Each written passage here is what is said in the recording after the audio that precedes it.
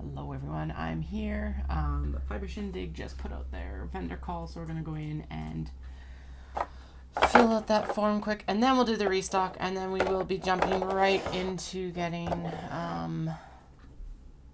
stuff going.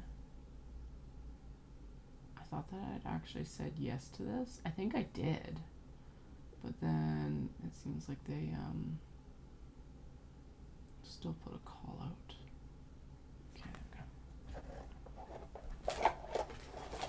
I'll keep the mic on because honestly, whatever. But I am going to la la la la la la. Can I fill it out, please, please? Yeah, sweet. Okay, stop. Oh, okay, I see. Atelier Nikozuki.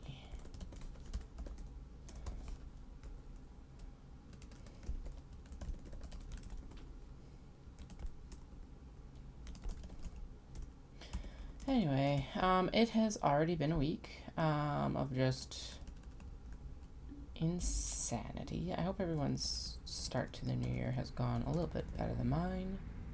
It's not been bad. It's just been weird. Yeah, and complicated. And I don't know. I haven't decided if I want to get into it on here or not. If I sound a little bit like off, just know that that is probably why. Everything's just off.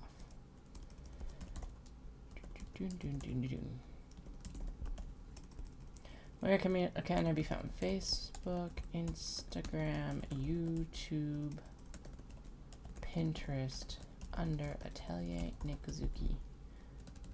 Bags and accessories made from hand-selected Japanese fabrics. I did get all the orders repacked here, or packed, not repacked, but packed finally. So they'll all be going out here in the next little bit. And then, what is the other thing? I can't remember.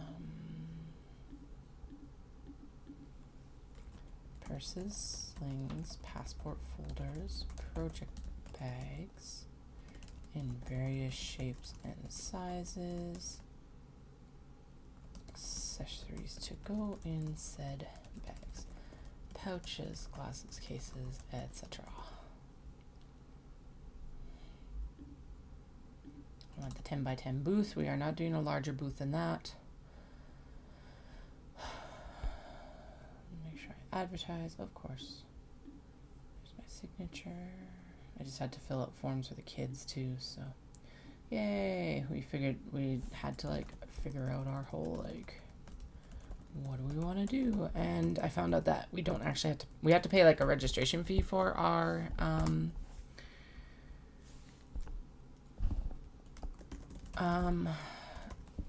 kindergarten, but we don't have to pay like any like childcare. So we're gonna up the number of hours that our eldest is like in the actual childcare now, and then I will get some more time to work next year, which will be amazing. And then Dallas looked at me the other day and he's like, we should move around your studio again. I'm like, yeah, probably, damn it. So we're gonna do, because we gotta pull everything out to do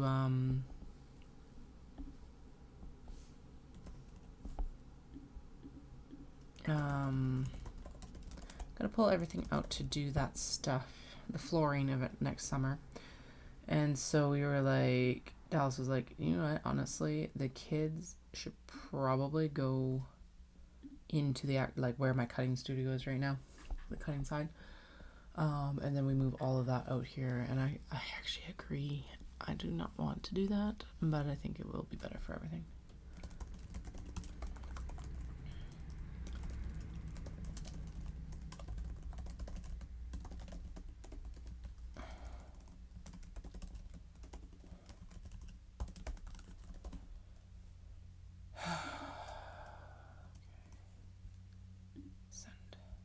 Okay, so there's the application in. my ducks before I got them, but the only way to like do that is to actually get them in. Okay, I have not gone for my run or anything yet today, but we'll deal with that later. So I got a lot of my supplies in over the break, I guess is the best description. Sorry, I am gonna, there we go. Now you can actually see my whole desk. Yeah, so we got the like extra zipper pulls, and then we got a bunch of slides and etc. So we have, these are the new slides here. Let's actually test them out on a piece of webbing just to make sure that they actually work. There is no reason that they shouldn't. And see, this is one of the things I do like about purchasing these from the Chinese suppliers, so that they actually wrap them in paper instead of individual pieces of plastic. I still don't get it. Anyway, we're not going to take them out of the paper because, well, we will when we start using them, but we're not using them yet, so.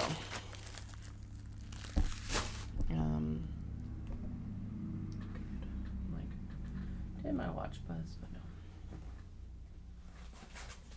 Okay. Oh, good. They fit the webbing. I haven't even sat down to like test to see if they fit the webbing or not. They came in just before New Year's, and honestly, the tidy up was a lot more pressing to do. Oh, it's nice. Yay. Okay, good. It is square. It's not like got the rounded pill bottle body style of the old ones, but I think that that's actually classier. I like it. Maybe not classier, but it does look really good. So this will be the new style once we're done with this last like one half dozen. Yeah, there's a half dozen there. That's all that's left. Yeah. Okay. So those slides are good. We've got them in 2 colorways. I got gold and gunmetal, I think, or something like that. Oh, and here's the gold or gold zipper pulls. We will dump these because we're gonna have to go in and do a whole like this is what we really needed. Well, never mind. We needed the other hardware too, but we're really going to need these. Even almost to the point of like we need them to finish up the traveler things. I don't think we were quite that desperate, but it was getting close. Hi, you are like, well, you're probably stuck to the paper, so I know what color you are.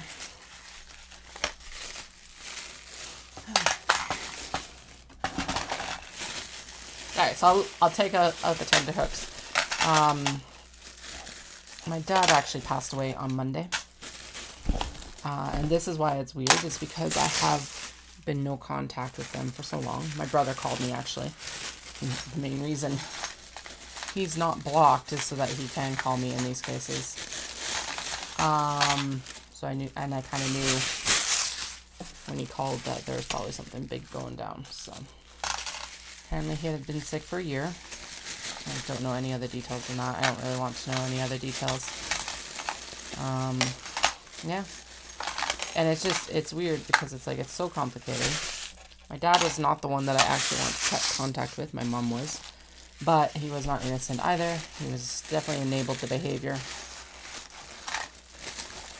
Could be cruel in his own right at times. But he was, unfortunately, just kind of, he was just kind of the fallout from that decision to go no contact with my mom. 65, so he's extremely young, to be honest. Some of my main thoughts were, well, that wasn't 10 to 15 years. This will sound terrible. And it's kind of the dark humor, though, because it's like they were on my doorstep, and they said if I, like, would I ever want contact again? And I'm like, I was like, I don't know. And the threat was that, well, I've only got 10 to 15 years to decide. That was 7.5 years ago now. I am weirding Dallas out because I haven't been, like, super emotional about it. But here's the thing, I'm not sad for me right now, and although I am sad for, like, the little girl that I was, kind of thing, like, that did have a good relationship with her dad and her mom at that time. it really did shift when I became an adult. But anyway, it's been weird. Thing is I have grieved that relationship already in some ways. So I sound apathetic to it. I am a little bit. I think that's probably the best description. And it's just weird. I don't know how to process it. So, hi. I don't know a lot of things either. It's like, because now here's the thing. My mom is also diabetic. She does not take care of herself very well. And I don't know where my brother even is. His phone number was for like the lower mainland, which is interesting. That's my nosy part of myself. Being nosy though. I really don't care. Alright, those are the D-rings. So if I seem a bit off, yeah, what a way to start the year. The nice thing is that now there's no guessing, at least, because I kind of had been stocking some of the obituaries over the last year. So, yeah.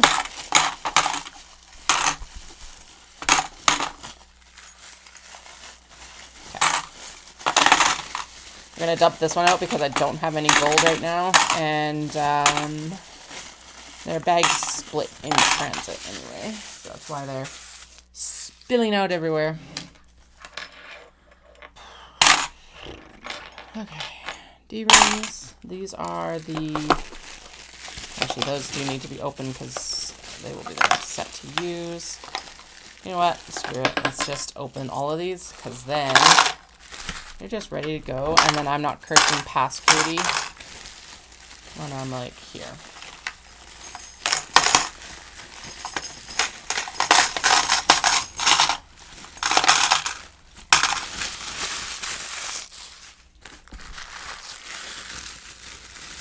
Not that this takes very long, at least.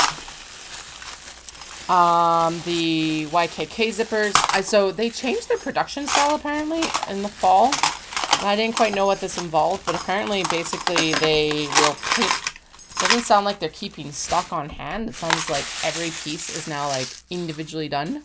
So my, like, zip pulls are still getting painted right now. Oh, yeah, those look so good. They store really nicely, too. Yay. Okay.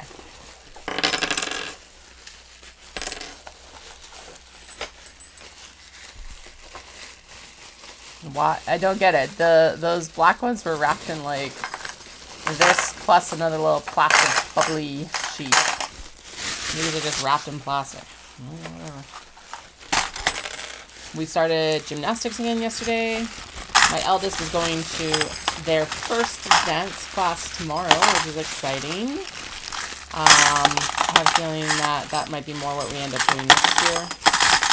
But it's a really cool one. It's like, and I've heard really good things about the studio and just recently as well. Actually, well, yesterday. There was another mom there that had their kiddo in that, the same kind of thing we're doing. So it's called a session. And it's like an overview of ballet, acro, hip-hop, I think something else. Okay, so these are not quite like rose gold, but not quite not rose gold. They're definitely a little bit pinker than the last set, but that's okay.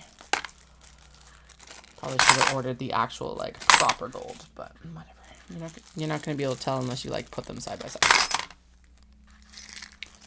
Anyway, yeah, and so they don't need like, the nice thing about it is that we don't have to commit to a specific style. They might like, I'm pretty sure if they do any dance that it will be ballet, just because that is their personality. But it'll give them a nice overview so that they can we can all make a more informed decision. I only have to buy like a prop kit. I don't have to worry about getting a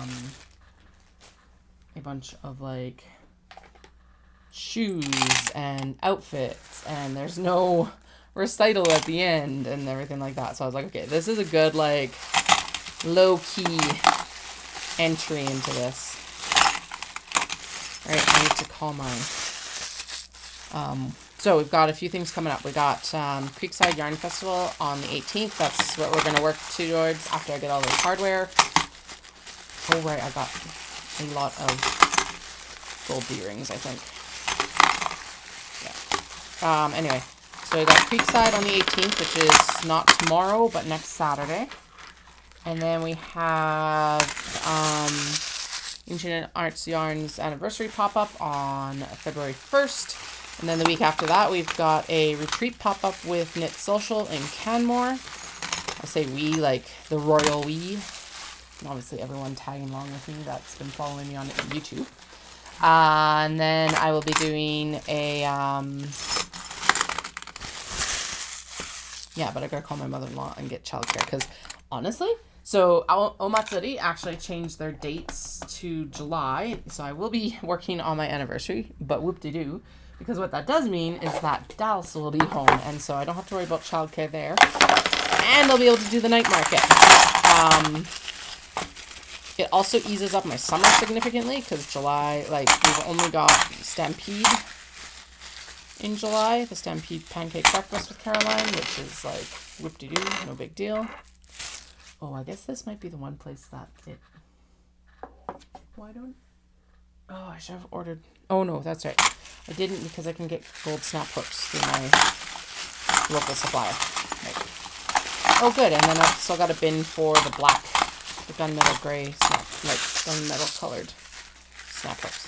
Anyway, Dallas actually has turned out to be home for like 98% of the shows so far. So the only one he's missing is this retreat market, actually, which...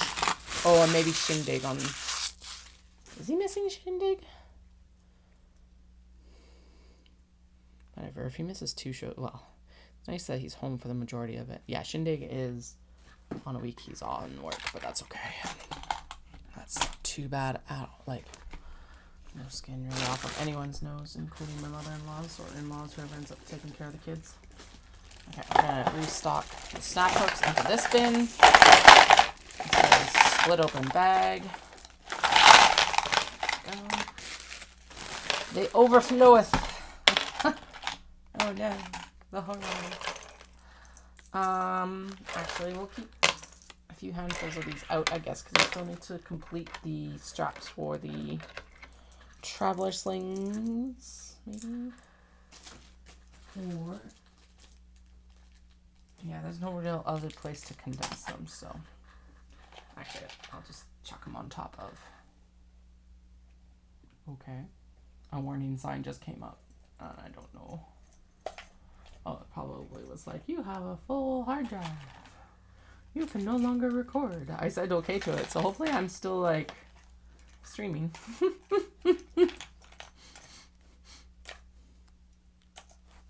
Yeah, it's saying I'm still streaming. I recorded, so I did not get a lot of, well, no, actually, no, I got a crap ton of work done over the last few days. I was supposed to be streaming on Wednesday, but my eldest had, like, a 24-hour stomach bug. It was really weird. Because 24-hour stomach bugs usually mean food poisoning. But neither my youngest nor I, who also ate all the same food, actually got sick, so I don't know what happened there. Apparently a stomach bug kind of just tore through the preschool. But they only went back on Monday, so I have a feeling that they caught, if it wasn't a bug, they caught it at indoor playground. Or they had been talking about the fact that if they got sick, they could stay home. And that one of their, like, good friends at the preschool was sick, and they got to stay home. So, although it was a pretty rough night, so I don't think that they, like, manipulated themselves into being sick either. I don't know. They definitely didn't manipulate themselves out of being sick. There we go. So, yeah, anyway, I filmed all that work. I filmed all the work that I did yesterday, so I think that's what I'll be doing when kiddos are home, because we are going to be fully strapped in this year. I just put their schedules in, so they're going to do like an alternate week and have a nice like long weekend when Dallas is home now, so he gets to spend some more time with them as well, which is good. Yeah, I don't know. Yeah, it sounds like there's not going to be an issue. So the kindergarten that we're trying to get into is right beside the day care / preschool. Preschool. It's a preschool with care. There you go. Associated with it. And I was chatting with the teacher this morning, so I'm like, here's what we're thinking. I'll try to explain it as best as I can in the sign up sheet. And they said that they had and I was like, this is dependent, of course, on the eldest getting into the kindergarten. And one of the benefits is because they are in a pretty intensive speech therapy program, they get first dibs.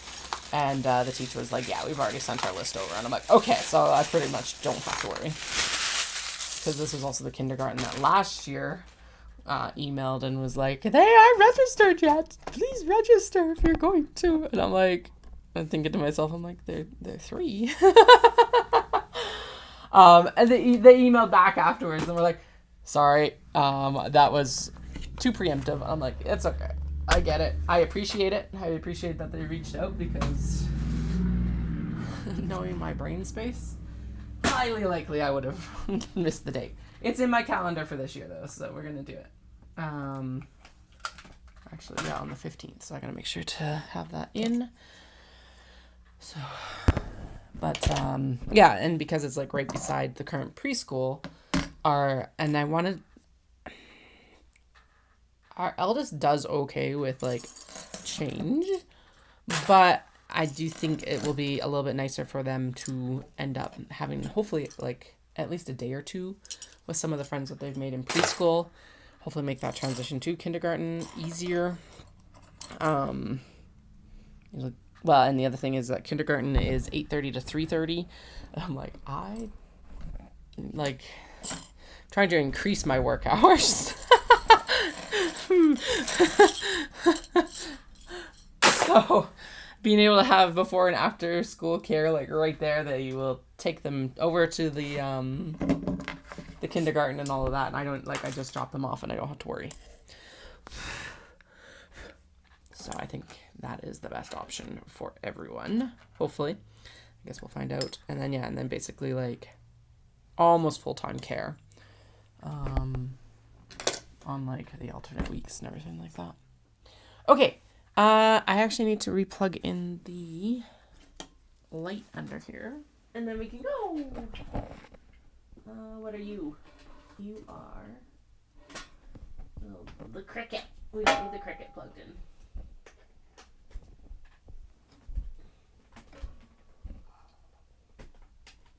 Okay, I think that should be the light. I unplugged it. Yeah, there we go. I unplugged it accidentally yesterday. So, and then one of the other things I did do, and it worked really well, because I've been, had it suggested and had been thinking about it for a little bit as well, was to just basically tack down the interfacing to the interior before we moved on into the cutting studio to fully tack it down with the steam press. And oh my god, guys, did that ever work well? It was actually insane. I was so pleased. Because then I wasn't basically, so 2 things happened while I was gone. I finally frickin' figured out those goddamn rods in that rack. Turns out that what it needed to, don't ask, doesn't matter. What it needed to be was I went and I got adjustable large heavy duty closet rods. And so there is a very minimal bowing in oh my god, my kids have trimmed all of this thread. Oh, my youngest. Jesus. Yeah, it's just in shreds. Anyway, where was I going? Yeah, I got heavy duty closet rods, put them in. There's a tiny bit of bowing on the very bottom one, which is the lining, which is also the heaviest. By the way, I found out that I'm actually supposed to be oiling the bobbin hook, and I'm like, what? I've never oiled the bobbin hook, so we're gonna do that right now while I'm swapping the bobbins. Apparently, a drop every time you change the bobbin. I'm like, This is news to me. All these new, like, maintenance things we need to do. I am not taking off the feed dog plate, but I am going to stick my handy dandy paintbrush in here and we're going to do a semi-clean of everything. Just to, like, help a little bit. I haven't done that much sewing, so I'm not that worried about it. Anyway, yeah, so I did get the rack figured out. We've got, like, so I found some needles while I was tidying up the other day. I'm like, yes, can always use more needles. Yeah, so it's figured out and it worked a charm. So the interfacing is on the top of it. And then, I don't know where I'm actually supposed to put this. So I'm just going to put it in the bottom. And then I saw them where I got this recommendation. I saw them basically just like rotate it. And so we're just going to do that. Oh, there's a bunch of floof. Well, at least I know I was in the right spot. And that is totally spinning wheel oil, not machine oil. I probably should go get some machine oil, but anyway, use what you got for now. It's light. That's the important part of this. Yeah, so it's figured out. The interfacing came off the top, and what I basically did is I brought it over top of that nice large quilting board that I made myself last year. Was that last year already? Holy crap. And it worked beautifully. So I pulled the interfacing over top and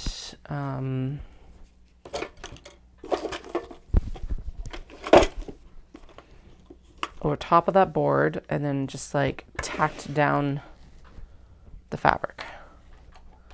I know I'm going somewhere with this. And then I was able to just trim the whole thing off, brought it out and put it under the steam press. And for whatever reason, it also seemed to help it not bubble as much. I'm like, okay, if that's a like side effect of this, I'm 100% down for it.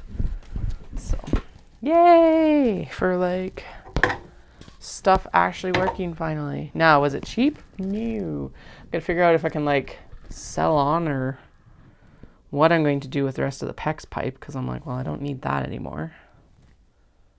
Maybe I do. I don't know. It's pretty wimpy. Okay, trim the end here. I'm like, do I need to change? Oh, no, I do not need to change that needle. We're good. Okay, cool.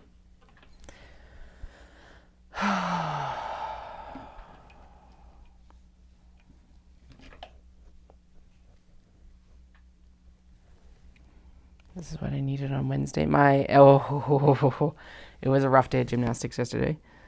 So the youngest is still unparented gymnastics. The eldest is an unparented. They're doing really well in the unparented. They're like listening. My email is jumping at me. Yes, hello, what's up? Oh, okay, yeah. Yeah, okay, so it's like, that's why it stopped recording this. That's fine, I can always download it off YouTube. Words. What was that? Yeah, it's just rough day. I have zero tolerance right now, as per like, given everything that's going on, like the conflicted emotions about like finding out about my dad, etc. And then we went to like the play area that gets set up by our by where the gymnastics is hosted, and so it's like a bunch of little playthings. They got some of those like cars to like scoot around on, blocks, hockey nets, balls, just toys, right? Really nice when it's really fucking cold outside. And honestly, I kind of knew at that point yesterday that we weren't going to be going to the playground, so I'm like, yes, we will go play at this thing. They can run some energy off. But there's two boys there. Super mean. Well, not super mean, but like their moms were standing right there. My youngest went up to ask for blocks that they were not using. They just had them stacked in the hockey nets. They said no. And I'm like, okay, well, not cool, but really, whatever. And then, because there's a bunch of other stuff to play with. But then the youngest went up to ask for one of the little like scoop cars, which they had 3 of, mind you. There were 2 boys. And they told him no again. And I was there when they said, oh, no, I went up with my youngest and was like, I'm going to take one from the front. And then my youngest, I can't remember. Anyway, we went around to get the one from the back. And they're like, no, we're using them. And I just looked at them and I'm like, you're not using them. And you still have 2 here, 1 for each of you. I'm just like, and these moms were literally standing right there, not doing shit about it. Then another mom came up and she started like taking the blocks and stuff like that because her little girl wanted to play with them. I'm just like, yeah, I was not taking any crap yesterday. Like I said, I wasn't gonna sew a bunch of stuff with black zippers, and then now I've pulled like 3 things out that need black zippers. Oh well. Or at least I see 3 things that need black zippers. It's okay. Yeah, anyway, so I was just like, oh my god. They're just little, and then little turds were just like, they chased my youngest on these little push cars, and like, yeah, it was too much. Like, I got a pretty high tolerance for child bullshit because they're kids, but like, this was just outright mean, so.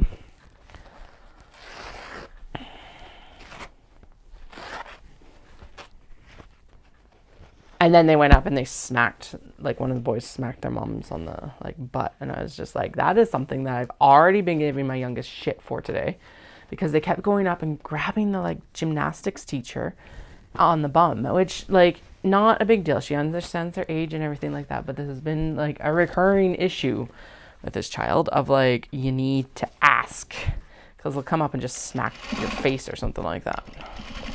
So the gymnastics teacher is on board, because I was like, I gave them crap right in the middle of class, because it's like, you need to ask. If you ask and they say yes, then it's fine. But anyway, yeah, this boy like ran up and one of the mean boys ran up and like smacked their mom in the butt, and I was just, it made my blood boil, because I was just like, come on top of everything else. $0 tolerance. I'm so glad the kids are in school right today, because A, they need it, I need it. Well, I'll be better off with it having happened. It's really nice outside, so I think in a little bit I am going to open up the windows and get some fresh air in here. I really kind of want to run outside, and I really kind of don't. I'm like, I've got my long run today. It's 1.5 miles, which is almost 3K. Probably like 2.5-ish miles, or K. I did fall down the, oh yeah, these need to be trimmed down because they're a little bit too wide. I'm going to pull anything that needs to be trimmed, like these guys, and we'll trim them after we're done sewing the ones that are good to go. This one's a little bit wide, but I can deal with it. Also, there is a method to the madness. Usually I do sew zippers and handles concurrently, but what we're going to do today is we're going to sew the handles, and then we're going to hop down and I was thinking that I was going to clip them to all of these, but that doesn't make sense anyway, because they're going to need to be, I got to sort through the bin anyway. Yeah, so this is, okay, whatever. My plan's not going to work, but honestly, I wanted to sew today. So here we are. We're going to sew for a little bit, and then we'll go in and we'll start doing all the rigmarole for zippers. Yeah. I can't remember where my brain was going before this, but here we are. Okay, good. So these are all the ones that need to be trimmed down. This one needs a double seam because it's actually 2 pieces. That was the only way I was going to get a bag out of it. So we'll just, all the special ones get set aside for a few minutes.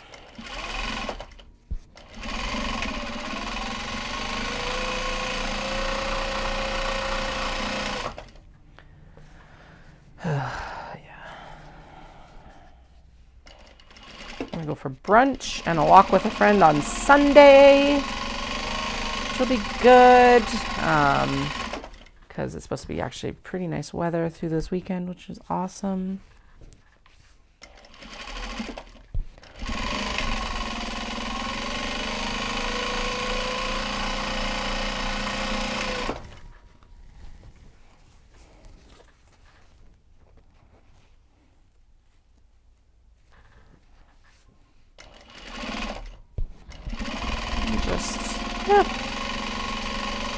And then next week we'll strap in and we'll see what I get done. There are more and less large box bags here than I anticipated. There are a couple I think I'm going to punt simply because I already have it on hand. I just saw the neon floral storm, and I think actually we're going to pull it right now. This one I already have one on hand, so we're not going to finish it right now. Because if anything, what I would prefer to do is go in and finish some of these traveler slings that are waiting right now. So.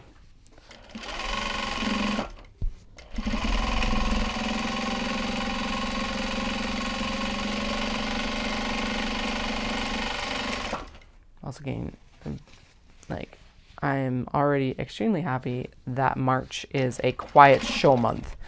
So that means that I don't have to, like, go... Well, hopefully it's a good online sales month. There we go.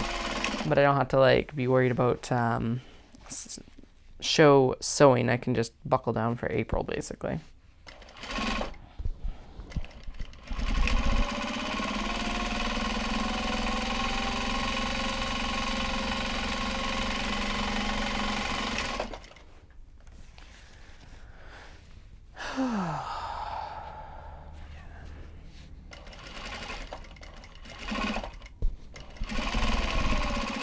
If you're just joining me for the first time this year, Happy New Year. Realize what, an hour in, 40 minutes in. Happy 2025.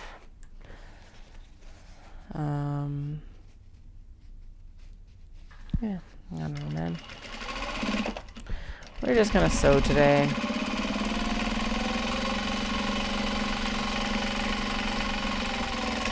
Actually, probably what I'll do is I'm going to leave early today. I'll leave around like 4 today and go for my run outside because that will actually help with all my dopamine and endorphin receptors, hopefully. 3:34, 3:30 because I gotta go to the post office as well.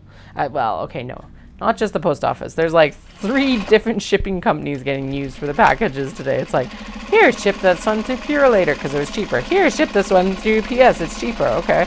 Here, ship this one to Canada Post because it's cheaper. And it's like, whoa. Now, is it necessarily cheaper given the fact that I have to go drop them off at 3 different locations? Actually, yes, in some cases. Hey, Andrea. Your bookmarks will be in the mail today. I do apologize for the delay on them because, like I said, if you've been listening for a little bit, there has been a shambles to begin the year, so. But we're here. We're here now, and I am so excited to be sitting at my sewing machine right now. It's not even funny. I am so excited to be at my sewing machine and streaming. Those are the 2 things that I'm super happy to be doing right now, this instant.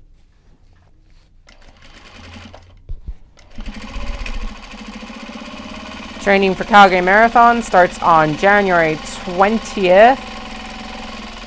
Just terrifying. I'm terrified. Because it's like I'm not just going to finish this time. I'm going for a time this time. And I'm like, whew. And actually, I think I'd be less terrified if there's a pacer at the 6-hour point. But there is no pacer at the 6-hour point. The last pacer for the marathon is like 5:30. I'm like, So, I'm going to be happy as long as I'm under 6 hours. And because that's already a vast improvement over my first marathon, which was like 6:47 and some change. But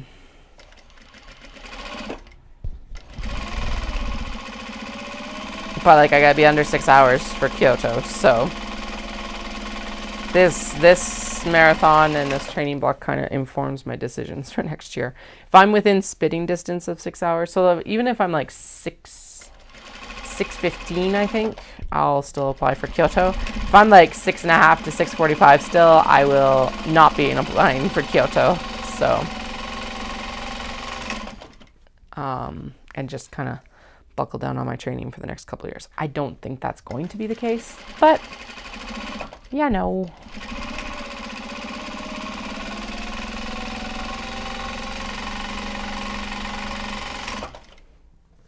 So many handles. This is really driving home.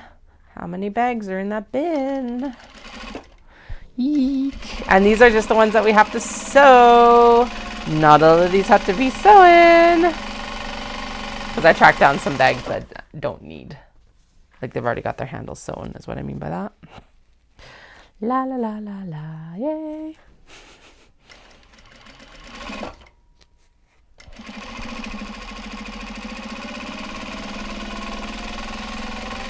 But I was actually quite pleased with how, so the tacking the interfacing onto the back of the bags also seemed to make the steam pressing go faster. So all these bags and handles only took 45 minutes yesterday, which I swear it usually takes us longer for this many bags.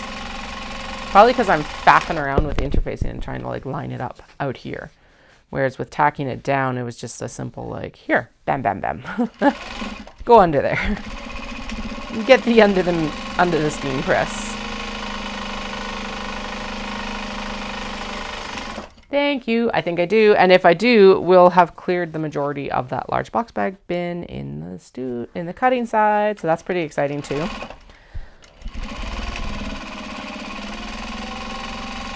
Because then I think for the pop-up with Ancient Arts Yarns, we're going to focus back in on the traveler slings and the passport folders. Feels like a good time to kind of be focused in on them. And then what else?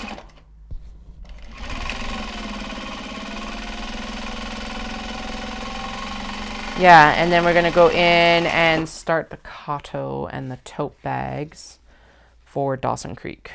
I know I have 2 other shows in April, but Dawson Creek is the Kill Me show. So we've got 3 Kill Me shows this year. One being being Dawson. The next being Omatsuri. And what I mean by Kill Me shows, it's like not as in kill me now, this is dumb, but kill me now because it's like we're late nights. That's what it is. We're going to mess up the sleep schedule. These are the 3 we're messing up the sleep schedule for. So Dawson Creek, Omatsuri, which is the Japanese festival in July, and then I'm like the last one. What's the last one? Nitsuri. Oh my god, my brains.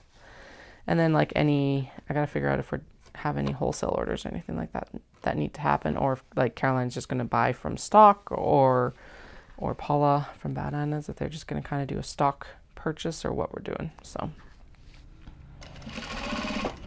and I'll probably if I get accepted into Vibrations, that'll also be a Kill Me show because I don't know what to expect. And I keep hearing that it's a really good show for like a lot of people that do a lot of the similar shows to me. So that might, if I get into that might be the other one. Although their website is still not loading right now. So I'm like, I can't even get into the application. I actually chat with someone who does it regularly and be like, can you just give me a heads up when it comes online? Because I can't necessarily see it. Thank you.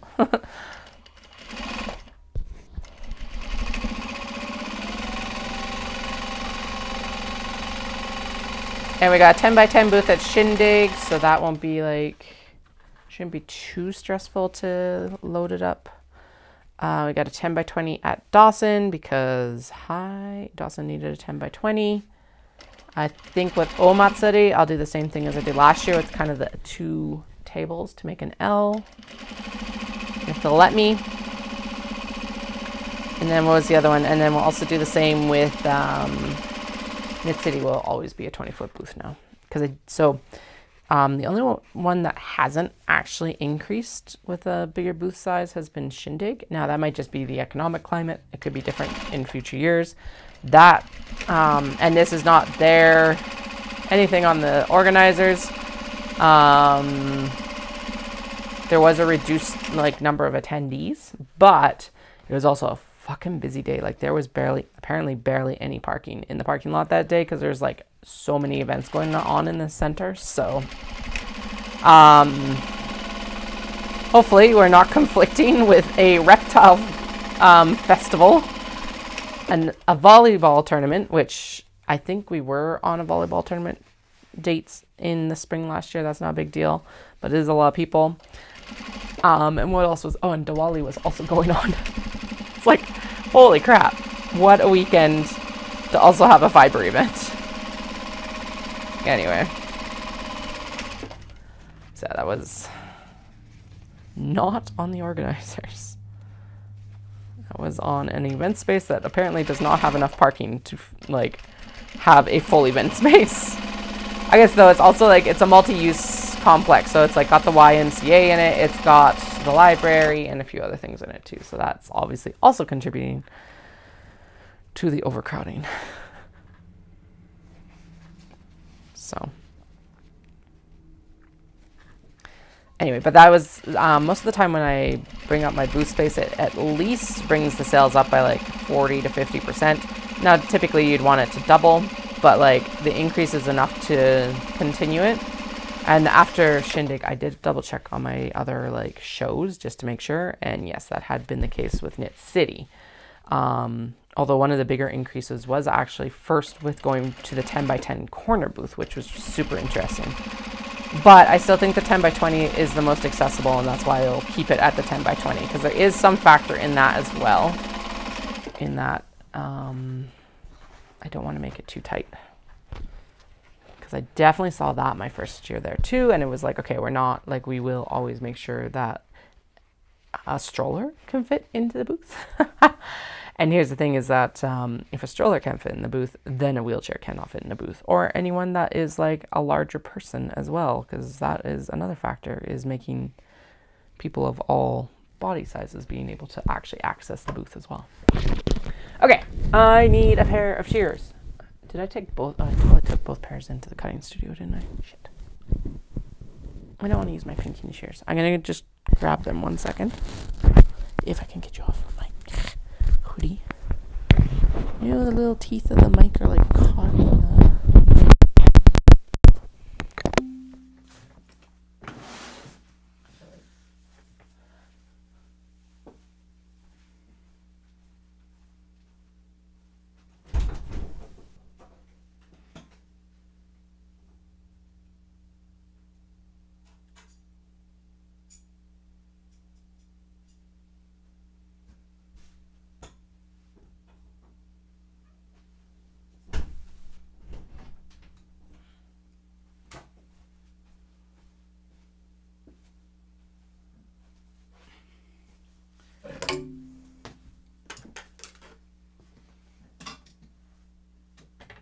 I was just about to say I also need to track down my key fob hardware installer, and lo and behold, it was right there, which is pretty awesome.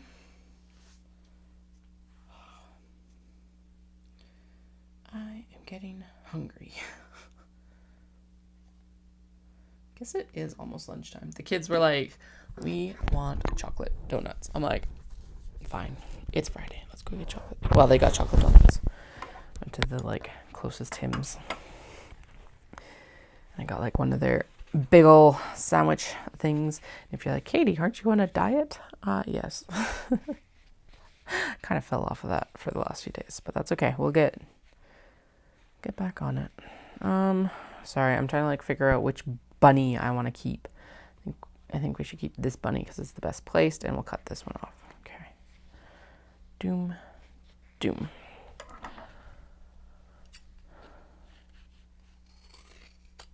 We're also going to go get drive-thru for dinner tonight because I just do not have the capacity to think right now. Always fun. Okay. Now I can use that as more or less the template for the rest of these, which is exciting. Why I didn't just fold it up, whatever. There we go. Ooh, right. I was like, I'm going to have chili for lunch, but no. I made a noodle dish last night and it was delicious. And so it will be delicious today. Very simple. It was like, what did I do? Because I was actually thinking of doing ordering last night. And then I was like looking at the ordering app and I'm like, nah, I'm not interested. So what I do was, I need to go get bins today too. So I don't have to clean up scraps from the floor. It was rotini, one of the spiral noodles,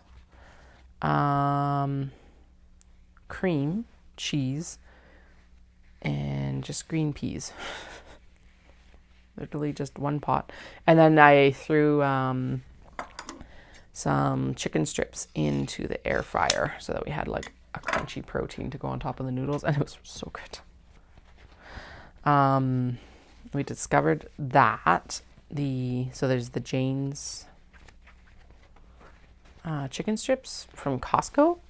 And these chicken strips, they've got two types at Costco. They've got one that's like the normal white meat, white breading, blah, blah, blah, blah, blah. But they have the whole wheat strips. And they are $10 cheaper than the white flour ones. For the exact same amount. I double checked. They're both something like 2 kilos, blah, blah, blah, blah. And they're lower carb for me. Same amount of calories, I think. Higher fiber, because of course they're whole wheat. Just the coating. Although you can't really make a whole wheat chicken strip, I guess. Unless the binder was whole wheat. But anyway. And it's like, so it's $10 cheaper for these chicken strips. And it's just like the same amount. They taste just as good. Okay, I don't notice a taste difference. I have noticed a little bit of a texture difference, and it's a good texture difference. I think they do get a little bit crisper. So it's been a good switch, and it's saved us $10 per box. It's like, all right. Yes, I could make my own chicken strips. I'm not. I have the capabilities. That doesn't mean I'm going to. Okay. That bunny stain. So I got to cut it from the top here, which sucks because I'll cut that butt off, but that's okay.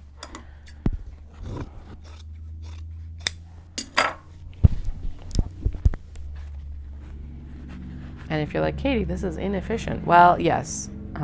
These were the ones that we salvaged from the bin, though. So what I did do this time, I was discussing this with Dallas after I had done that whole search through the bin for like, maybe I have handles. The excess handle cuts. Well, okay. First off, I put the excess ones that we're going to use soon with the small box bags that they're going to get used with. And then second, I clipped any extra handles or handle cuts to the fabric when I was folding it up onto the cardboard. The comic book boards. And so now we don't have to search through that bin every single fucking time, because it worked really well when we began last year, and then it got completely out of hand. So, and yes, exactly. Now I could argue with it if they didn't taste very similar, or like there was some sort of like difference where like we weren't eating them, but we're eating them just like the kids didn't seem to notice or anything like that. That was the big one. And yeah, you really, really can't argue with a $10 difference. I'm not going to, that's for damn sure.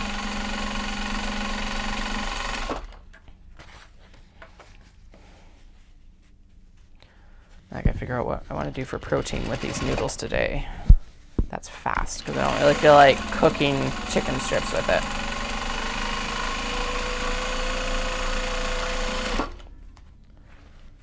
Maybe, I don't know, I'll figure it out.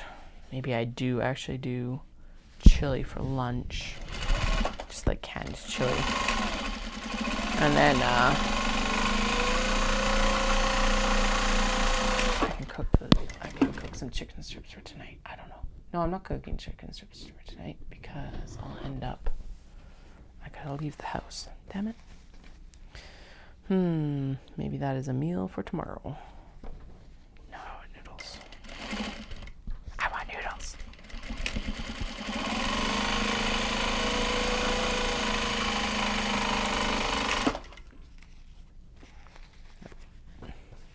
Right? Seriously. That's all they ate last. Actually, no. The youngest ate everything on their plate except for like 6 peas. And the eldest ate just the chicken strips.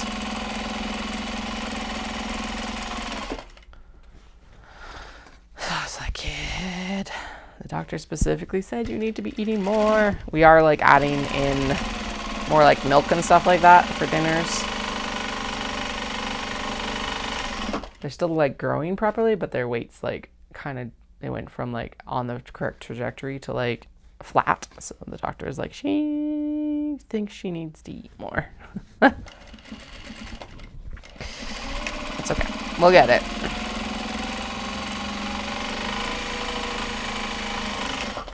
So some more milk, some extra like sauces on stuff, things like that.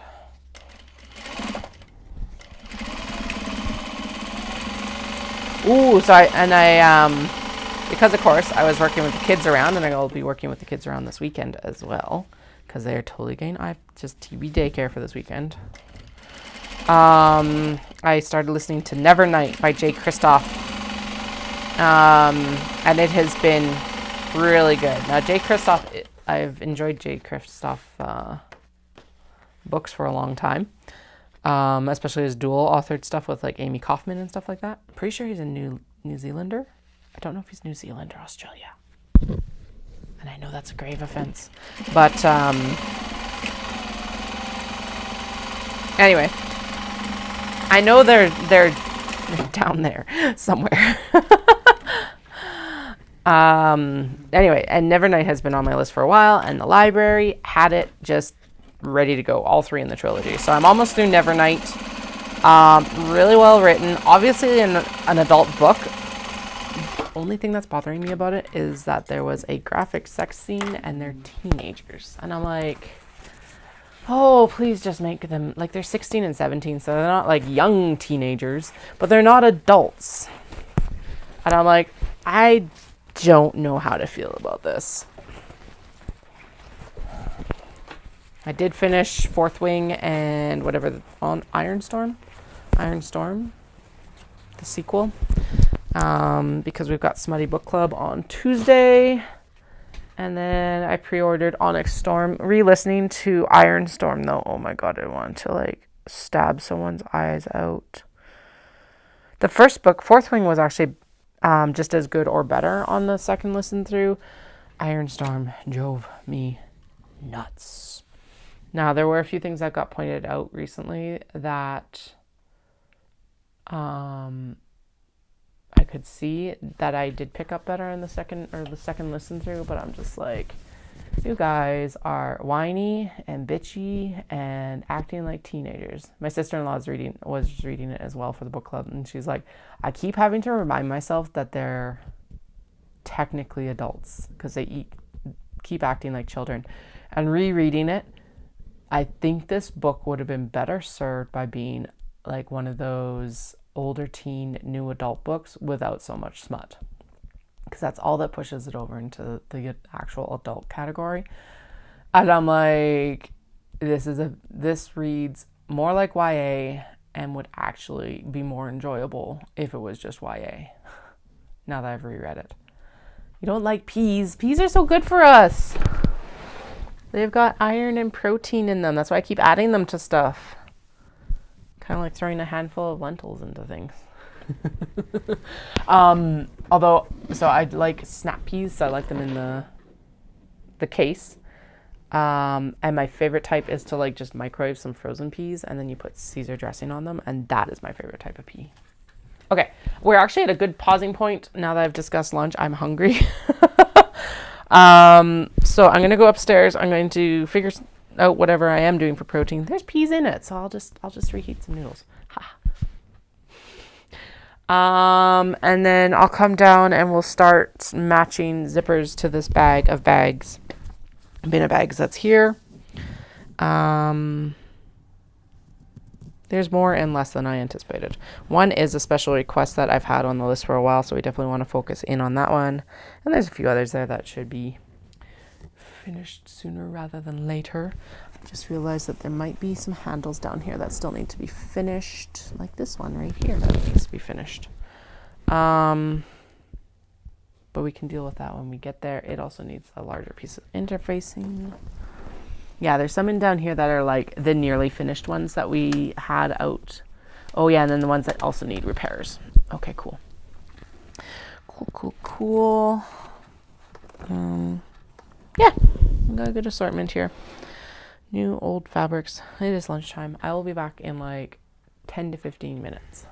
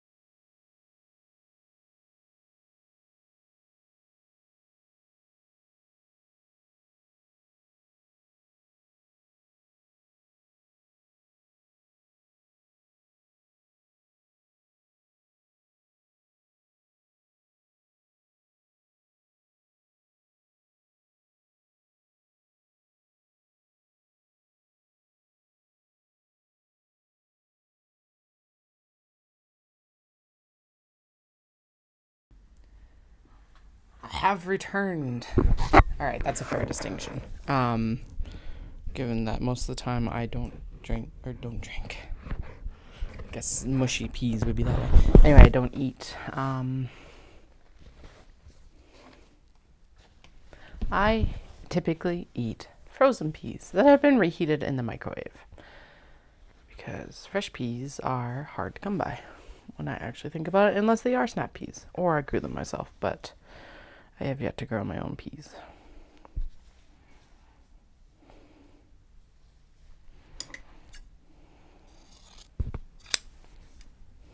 All right. This one is getting interfaced, kind of.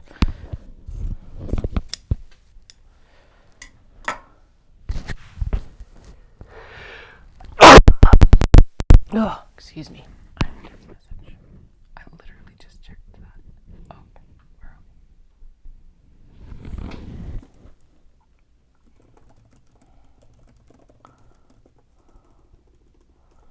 Caroline.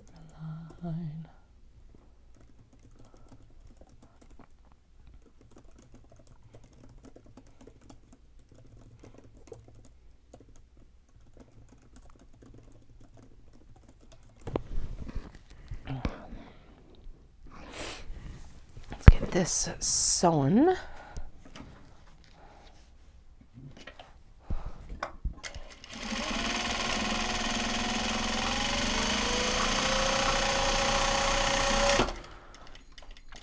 Okay, so that's all the handles that I can think of done. Now, I should have actually... doing all this backwards. I should have grabbed the zipper cart before I sat down, but whatever. You guys can deal. Love you. Oh, by the way, I did also get the Christmas fabric finally ironed. So now it is in the, it's been folded up on the comic book boards and put on the shelf for next year.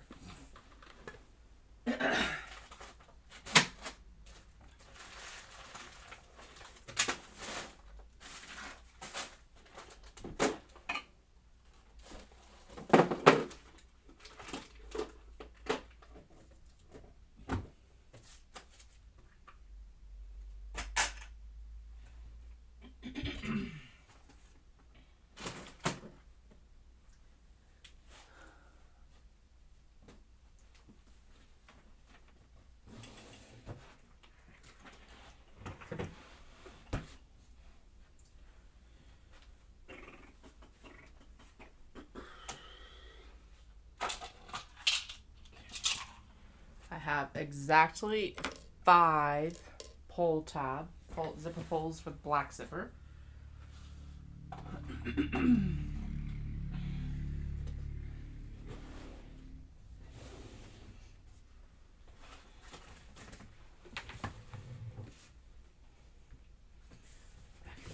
Let's actually move this into here. Yeah, right beside me. There we go. And then I can move the camera around so you can actually see. And then grab the red and the... I think we've got quite a few charcoal still, right? Yes, but I'll grab the other one anyway. And I think probably more than enough closed end navy as well. Yes. Cool. Okay. You guys can get shifted up here so you can actually, like I said, see. I guess in between the two is probably better. Okay. So a lot of these are actually, I don't have a lot of like hot pink colors and stuff like that. A lot of these are actually pretty demure color-wise. We don't need the shorts. We need the long zippers. Okay. This is just kind of a peek in to give me a general idea of what's in here.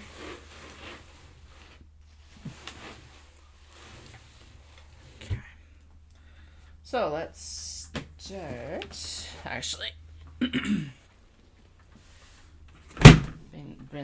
bring the actual bin over. So this one for sure needs a black zipper, and it is also top priority because it's that request. I did not pull the black zipper because I wasn't thinking about it. You can be bright blue, which I see one lurking down here. So let's, that's because it's short. Okay, cool. Doom. Okay, blue. Yep, blue. I can confirm the blue looks good with the parasols. And what I'm going to do is we're going to go in and we're going to clip all of these to the bags so that we can just go in and sew them afterwards. Does this turn the lining topsy-turvy? 100%. We'll figure it out again, though. We've definitely done things that have turned everything more topsy-turvy than that. So let me see if I can actually shift you up here so you can actually see what the hell I'm talking about. Camera, cooperate, please. There we go. That's probably better.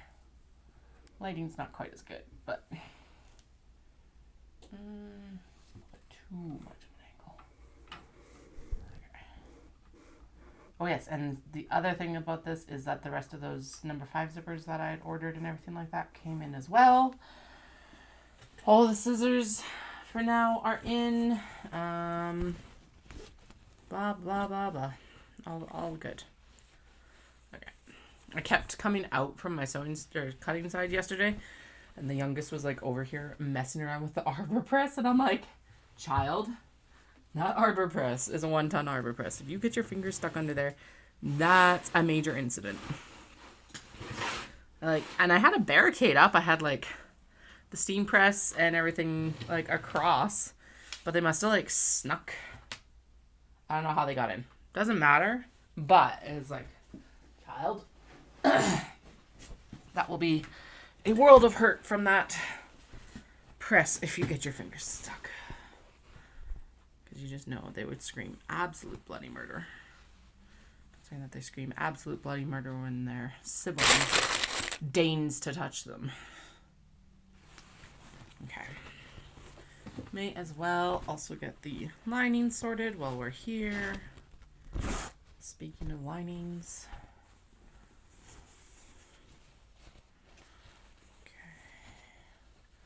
Again, just clipping everything together because realistically, the handles are the least of our concerns because at this point, they're sewing, they'll get turned, and as long as they're ready by the end of, once everything's like done, we're good.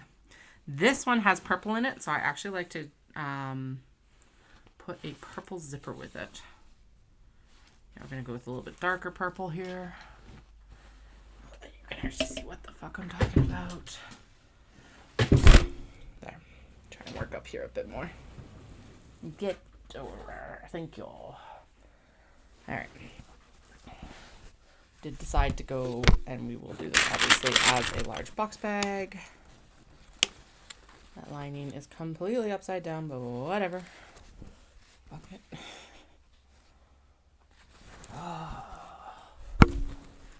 Oh, it is gorgeous outside. Yes, we will go for. Okay. Alright, I think that one was intended to be a charcoal zipper here. Yep. And then a white lining or whatever. If I need to shuffle some linings around, I can always do it later. That's fine.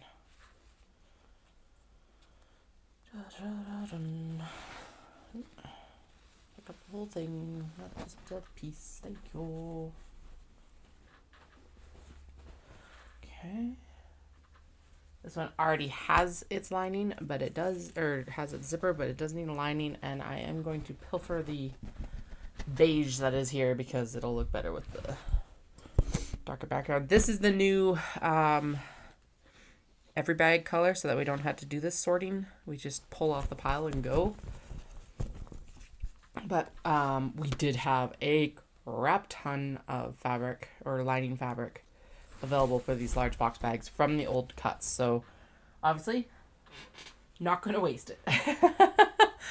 All right, so this one's a little bit harder because it's got a lot of colors in it. I think last time I leaned into the purple.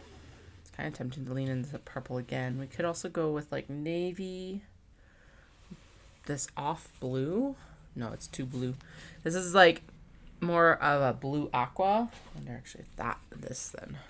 There we go. That one. So it's like a sky blue zipper with a little bit of a green undertone, and that'll go with the background of the fans. Now I am laying these out like I'm going to sew them, but they need a ton of like manhandling to be able to use them, so whatever. This is capybara fabric. Capybara is right here, and we're just going to use a navy zipper with the capybara because it does not clash with the background. If I still had the like burnt sienna zipper, we would use it for that, but I don't, so more fools us. More fools me, more fools me. There you go. Okay, white lining. The fans. Now I think, oh right, I decided that we're just going to do white zipper for this. Bright white, because it's so rare that we can actually use the white zipper, so when we can, we should.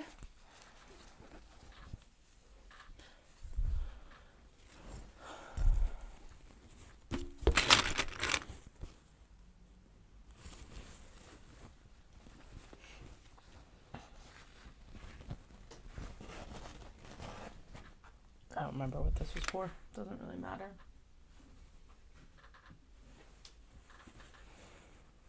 This one already has its lining, so we may as well deal with that. I decided on a navy zipper for this one because it complements some of the blues in the cat's dresses. This one's really a funky print. It's like, I keep looking at it almost like they're like Alice in Wonderland cats. It's kind of the vibe that they're giving me without being Alice in Wonderland cats. I don't know. Navy print. It's one of those ones I got home and I'm like, okay, what was I thinking? Not like I don't have that thought multiple times per day. I'm going to put sushi neko with the sand. And I think for this one, we're going to do a red zipper. Let's see. Red, red, red, red, red. I think red will look the best. Yeah, it's going to pop a little bit. The other option would actually be a yellow to complement the... No, that's too, like, rich compared to the tamago. Red. Navy. Red. Navy. Red. Navy. Let's see what our navy looks like. No, red warms it up. We'll go with red. Okay. So that I'm going to pop over here. And then... Wait. Oh no. Did you guys not get interfaced yet? No! Shit. Okay. Like a whole stack here that hasn't been interfaced yet. I think I did mention this, didn't I? That's why it didn't take very long yesterday to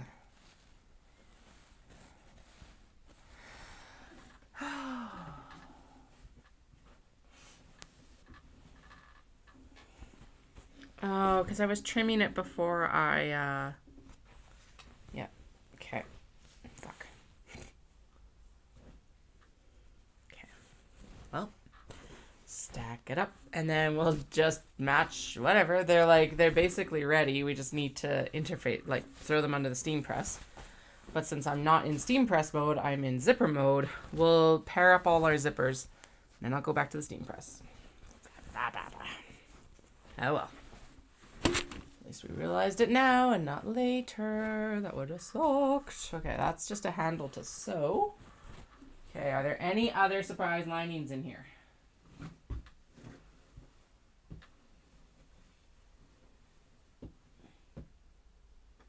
Yes. Quite a few. God damn. I think I mentioned this in the whole, when I was actually recording was that I would deal with this when I got out here, and so now we're dealing with it. Okay, this one does not need to be interfaced. It just needs a zipper. Charcoal zipper will go well with this, like, black cats on aqua. It's already got everything else figured the fuck out. It's probably my most organized bag right now. Okay, and then the rest of this needs to be interfaced. There's more handles to sew. No. Alright, well. Serves me right.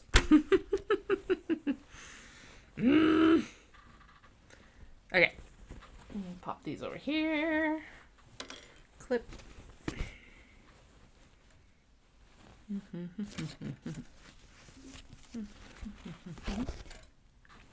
Alright, and then this has already got more handles, more interfacing.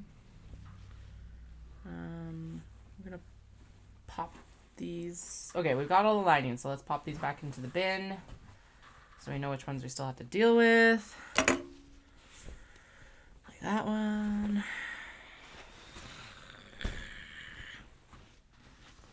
I don't know why this one is here, because that needs a black zipper. I don't have, I'm going to be very particular about what ones I use black zippers with. Okay. Harumpa grump. Yes. I told you it was going to be creative chaos today. Holy fuck. Of course it would start out strong. God damn. Okay, this just needs its zipper actually installed correctly. This is gonna go over there for now because it's actually a different bag. Okay. So we may as well go through and finish matching up the zippers, and then we'll turn around and we'll do the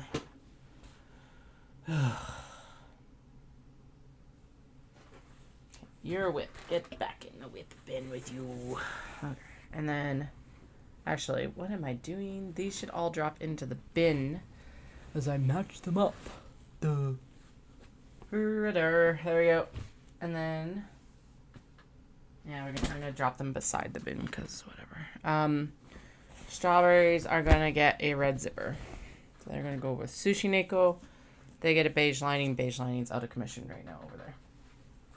Okay, I've got 2 because we did the fan, so we've got 3 more black zippers.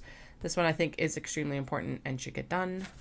We're just gonna, do you know what, we're gonna take from this pile anyway, because then at least it's getting paired up and ready to go. Black. And then this geisha Maiko, also a black zipper, needs beige lining. Beige lining's further down, whatever. That's what we'll do. Okay. This one, also a beige lining I saw, so we're going to use a bright blue zipper, I think. This is the Polar Bear Camping.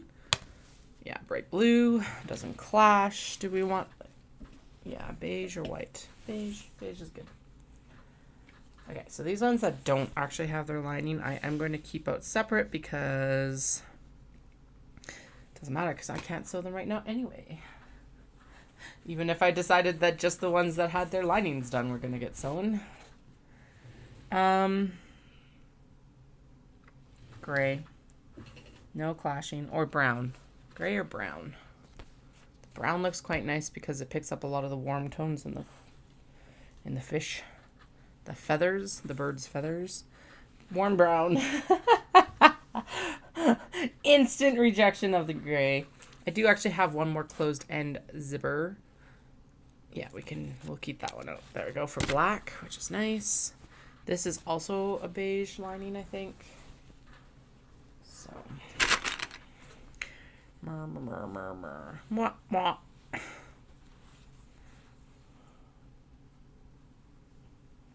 Chaos. This one's getting a white lining, so we'll do that. We could do red. We could do aqua. Aqua would look really good because of those aqua, but they're a little bit darker. They're a bit more, a little bit more muted. We have the darker teal. No, that clashes too much. It's like not close enough to the blue and it's not close enough to the aqua. I do have, is this a different one? Yes, but it's just basically a lighter tone. We could do off-white. What about the bright yellow? No. Do I have any orange? Let's go with an orange.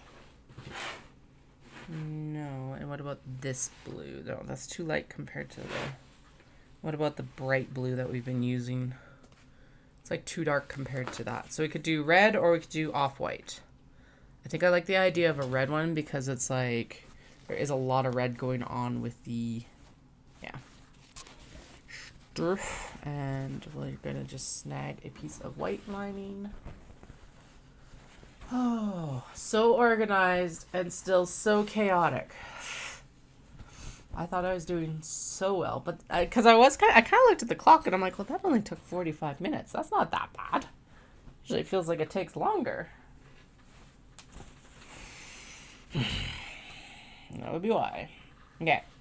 Nice. I had already decided that this is going to be a nice warm chocolate brown for the long-tailed tits. And I'm pretty sure it's getting a beige lining. This one is a navy with the William Morris kind of knockoff print. And it will also be getting a beige lining once we actually get down to the beige. This is the beige pile right now, so I'm not too worried about it. Obviously, again, beige. This is actually not getting a red zipper. It's getting a sand-colored zipper. It pops and doesn't pop quite nicely against this color. Oh, it's windy outside. Of course it's like gorgeous and ridiculously windy because you can't have just a nice day here apparently. Beige. Cranes are getting beige and I'm hoping that this color is not the right one. Oh, we're lucky. Oh, it's a short one. That is the color I need. But it's a short zipper. Oh, no.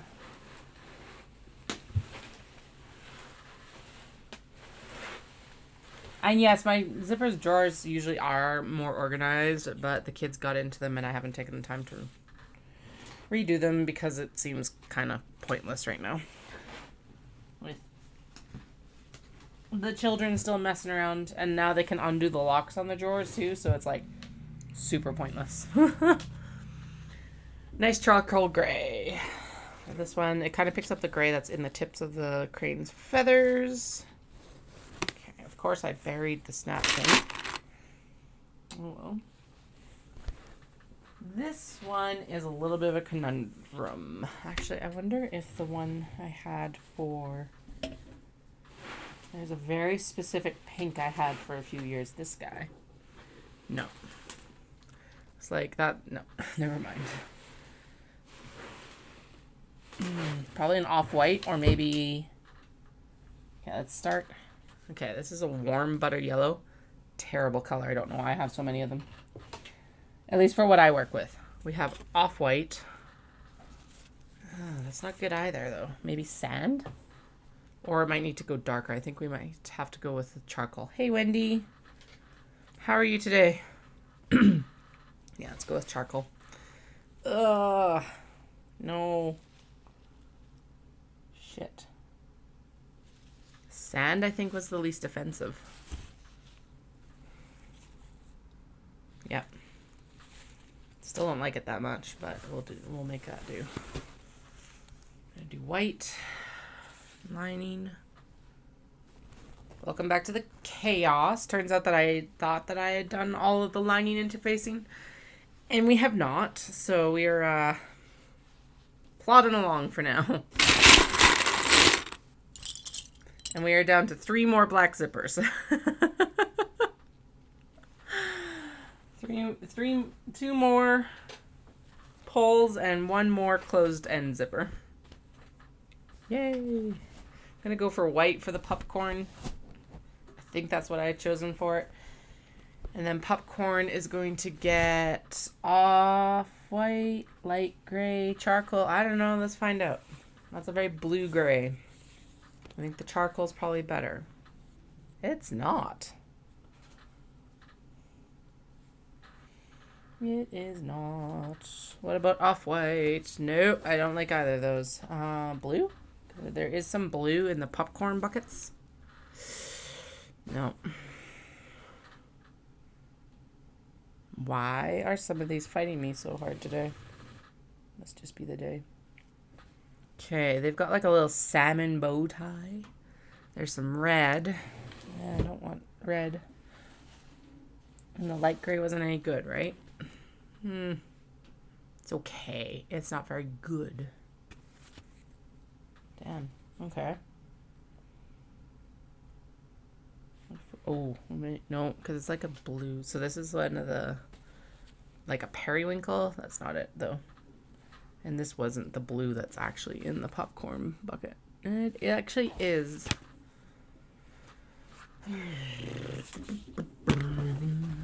We have two of these too, so it's like this will be obviously a conundrum with the other one then. Doom, doom, doom. Plop. No. 100% not. Oh, what about, let's see what a navy would look like, because that might actually be the answer. No. Charcoal? Looks like it's gonna have to be charcoal, but that is like the wrong. It's charcoal. We're going with charcoal. Good enough. Okay.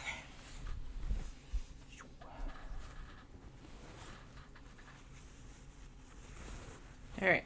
I'm gonna put a clippy clip here.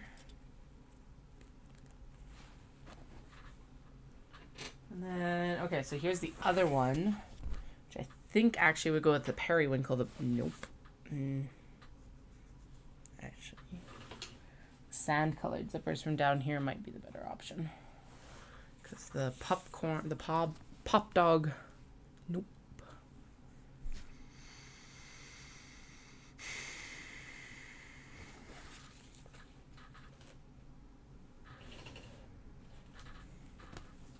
Fine.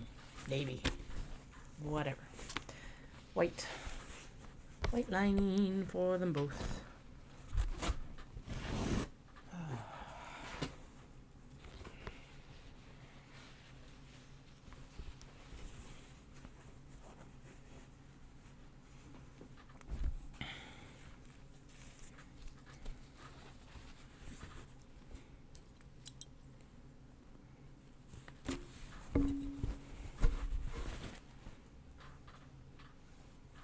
I'm pretty sure these guys were intended to be with the beige, so we'll pair them off with the beige later.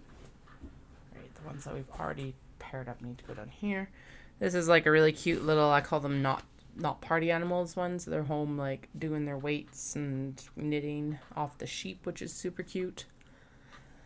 And I'm pretty sure that a charcoal one, yeah, the charcoal one's gonna look the best. I'm going to get a beige lining here once we get down to the beige linings. This one should have a white lining, and it's also got a ton of colors we can match, which is always the most fun. And I think we should match the little blue envelopes and the little blue penguins. Although the zipper is not tall enough, of course. Or we could do, no, those are too bright a pink. Okay. What's this? No, that's that teal. And it's a short zipper. There it is. This one. Is it longer? No, they're the same length. Damn it. Seriously? I bet you all of them in that color are the same length then. Okay, what about this color? Nope. Too, not bright enough. Can I make it work? Not really, because, yeah. Just with the construction of it. These are all the same length, aren't they? Damn it. Yep. Okay. Well, next plan. Ooh, we got that. Nope, that's a short too. Now, I do know that the gremlins in the drawers this time were the children, so... Small comforts right now.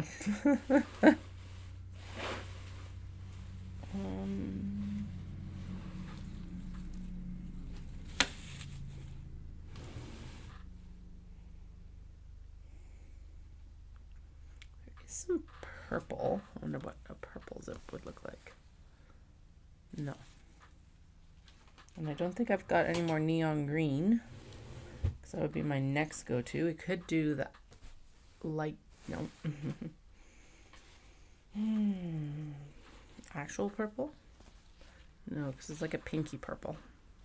What about the deeper purple? Actually, that looks good. There we go. Okay, I'm going to put all these ones up in the short drawer.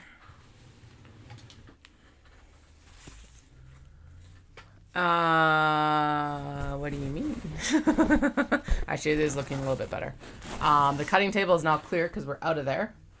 And 1/3 of the space under the table is clear as well because I took out the bin.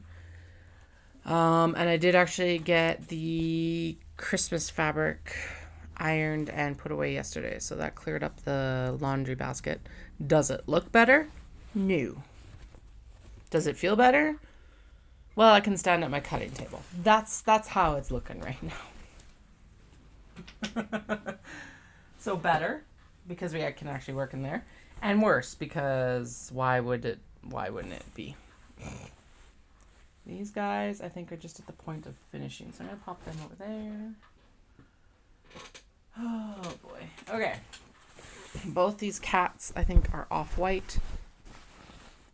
I also did record everything that I did over the last few days, so I'll be putting out a longer format video here, hopefully in the next couple weeks. Once they're finished, because actually, yeah, it'll be a little bit longer because I'll amalgamate all of it. Once we're done actually sewing these ones. White, off-white. I'm just going to snag 2 linings right here, and we will... It'll get better. Yeah, exactly. It's the beginning of the year. There's other stuff to do right now. But I don't get to it till March, which is when we have our next, like, actual kind of break. And that's fine, too. The amazing thing about fabric is it's very patient. Okay. I'm going to go with that light gray, I think will work with this one finally. It's kind of a blue-gray in the background. Yay! I'm pretty sure I earmarked it for a beige lining, though, so we'll wait until we're down into the beige for it. If things shuffle, things shuffle. It really doesn't matter. Really doesn't matter. Doesn't. Okay, this is like actually the aqua zipper, or the screen zipper. Yes, that looks really good. It's like... No, never mind. Maybe bright blue, or this like blue. Oh, why are these gonna fight me on what colors of zippers look good with them?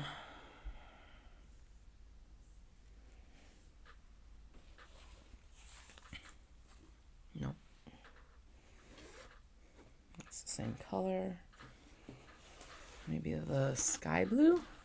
Too blue.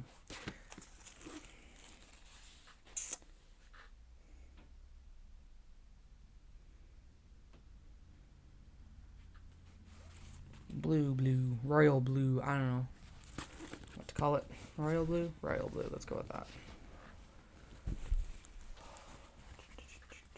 I know I shouldn't be complaining about the fact that it's like not cold outside, but it's not cold outside and it's January now. And so I'm like,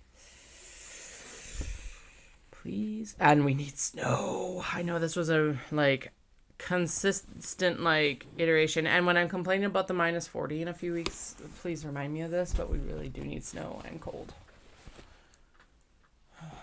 It's like nerve-wracking. I think it's actually supposed to get colder this week or next week or something like that. I am meeting up with a friend for a walk on Sunday, so I'm a little bit like, please stay nice until then, and then after that you can get as miserable as you want. I got the kids schedule request requests for like next year done, so that was good. Yeah.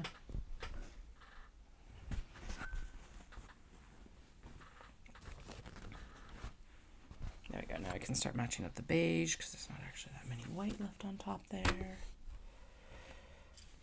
You're here. Excellent. I'm glad. I am here too.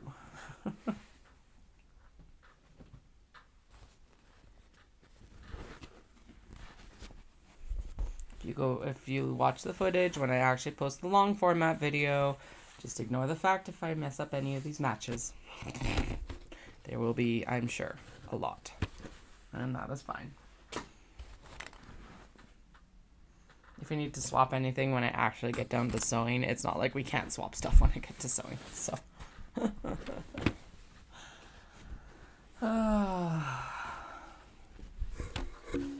I know that there needed to be a beige for the strawberries, which are over here. They're waiting for a red zipper.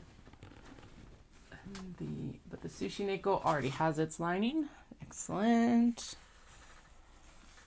Okay, we got cranes. Lining.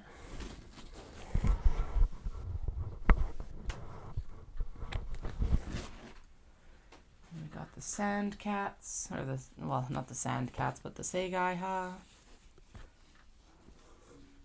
I did get a lot of work done actually over this week, surprisingly.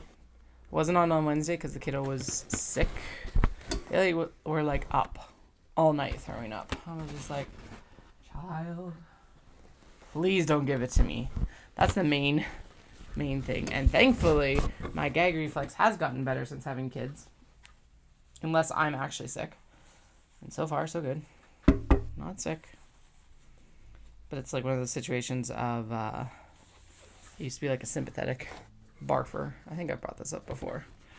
But thankfully that has reduced in frequency. Still definitely gag.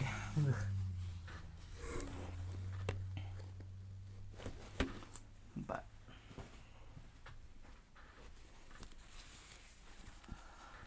I'll take it. Apparently though there was something going through the whole classroom. I doubt that they got it on Monday though and threw up on like Tuesday night. But I think it was probably when they went to the indoor playground, they picked up something there. I can't think of anywhere else because we didn't do anything else really last week. Because the stuff, like if we'd caught anything at Christmas and no one was sick at Christmas, that's like way too long of an incubation period. So who knows? But I'm leaning towards it was infection from going to the indoor playground because small children are little cesspools of germs. All right, we are still going to match all of these up. Then we will go interface everything, and then we'll come back and we will gleefully sit down to the sewing machine and start sewing.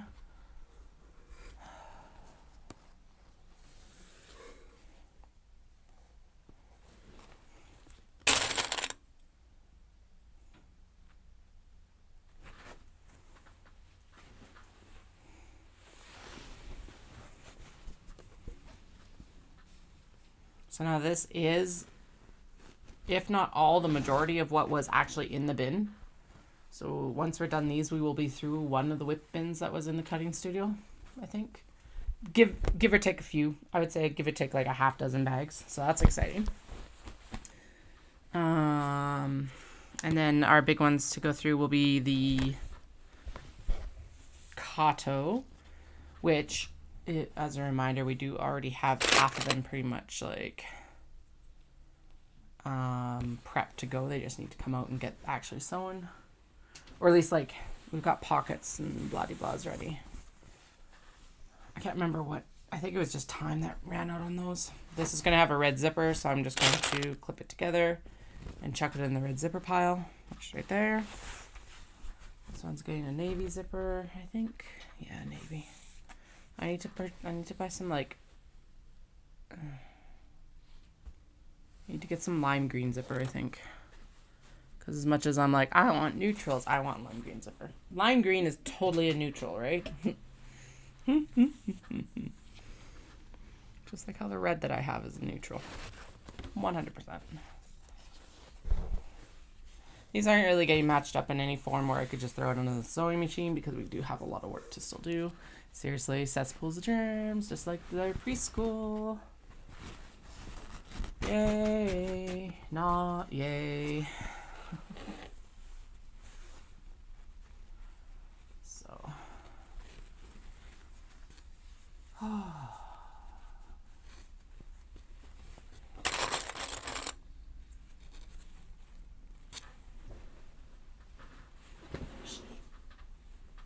Grab out the rest from the bottom here. We can start putting these back into the bin.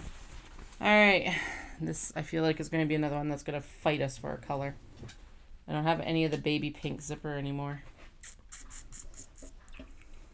Actually, a charcoal zipper probably would look really good. My dark zipper drawer is looking very, yeah, because there. It's that gray pink combo that looks really good. It picks up some of the colors in the cats in here. The grink. Gray and pink look so good together, but there's like no word that describes it like Grello does, like gray and yellow. It's like, ugh, grink, pray. No, doesn't work. Yeah, see you never. No, it's right on top in the zipper drawer. Okay, and then I think probably the same for this guy. I know, cesspools, I keep seeing that comment. Cesspools of germs, and so useful at the same time, because it was freaking cold over Christmas. Or like, in between, in the Twixtmas it was cold. And not, but at the same time, not enough snow to actually go out and like sled or anything like that either. Like, just all the worst parts of winter, none of the good parts of winter. Plus it would be one of those situations probably where they'd probably like, actually I think if we got them dressed up to go sledding, it would be okay, because they would be doing something. Good reminder that it's probably time to pass on or sell on the little climbing structure we've got in the backyard. We're probably going to be outgrowing it for next year, which is fine. Figure something else out. Chocolate colored for the cat Pacinos.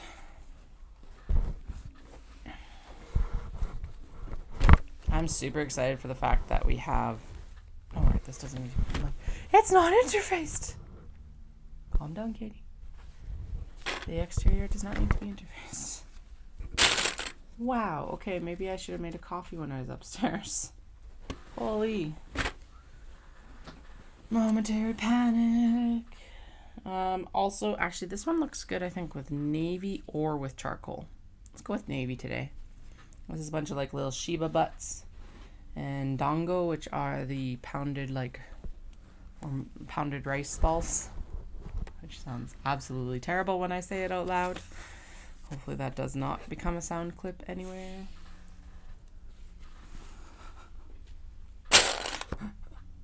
That's the behind the paywall fabric.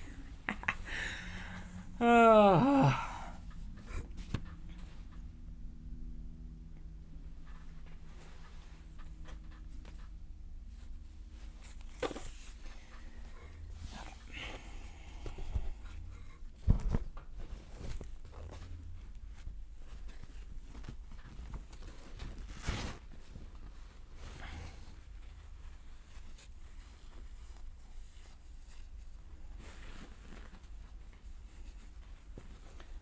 So what should be the goal today? I think we should try, well, I definitely got to get all the zippers matched. And I think we should try to get at least half sewn in, which means like one side of all the zippers sewn. We've already sewn the majority of the handles, although, surprise, I found more handles. Yeah, so sew the zipper into half. I think that's an achievable goal. Need to head out at 3:30 because actually if it's windy AF outside. When I went and got in the Jeep this morning, it was not actually as cold as it said it was going to be. It said it was like +7. So I'm like, we are totally going with a bright teal zipper to pick up the mugs in this print.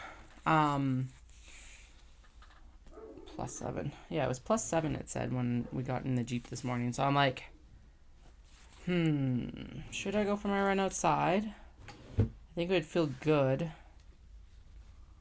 And then I could be like, ooh, or we could do this like cheddar color to match the orange cat. And it would kind of blend in with the background.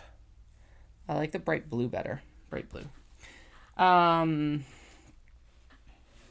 I'm like debating. I do have to leave a little bit early because I got to go put all of the parcels into the various shipment destinations. Okay, so that needs a white lining. White linings are set aside for now. This should have one of these. No, it's just getting an off-white. Or sand. Should we do sand? Because of, or we could do dark. Ooh, actually the sand looks really good. Or we could do chocolate brown. I'm going to need to order more chocolate brown zippers. Sand. The brown's too dark with this. I'm going to try and do this with white lining. If it doesn't get a white lining, whatever, it's not a big deal, but we'll try. These scowly owlies need a dark brown zipper, and they can have a beige lining right here.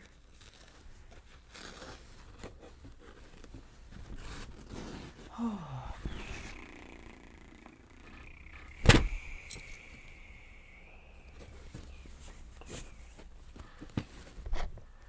I'm going to finish these. Then I'm going to go upstairs and make a coffee while the steam press warms up. And then we can like steam press everything. Charcoal, navy, charcoal. That could have a beige lining. Whatever. You can have a beige lining. Okay. Yeah, match these up. Have a coffee. That sounds like or make a coffee. That sounds like an excellent plan right now. It's not too late in the day for coffee. Because Creekside is not a kill myself festival. As much as I'm going to make sure that we have as many large box bags as I can humanly finish, I'm not doing late nights this week. Well, that's a lie. I might, who knows. I've been so tired after the kids have gone to bed that it's just like, I am ready to shut my brain off and do my little digital paint by number coloring sheets. Just in case you're curious what I do when I say I'm going to come downstairs and then don't. I actually deleted a bunch of games off my phone because I was just like, these are wasting my time worse than anything else I do. Like, at least the paint by numbers technically give me something. And I'm usually listening to like an audiobook or something like that. So the last few nights has been because I've been listening to Nevernight and coloring. So. Okay, this is the giant wiener dog kind of stretched cats. So they're going to get navy as well. Actually, or... No, it's short. Is this the right color for him? No. Too cheddar colored. Boom, boom, boom. Doom, doom, doom, doom, doom, doom, doom, doom, doom, doom, doom. Okay, here's another one of the finite black zippers, but it's crowned cats. It's, I think, pretty much the last piece of it. It's the last bag piece of it. There might be some like accessories or something like that. It needs a black zipper cut, so it's going down over here. This guy, the red cafe print, is getting a red zipper when we get to cutting them. Okay. Bum, bum, bum, bum, bum. I know I don't realistically have to clip those together, but we're clipping them together so that when I get the zipper cut, I just can like continue on. All right, we could do sand. The red is not bright enough. So I think the sand color down here actually works the best. This guy. Yeah, this one. Mostly matches. Pretty neutral. Pop it with a beige lining, because why not?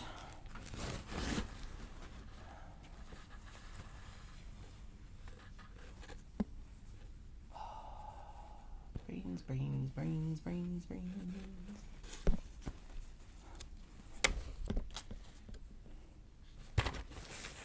Done.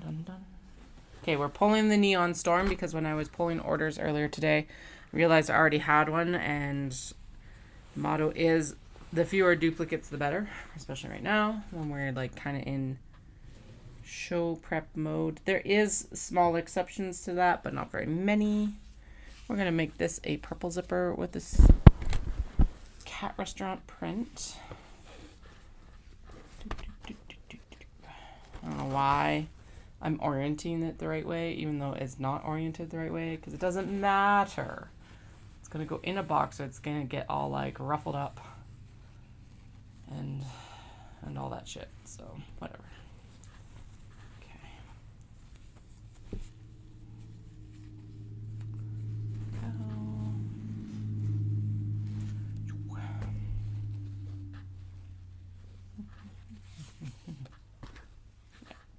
Fold it in, clip it down.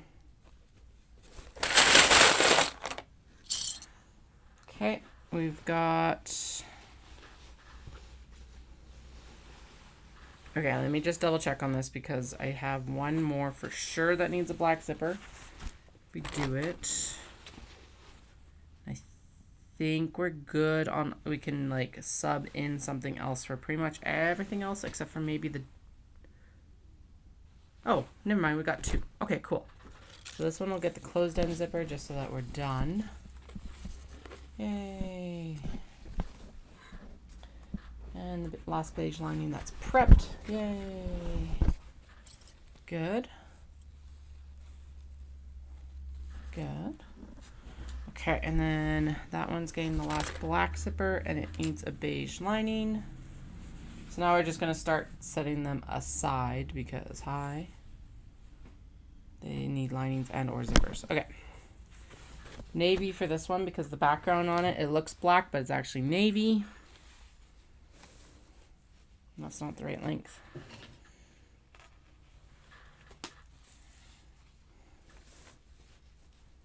Neither is that. Okay. Nope.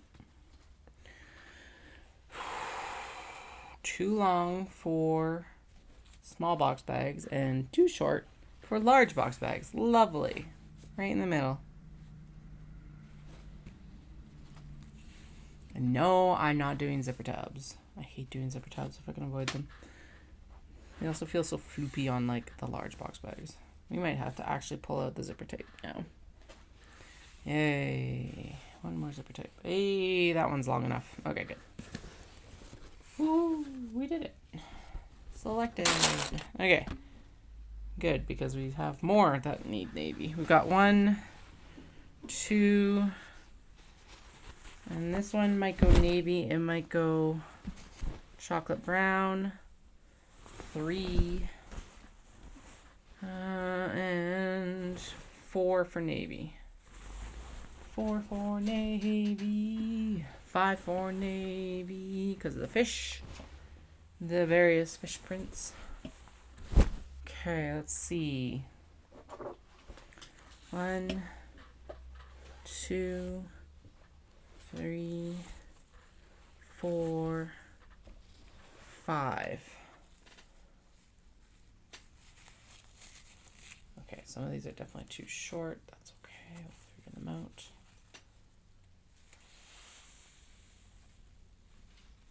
Why are they so vastly different, though?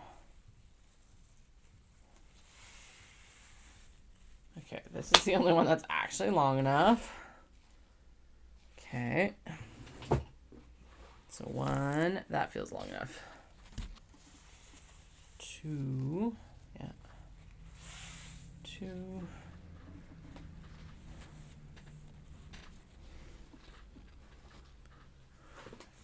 3.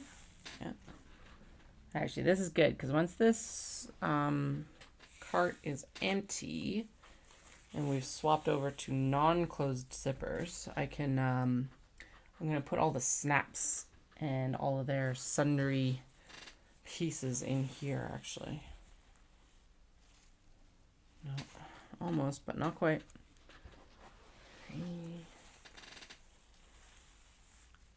And why I say that is because it is actually, like, I can actually fully see the bottom of this drawer right now.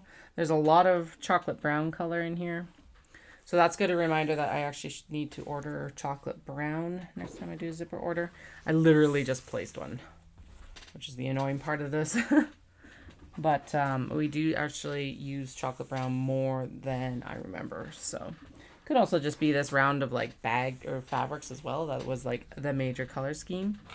I'm definitely seeing some colors in here that's like, why haven't we had one of those for a while? I.e. the, let me just double check that these are too short. 1 second. Oh, no, we're good. Shit. I've been rejecting a bunch that are like actually okay. All right, well, lesson learned. 1. I'm gonna have to double check a ton. 2. Anyway, yeah, it's like, because I'm going to streamline the zippers a little bit, I'm having to decide on like what are the neutral colors. But there's like neutral colors, or what I would have considered more neutral colors or more usable colors. Like hot pink was really popular a few years ago, so I've got a shit ton of hot pink zippers right now. And like, I haven't used any. There have been no bags that called for a hot pink zipper this round. Bubblegum pink and princess pink were a really popular color a few years ago. They're all gone. But like, I haven't seen many that I would want to use those colors for right now anyway either. So I'm like, okay. It's just interesting watching the color shift, I guess might be the best description. Okay, that one's fine. And then we'll see if we want to do chocolate brown or navy for these little calicos. Probably, well, the navy looks okay. The thing about the chocolate brown is it is a very warm brown. But it picks up the outline that are around the cats, so we're going to use that one. We're almost done matching. For all my griping, this has gone pretty smooth. Ow. And the clip's like, yeah, whatever. Stop singing. Okay, here's this one gets, okay, this is one of the places where we can do a pink zipper, or this dark teal zipper this teal zipper looks really good. Bright pink. Put that teal zipper on there and my body was like, or my brain was like, hell no. Bright pink. Okay. Pink, pink, pink, pink, pink, pink, pink, pink. This one needs a, if I have it, a violet zipper. This is one of the ones that could actually use a bubblegum pink if I had it, but bubblegum pink would also pop a lot on it. But if I have a violet zipper like this, ooh, never mind. I thought that matched better, but it just makes the purple look dingy and grayer than it actually is. So it is actually a purple background. So we are going to snag one of the purple toned. No, we're not, because it's short. God damn. These children. Usually I can blame, like, it's not the children because there's other gremlins in the basement. But this time it is 100% the children. Yeah, so that, like, complements the purple without graying it out like the other color did. That is not going to communicate on camera necessarily. But that's why we swapped the decision there. All right, we got 3 more. And actually, both of these, I'm pretty sure this is going to be a actual white zipper because it's an actual white background. And the cats already really blend into the background anyway. I call this one Kittenquisition because there's a lot of cats and they all look like they're questioning you. So like a kitten inquisition. Kittenquisition. This one. These ones are tough. I did not realize how tough they were going to be when I bought them. No. I don't think so because it's not a blue. It's a warm background. Nope. So maybe either the warm off-white or the actual white. Let's see. Oh. We're just going to go with white then. It's not a true white, but it's the least clashing. La la la la la. La la la la la. Okay. Least clashing. And then I decided, actually this would look really good with a gray. It might actually look really good with a red. Red. Excellent. Okay. We're not going to cut any of those zippers until I've got, oh, never mind. There's some at my feet. Okay. Just go over there. There is a few more. I was like, I'm going to go like get my coffee. But no, we're not getting our coffee yet. No coffee yet. Okay.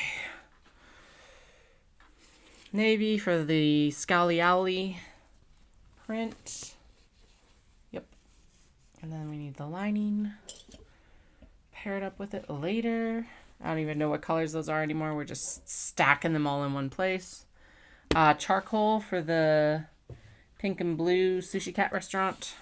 Or like cat sushi restaurant, I guess might be the right sequence of wording there. Right. As long as that's long enough. That is long enough. Barely. Barely, but it works. Excellent. Okay. And then the dogs. Dogs. Probably charcoal again. Because I don't have any more of the burnt sienna zippers that look really good with this. Charcoal or maybe even the light or dark brown or charcoal. Ooh, I like the charcoal with it because it's got kind of a blue undertone. Okay. Time to pee. Make a coffee, and then I'll come down and we will adhere the rest of those interfacings and get the zippers cut, and then we can start sewing. That's exciting. So I'll be back in a few minutes.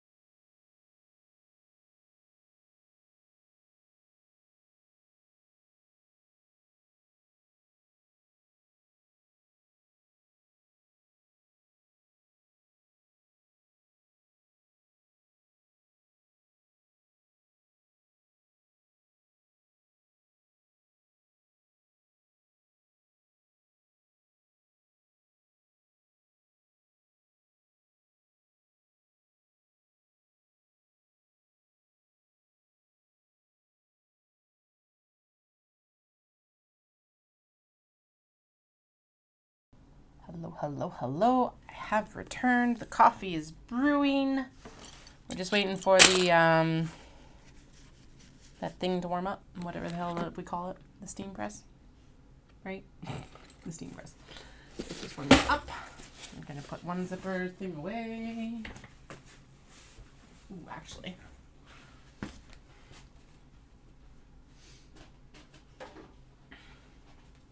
I feel like I should be very committed to using one of these before I actually use it. But you know what? Fuck it.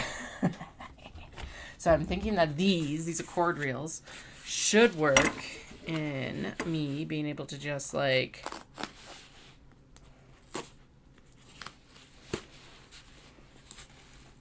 store these zippers.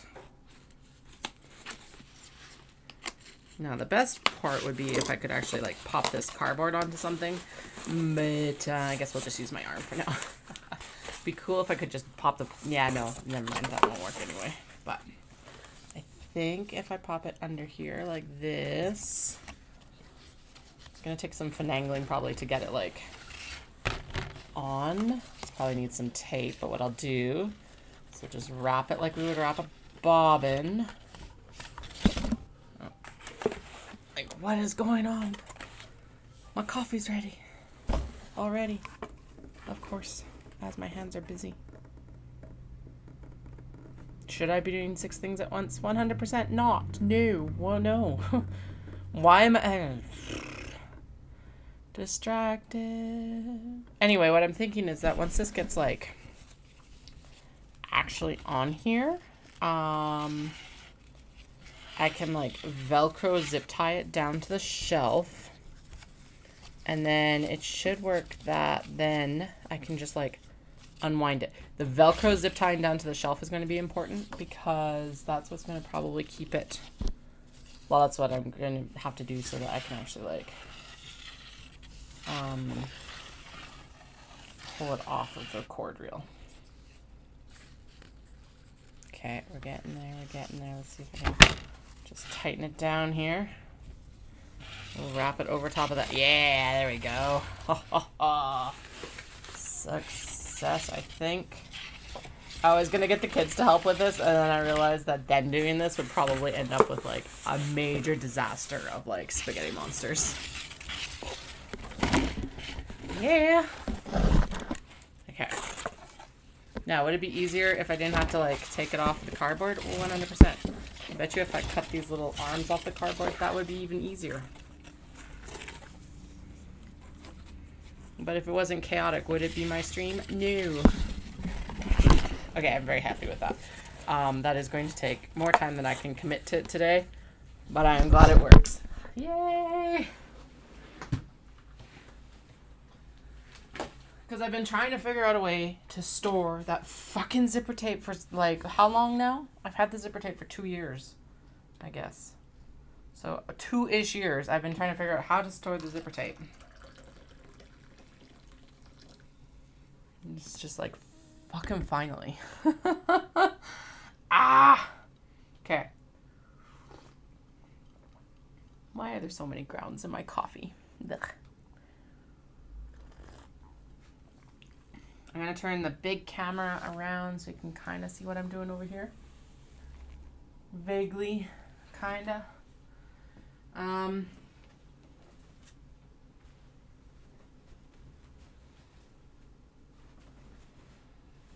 Oh, and there is still more exterior fabric in here too. Yay!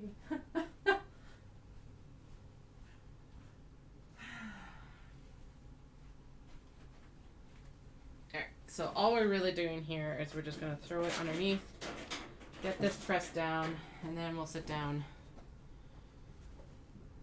and do the sewing. So it's actually only one that, we've got that sketchbook dog here to go on.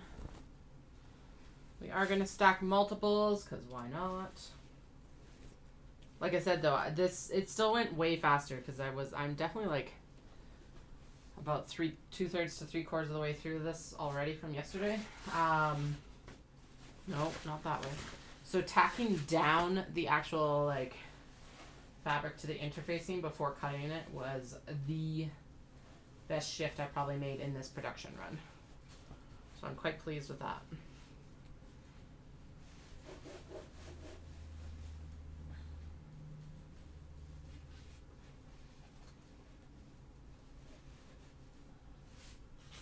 Okay, first set.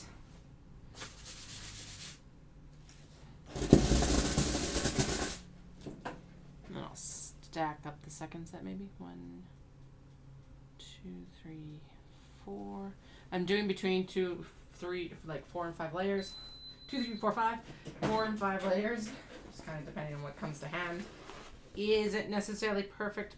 Probably not. Like in that case, I will need to actually press that again. Okay, so let's pull one off. I think most of the time, our most successful presses are with about 2 layers. But when do I follow my own rules? Never. Okay, let's press that again though.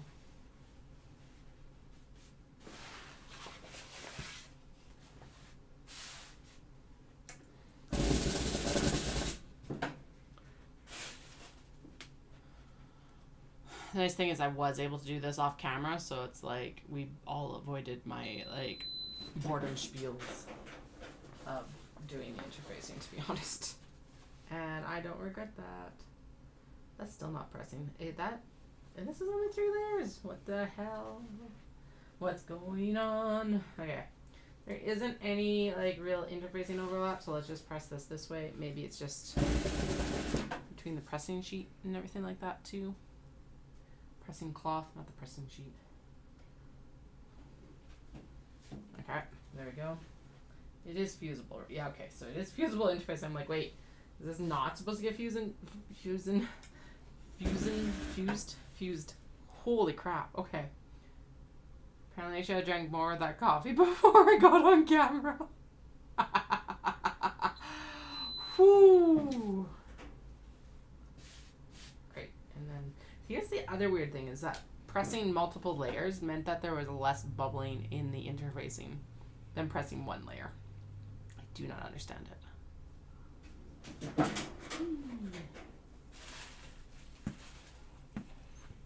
Yeah, that one actually has I had more issues with it than anything else. So let's try, this is 2 layers. So far the top 2 have gone fine. So let's try the bottom 2. 1, 2, 3, 4, 5.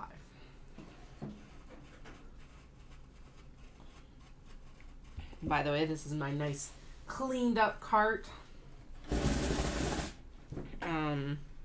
Which means that I was actually storing the fabric in the shelf underneath the steam press yesterday, and it was glorious. So good.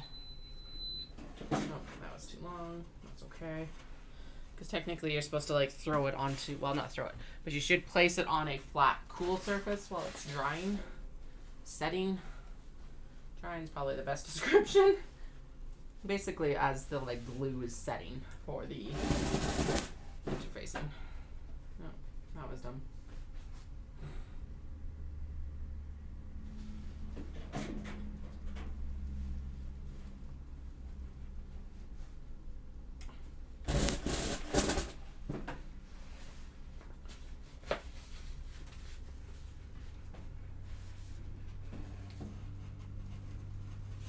I don't know why we're popcorn right now. Okay, let's do 1, 2, 3 layers. It seems like to the extent of our abilities today, and that's fine.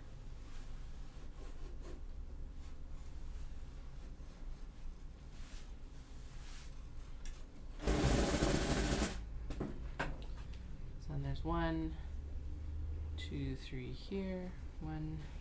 Woo! Goodbye. All right.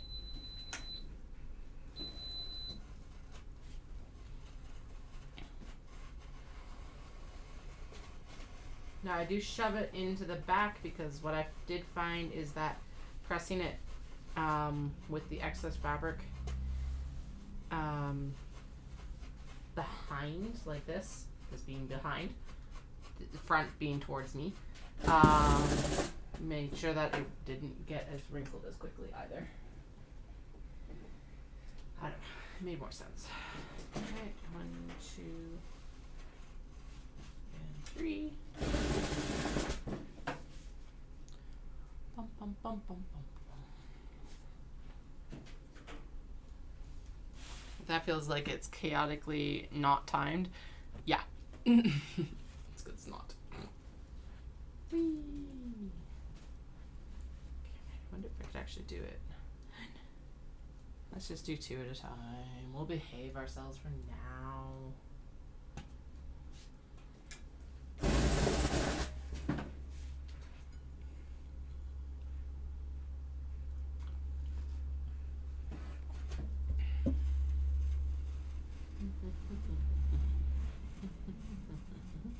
think if I do it lengthwise, I only have to press. Oh, never mind. I was like, I only have to press it twice. No, I have to press it more. Or just the same amount of times.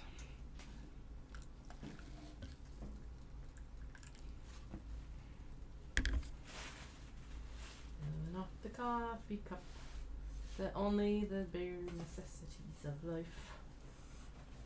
No, I missed the very corners. Okay. 2, 3, 4, 5. Go. All right. Next. I think 3. 3 was okay. 1, 2, 3. 1, 2, 3. And this way was just as good as lengthwise. I would qualify this as widthwise because it's zipper edge to zipper edge, basically, is what I'm doing.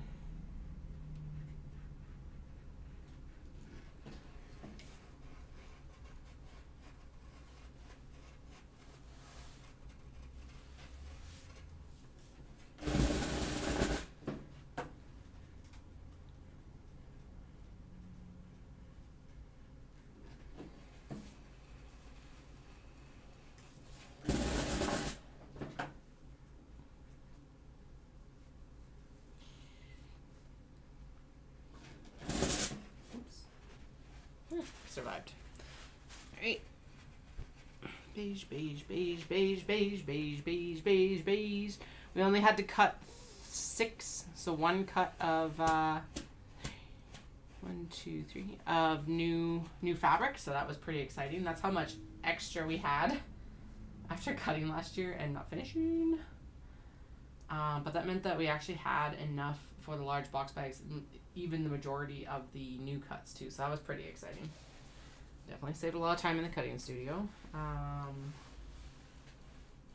Yeah, we've got a nice full cart, terrifyingly enough, of notions pouches and needle stashers, and actually cake cozies was one of the things I was like, wait, we need cake cozies. And looking at some of these fabrics, we'll definitely need to do not bag run this year as well. In part because then that will also fill the gap for the other, it'll fill the gap for cake cozies and stuff like that. Not like I couldn't cut cake cozies from the fabric, but it kind of defeats the purpose. Although, honestly, that's probably what we're going to start doing anyway. There's been a lot of requests for like worsted weight cake cozies, so I think, well, okay. One person has been requesting worsted weight cake cozies, but that person is Caroline. So, you know, we'll get there. But I'm still in the prototype stage because it was like the last one I sent her. She said that it fit, but then when they pulled it, it looked like a sausage in a casing. So it's like, okay, still needs to be aesthetically pleasing. Sausage in like yarn looking like it's in a sausage casing is not where it's at. So, okay. 1, 2, yeah, so that is a massive time saver to not have to like pair them up with the interfacing, so I will remember that in future. So I just had to do that, and that was like, it breaks the like stride of getting just pressing and going sort of thing. And it's not something that really can do when it's just pressing.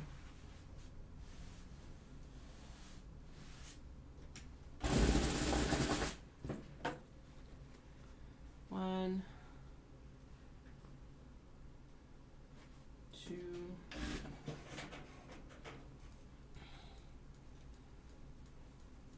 more faffing around. Okay, cool. Well, that's proof in the pudding. Probably saved me a lot of time yesterday. Just, well, besides the fact that I missed like a third of the linings, not having to faff around with it yesterday did also save me a lot of time. Okay. 1, 2, 3. Okay, so last bag. Oh, right, this has already been pressed. Haha. Just letting it cool down. Okay, last bag needs its zipper matched, but that's that dog, sketch dog, and I know that I want a warm brown, a chocolate brown zipper in there with it, so that's easy. And then we'll just go through and pair up these linings with the bags. And then we can get into sewing, which is exciting. I, on some level, was not expecting to sew today. Like, zippers. That's why I, in part, purposely did the handles, because I'm like, well, at least I'll get some sewing done today. But it looks like we'll actually get more done than I thought. Yay! Yes! I guess depending on how easy zipper cutting goes. No spaghetti monsters, no spaghetti monsters, no spaghetti monsters. Fingers crossed, no spaghetti monsters. There we go. We're going to call that done. Yes. Okay. So there's the stackle lining. Ooh, my chair's nice and warm now from all the this back here. Right here. That's paper. That's paper from unpacking all the new hardware this morning. So, I will pick it up. It'll go in the garbage later. Anyway, we got in all our like zipper hardware and the new slides. And I got in the gold D-rings and the gunmetal slides as well. Basically, okay, here. I'll pick it up now. That's done.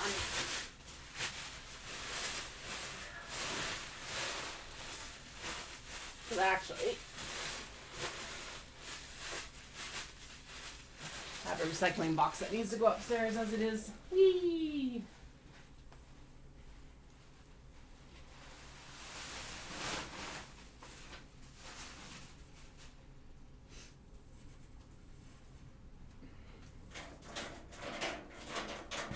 There. Picked up. Yeah, it's turned out really nice. So it came in between Christmas and New Year's. I received, I think I told this story, but I received the order on the day that we had like an emergency alert out because there was a guy running around with a gun. Apparently he did actually get 2 people in Calgary, which is why they issued the warning. And right after I get this warning, I hear the doorbell go ding dong.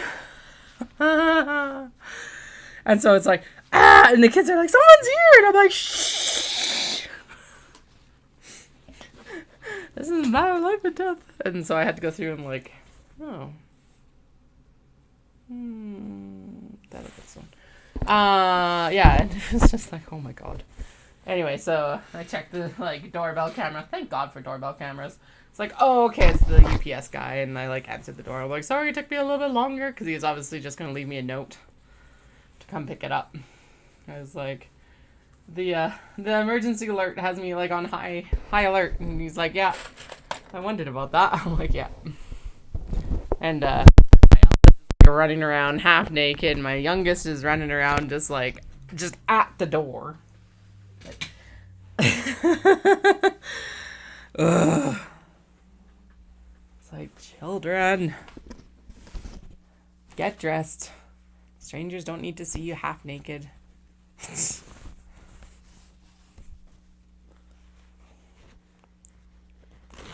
He was very professional about it, but still, it was just like, it looked like I was running an absolute just madhouse, which, yeah, okay, it's not off the truth.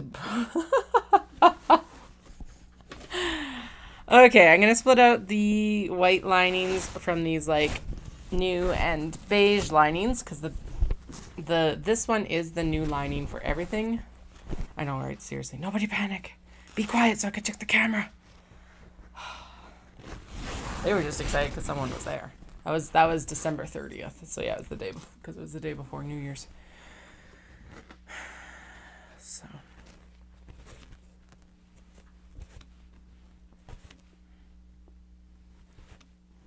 Okay, get the white fabric out of the pile. Was there only 2 pieces?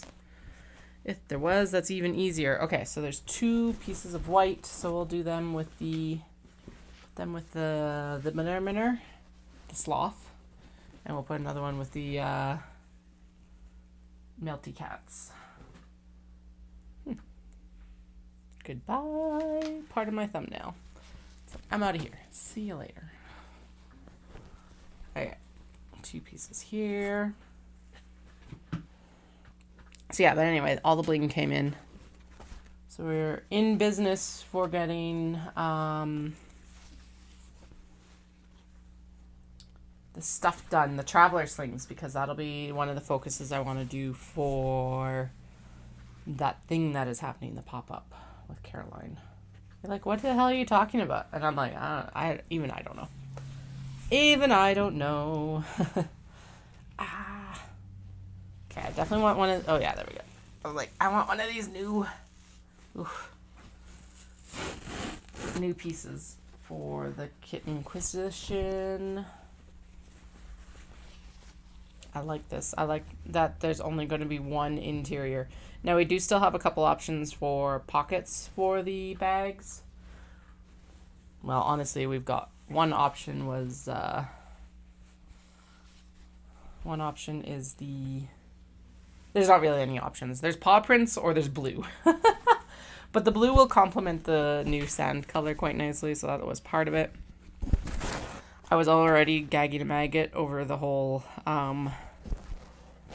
cost of having to do the canvas and everything like that. So I have a feeling I'll probably end up with more pocket fabrics on the next order. But for now, we have enough that we can service our needs.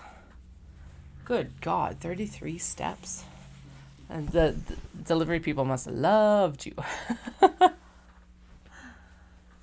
It's actually one of the few things that's like, if we have a really hard snow, we legally we're obligated to bylaw wise, we're obligated to clear our front walk in 48 hours. Obviously you want to do it sooner because it's usually easier. But sometimes I haven't gotten out. But like, if I'm like, I do not want to scoop this whole driveway, shovel the whole driveway, I'll do like I'll do the sidewalk. And I'm talking when it's like 6 to 8 inches, like a significant amount of snow. And metric, that's like 15 to 18 centimeters ish. 15 to 20 probably. Anyway, it's like I'll shovel the sidewalk and then I'll shovel the delivery path is what I always think of it as. It's like the stuff that's like, so that delivery people can get up to the door without having to worry about slipping. It's also why we have it's some sort of rider on our policy or extra on our insurance policy of like, if someone slips on our front walk, we have insurance to cover.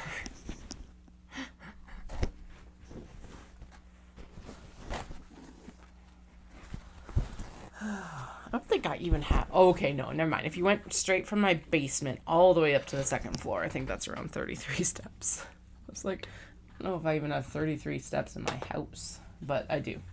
Kind of, I think. I'll count them next time I go up them now. How many steps do we have? Oh, the joys of living in a hilly neighborhood. It is actually insane, the difference in elevation. We literally lived across the highway before. And it's insane, the difference in elevation between there and where we live now. It's something like 40 meters, which in the grand scheme of things doesn't sound like a lot. But when you're running, it's significant. And especially because it's all at the end. So you're like coming in from your run and you're like already struggling with your breath and your heart rate and all this other bullshit. And then it's like, you have to finish on a fucking hill. Okay, I've got 3 pieces for some reason, and I don't know why. I do know that one is for this neon storm, so we'll set it aside with that for now. I don't know why we have 2 more pieces. Jesus. Ugh. Gross. Oh, that's why you can't see as much. Hi! Let's zoom you out. Yeah, I'm starting to have like issues carrying like 2 kids up our stairs, but they're both like 40 pounds now. So I don't have an issue doing one child at a time, but of course they're always asking for it at the same time. And then it's like, if you pick up one of them and not the other one of them, meltdown central.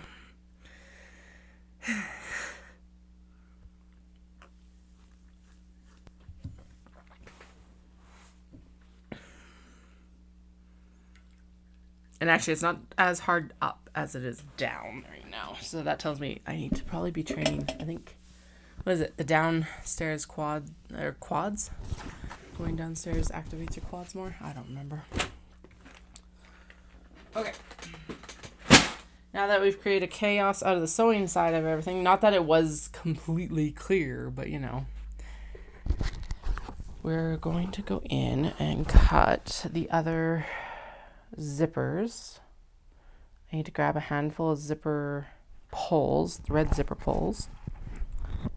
And we need 1, 2, 3, 4, 5 black zippers. However many red zippers, and there's zipper poles. How many red zippers? And what am I rolling on right now? Probably a zipper. Kinda. Okay. Get into the bin with thee. Bin, ha ha ha, bin. Okay. Those I've already got the count for. I need the count for the red zippers, and then I can pull the zipper poles. So 1, 2, 3, 4, 5, 6. There's one of the beige linings we need. 6, 6, 6, 6, 6, 6, 6, 6, 66. Eh. 1, 2, 3, 4, 5, 6.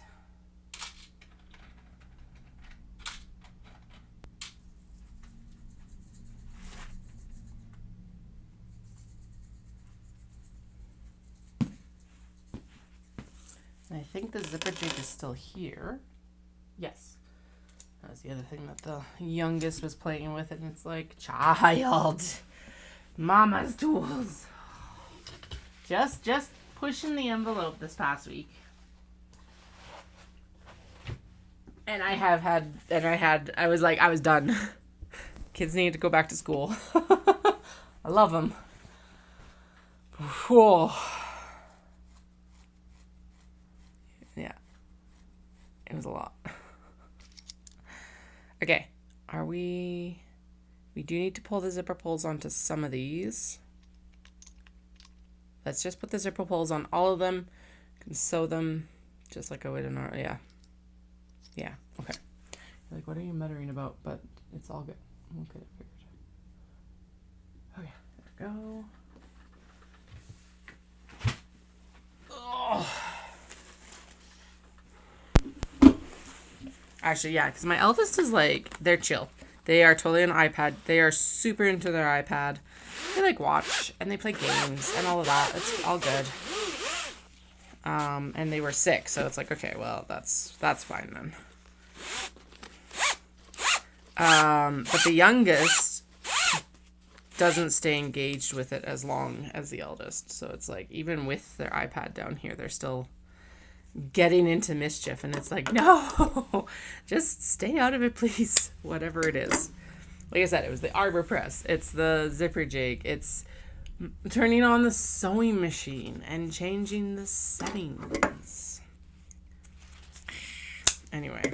Oh yeah, and another good note. I did actually get a new serger stand after the last one broke. This one actually looks like it's probably a little bit sturdier. It looks 3D printed, which is super cool and good to know for future, actually. So, I have to get it installed on the machine, but I realized that I put the arm on the wrong end, so I gotta take it apart and just redo it.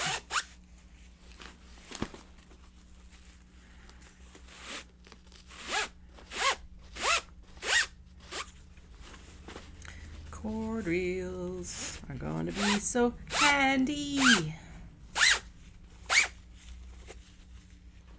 We will only do these one at a time though, because otherwise we will end up with 6 spaghetti monsters and no zippers to show for it. Well, 5. I did order 1, 2. There's 3 there, right? 3. Okay, and then 4. Okay, wait. 1, 2, 3, 4, 5 cut. So we only need to cut 1 more. Oh, okay. Oh, I don't even know where I was going. Oh, I did order the vanilla zipper when I did it. Obviously, I should have ordered chocolate brown, but whatever. We can deal. All right. Going in the corner. Why it's going in the corner is because then it's over where this thing usually lives, but that's okay. We need 3, 4, 5. 5 black zippers, and I'm not pulling the black out because it is the actual spaghetti monster, so I'm just going to cut it from the shelf. 1 moment.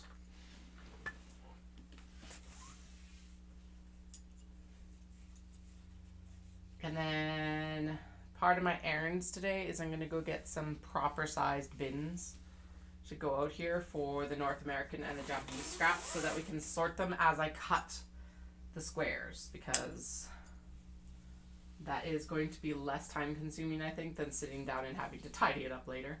I did ask my friend if she needed more scraps. She's like, I'm not even through half of what you gave me last time. And I'm like, crochet faster. She took it well. She laughed. She's like, I'm trying. That was dramaticized because this was all over text, but that was 100% the tone that I read into those texts. 1, 2, 3, 4, and 1 more. So 5, 4, 5.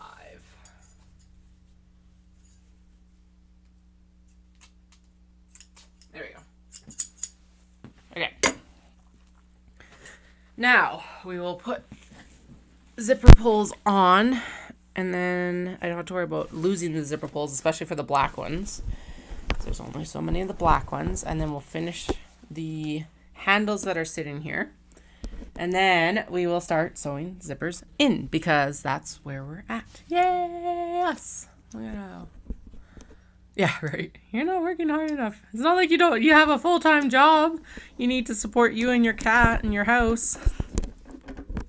No, crochet more. She has become a very prolific crocheter, so it's kind of a little bit of a joke on that too. She's the one that made the robot for my youngest for Christmas. So, all right. I should singe the ends of these.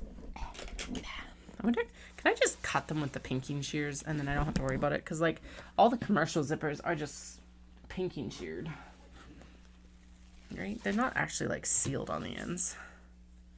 Are they actually sealed with a heated pinking shear? No, they're just pinking sheared. Although that is a little bit... It does feel like there's a little bit of heat involved in that. So I wonder what they do. I wonder what commercial places do. Anyway, oh, this one's out.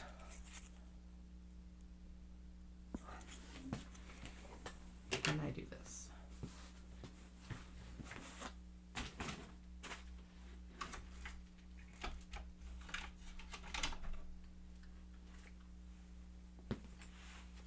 Okay, this might need to be...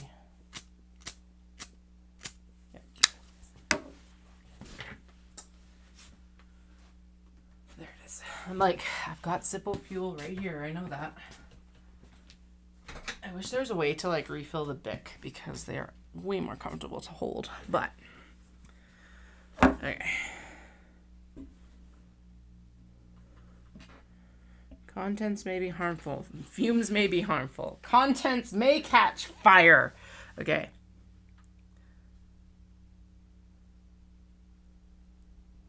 Do not get in eyes or on skin or clothing. Do not breathe fumes. Makes sense. Contains light petroleum distillate. I'm going to go grab some gloves for this.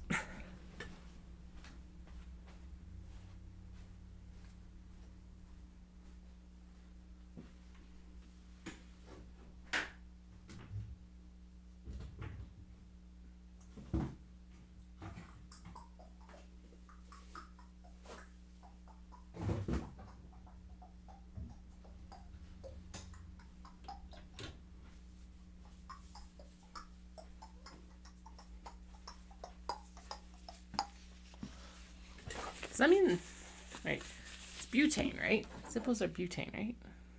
Lighter fluid. Very flammable poison.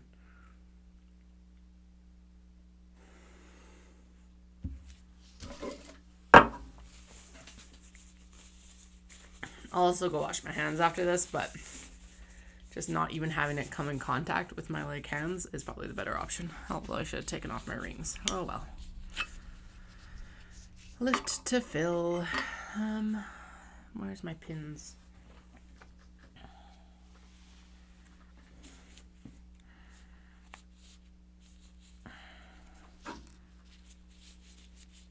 Oh, shit. Okay. Well, the canister's dry. That's why we're filling it. This needs a little bit of convincing first. And then we're going to lift to fill. Soak the cotton. Please do not do this at home. I am somewhat under adult supervision.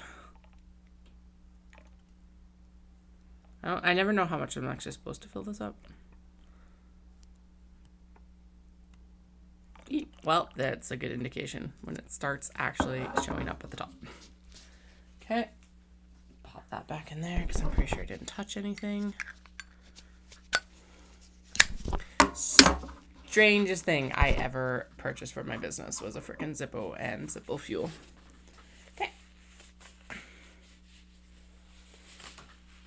There we go. Straight into the garbage. I'll go wash my hands.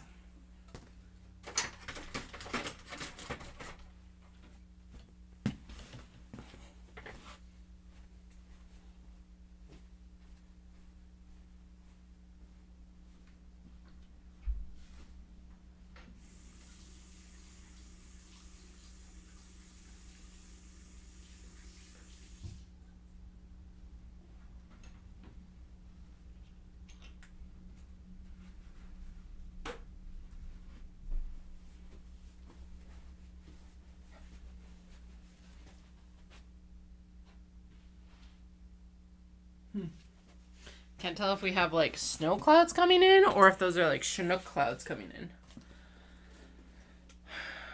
Who knows? Does it matter? Not really. Well, a little bit. Chinook clouds would mean that it'd get warmer and we'd end up with less snow. Snow clouds would mean that we'd actually end up with more snow. Haha, success. Don't actually know if this is going to work for the zipper, but we'll try. Hey!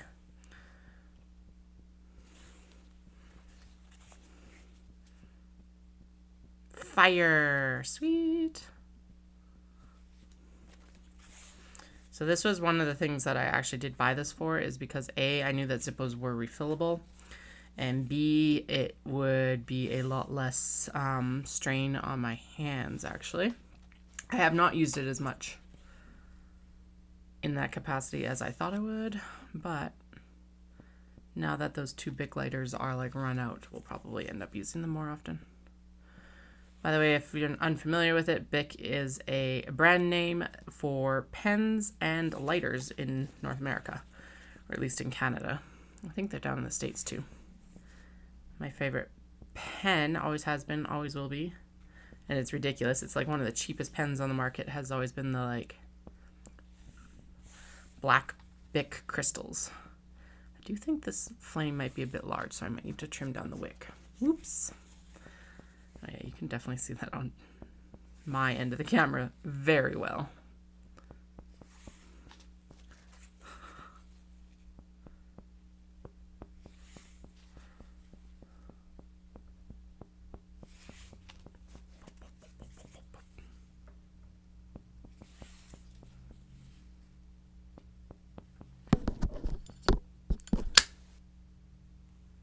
Done? Done! Very good. Now, I think that yeah, actually, I think that actually singed it better than those little handheld ones. Sweet! Alright, there we go. Done for now. Tuck it up very far away from the children. I'm actually going to sit up even higher than it was. Yeah, exactly. There are ways to hack into them, I guess, to like refill them. But they're actually not even, these ones, because they're the easy grip ones and easy light ones, it's probably safer for me not to use them around the kids. And like holding this down and having to click it constantly actually really got my hands. So the Zippo is better that way. Apparently some people hack into it with that like little divot on the bottom. I don't know. The Zippo worked phenomenally just now, so we're good.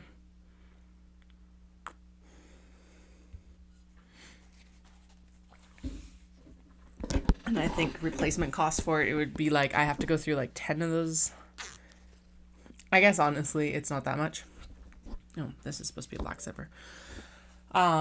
Those easy grip ones are still easier if I'm like singeing off. I think the like, well, maybe if I trim down the wick, it won't be as big a deal. But if I'm like trying to singe off the thread ends, that's actually where I got the suggestion or the brainwave for it, was that someone was using it to kind of just burn the ends when you have like top stitching that you can really see on wallets and stuff like that. So in that case, I think those ones might work better.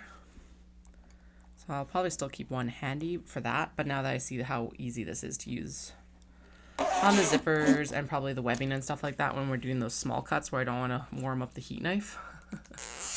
Yeah. Ooh, the astronaut pen. Is that what the Bic was? I thought it was a special one. But yeah, it's just like the crystal stick is my favorite Bic pen. And when I was in university, they're probably more expensive now. But they were like 70 cents a piece or something like that. But I loved them since I was a kid because they're not the best pen, but they're always consistent. Right, it's Friday. I don't know why, but it feels like Monday today. I was like, oh, the school bus is already going up the hill. What time is it? But it's not even 2 o'clock because kids get out at like 1:40 on Friday. Thanks for giving me a heart attack, school district. We're all good. I'm fine. I promise. I think. Ooh, so that's one of the things we got to figure out. So we are going to have one more large faff in the sewing room, in that we are going to move the cutting studio back out. And the thought process behind this is then the kids' school area, because we're going to try and homeschool, we'll go into the bedroom and we can close it up, right? Blah, blah, blah, blah, blah. I think we'll keep and this is happening next year. This isn't happening this year. I already discussed that. Part of why this is happening is because we're going to replace the floors next year down here. Dallas also wants to paint, which I agree with. I also want to anchor our vents. I just realized that is fully closed, and that's why it's probably cold down here. Oh, these children. My top vents are open, but my floor vent is closed. Anyway, I want to anchor the vents into the wall because the drywallers, I think, just cut the vent holes too large, so they're constantly like just falling out. Anyway, he wants to repaint. Makes sense. I want to redo the floors, as you know, the shag carpet, blah, blah, blah, blah, blah. So that means that all the furniture has to be moved anyway. So if we're doing any big changes, that's the time to do it. And so he was like, let's do that. I think it makes more sense because then I'm not trying to juggle around children. stuff.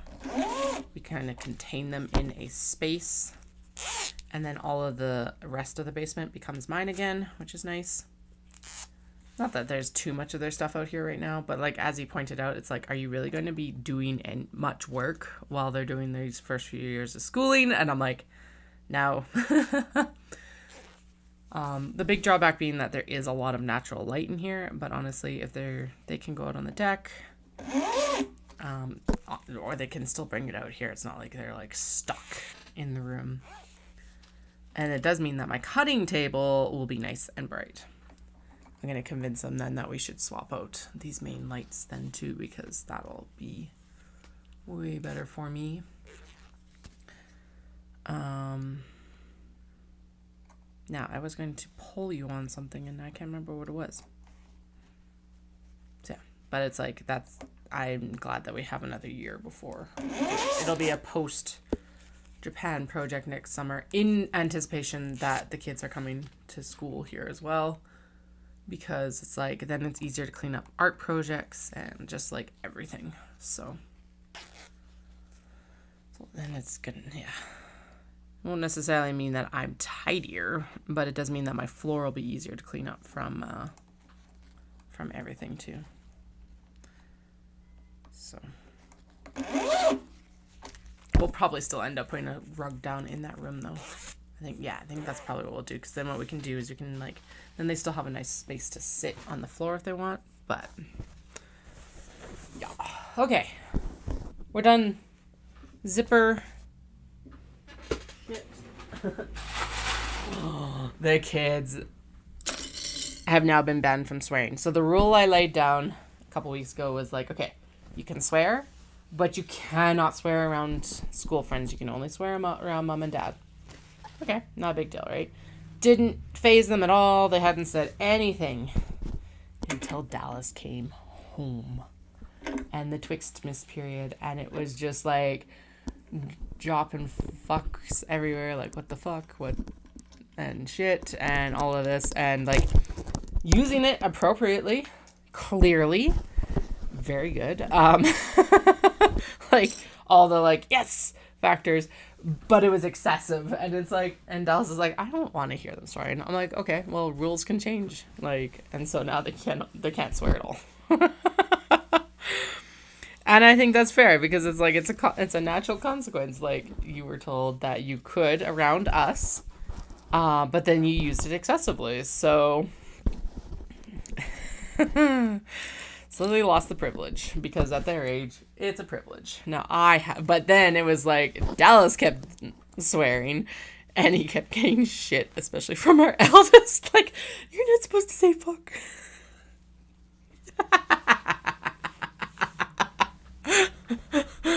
That's why I can't. I'm pretty sure that I did a stream in the middle of that, and I'm like, well, here's my safe space to come swear.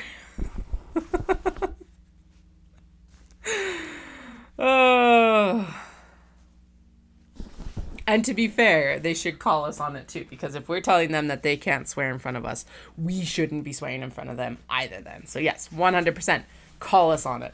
But it was just funny, because you don't realize how much you say it until you start getting called on it, right? And I think that was partly their thing too. So like, they just didn't realize, because again, they were using it contextually. They weren't using it against each other, which was one of the big things I was okay with, because it's like, but yeah, it was excessive. So 100% agreed with Dallas.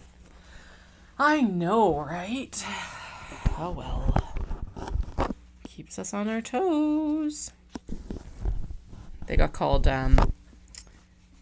my sister-in-law and niece, her daughter,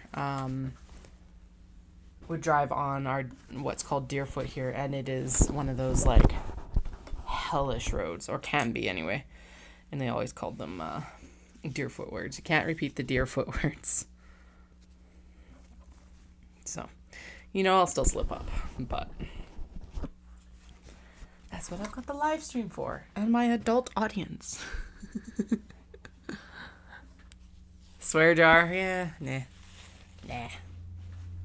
we're good.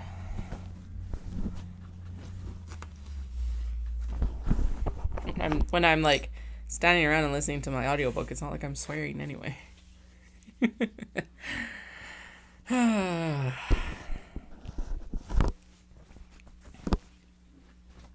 Okay, 1, 2 black zippers, 3 black zippers, 4 and 5. 2, 3, 4, 5. 3, 4, 5. Okay, good. We're the kids, especially, well, and it's the youngest that's particularly bad for it, because they've just had the, wow, okay, one of their first words was fuck, which was hilarious. It's one of those situations where you can't bust up laughing, but they said it, and I was like, what did you say? Just to see if they would repeat it, sort of thing, almost, and they were like, fuck, fuck, fuck, fuck, fuck, fuck. I'm like, okay, I did hear that correctly. Damn it. But the problem is now they're like, the eldest especially is like calling the youngest, because the youngest, or I will say like shoot or something like that, and they're like, you can't say that. It's like, yes, we can say that. Had a bit of a tiff about it in the like garage yesterday. I'm like, shoot is the like stand in for shit. Like, stop. We can say it. That is it. That's your sub. There we go. That's what it was. That's the sub, but that's what I should put instead. Like, come on! You're going to say shucks and you're going to use the same intonation. It's going to mean the same thing. It just won't be the proper word yet. That's the stupid part of this. Is like, they are still swearing. And you know it. But because they're not saying the actual swear words, you can't get them in trouble. What was it a few weeks ago? It's rats. Rats. Like, okay, yeah, that's a good one. I like rats. Like, as a substitution. I think it's a good one. But, oh well. Keeping us more innocent. Okay. Rolly, rolly, rolly, rolly, rolly. Pulley, pulley, pulley, pulley. Get out. Urgh. Go. Far enough. The zippers are in the back corner there, so I can't actually put it back in its home yet. That'll be an after thing. We're going to sew the rest of the handles. Yeah. No, and that's the thing. Once they get older, and it's not like we can have a more nuanced discussion about like, you can swear, but you can't swear to excess. It'll be a different situation. But for their age, oh, they're fine. And they'll be fine. Dolls was very worried that we would have to have that conversation with the teachers, but I haven't had anyone come at me yet, so I'm like, that is something that we will cross the bridge of when we have to. I'm not going to, yeah, I'm not going to worry about it before then.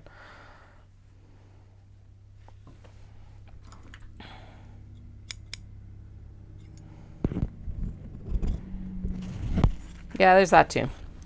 Again, though, their age group, it makes sense. And if you've been listening to me for a while, it's not like I am innocent in this either.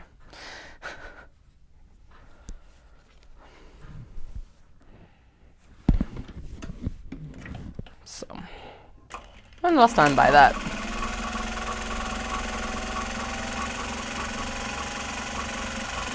It's not like swearing. I don't know.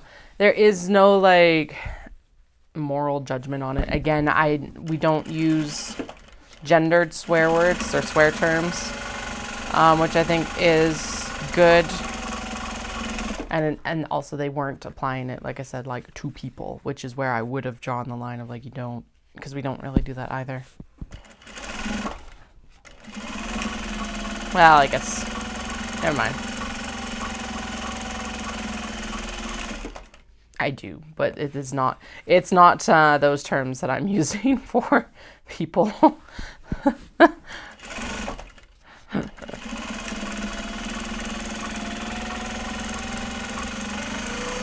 right, last of the handles. And then actually this is good stuff to take upstairs to turn with the kiddos or to do off screen.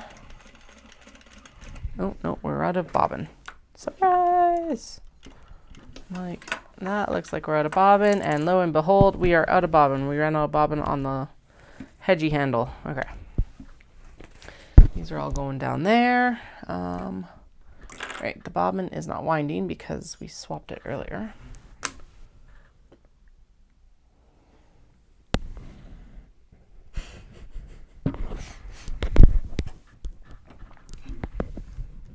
I am not oiling my bobbin every time, or I'm not oiling the bobbin case every time I change the bobbin. Shh.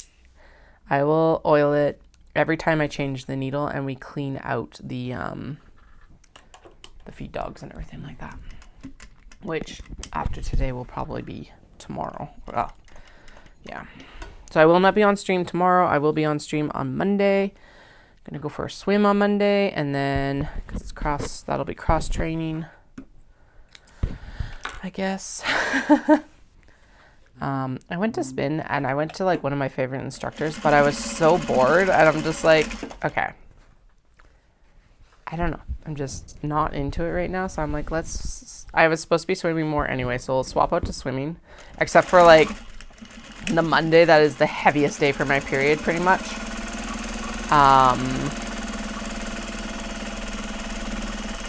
Not because I couldn't put a tampon, like use a tampon or anything like that, but just because I feel gross.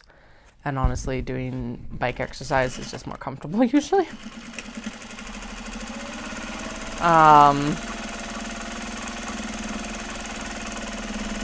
yeah, I was like, okay, we'll start swapping more to like swimming again because I like swimming.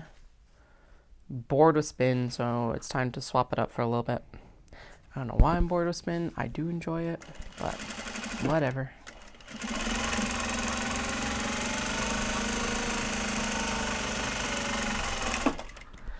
Okay. Sweet. Now I need my ruler. And we need... I usually use chalk for this, but I don't... Oh, there's chalk. I'm like, I don't see chalk. I'm going to pull the pink chalk and the air erase marker. And we're going to do zipper in markings for 5 or 6. And then we'll do sew in half of 5 or 6 zippers. And continue on from there. Yes, I could also use pins. Am I going to? No.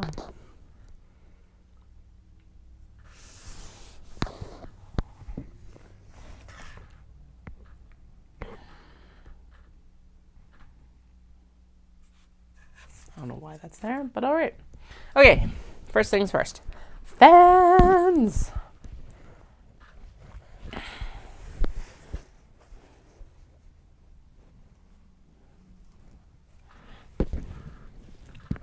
I did have to give them... Actually, that was the one that did bother me that I shut down right away, is they were like making up nonsense words that didn't sound like nonsense words, and I was like, what language is that from?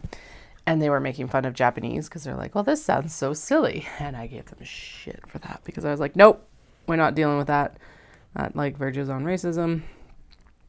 Something my parents did that drove me absolutely nuts. And it was just like, you can think it sounds funny. That was the thing. You can think that it sounds funny. It does actually sound funny because it's like, it's different from our language. That's fine.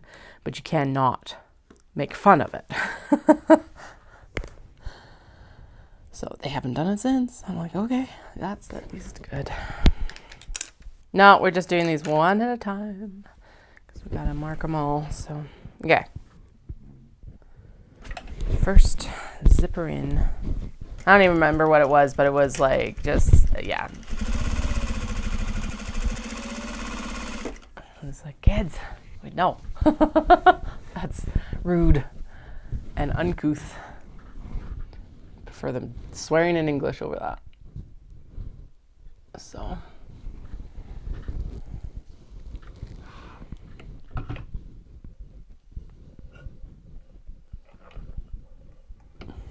now, of course, we didn't go into the whole racism discussion because we're not really there yet. Do you remember one of the closest interactions we did have for that, though? Was like we were on the train and they had not ridden the train before, so we were on the train back from Stampede. And we were doing a spot the color game because it wasn't busy and they were bored and blah, blah, blah, blah, blah. It was also like 10:30 at night and they were still awake. All right, I got to do these separately anyway. So let's just sew these in individually and then we'll just try and get as many done as we can. Anyway, so it was like, let's spot the colors. And then there's like two people sitting across from us. There's a woman in like a green sweater and there's a black dude, all in black. And our eldest very innocently, when I was like, what color do you see? And they're like, I spy with my little eye something that is black. And this guy who had just been going along with this game visibly stiffened. Thank God he was wearing all black. And I'm like, yes, he is wearing a black hat. And you can see him just like relax. And I'm like, don't worry, man. We're like, child. So I was the one picking the colors from then on. I was like, no, you are too young. And this is not a good teaching opportunity necessarily for your age. This requires more conversation than I want to have on a public train. This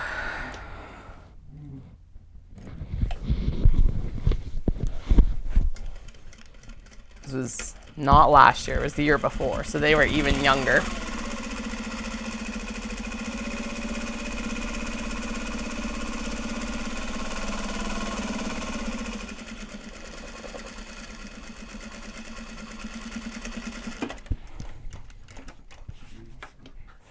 All right.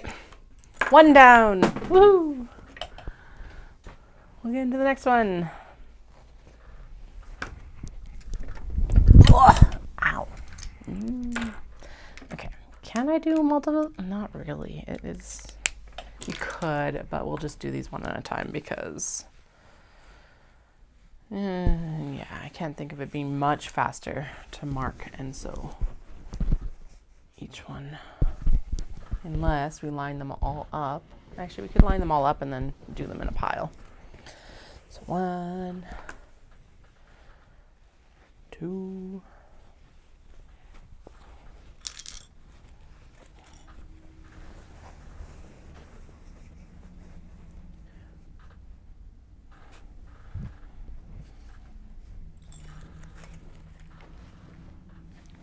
3.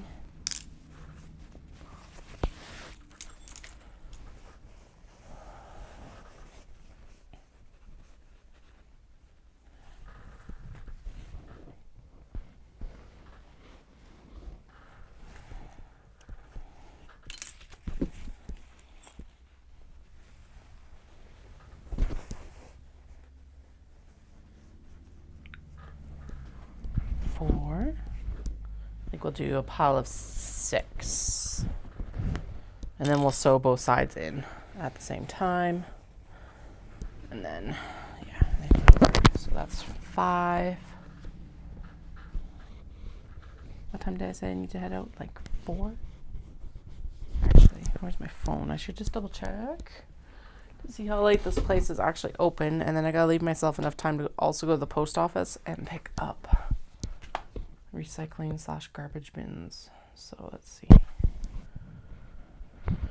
How late Traymar is open?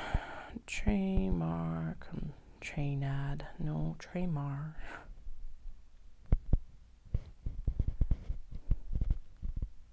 Computer. Closes at 5. Okay, cool. So that's one of the stops we need to make for Pure later, and then I need to make sure that I'm over and dropping off for UPS. So if I head out at 4, that should leave me enough time.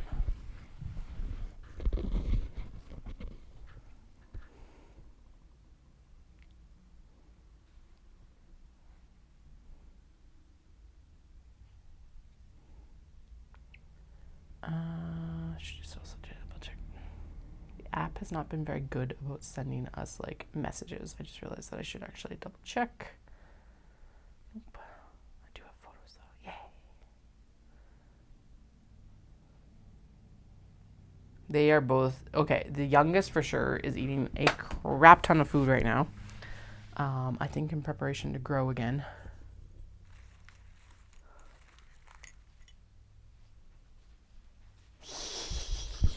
Nice. Love it. There's new ones coming too. You guys didn't end up actually seeing any of the cutting process because I had to do it with the eldest home. Well, I guess, I did most of the selection on screen. I think I actually cut down based on what we had looked at previously, but most of it made the cut, I think.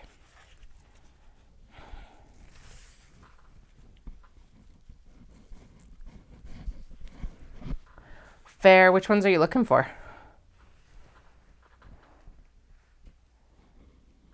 And thank you, because yes. I don't even want to know what my lead time would be right now if I had to do a big order or anything like that.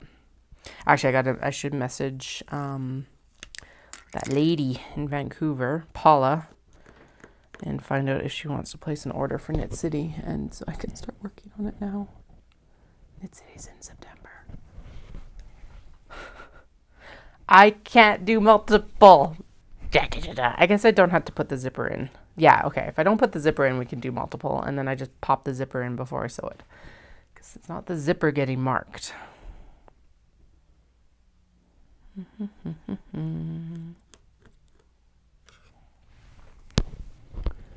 boom, boom, boom.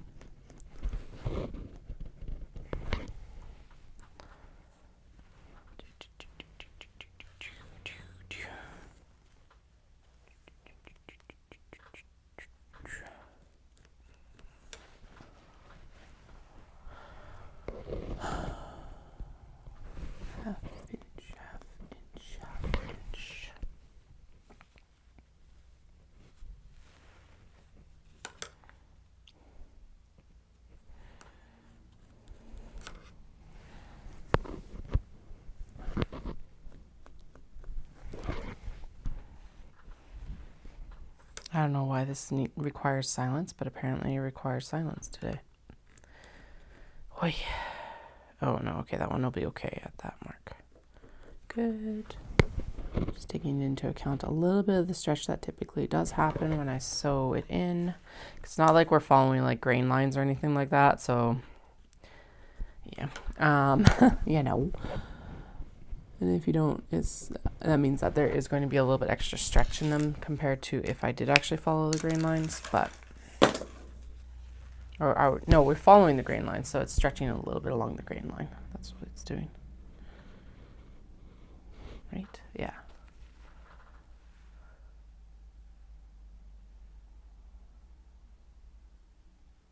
Nope. We can just do a pre-order, and I'll put you on the list, and then I will get back to you when they are actually in process.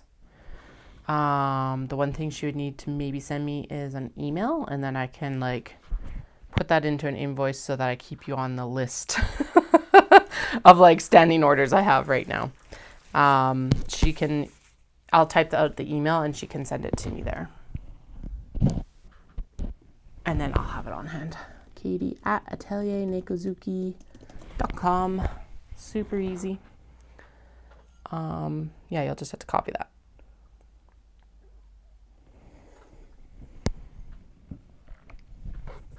And then if you include in that email a print that you've seen that you want, then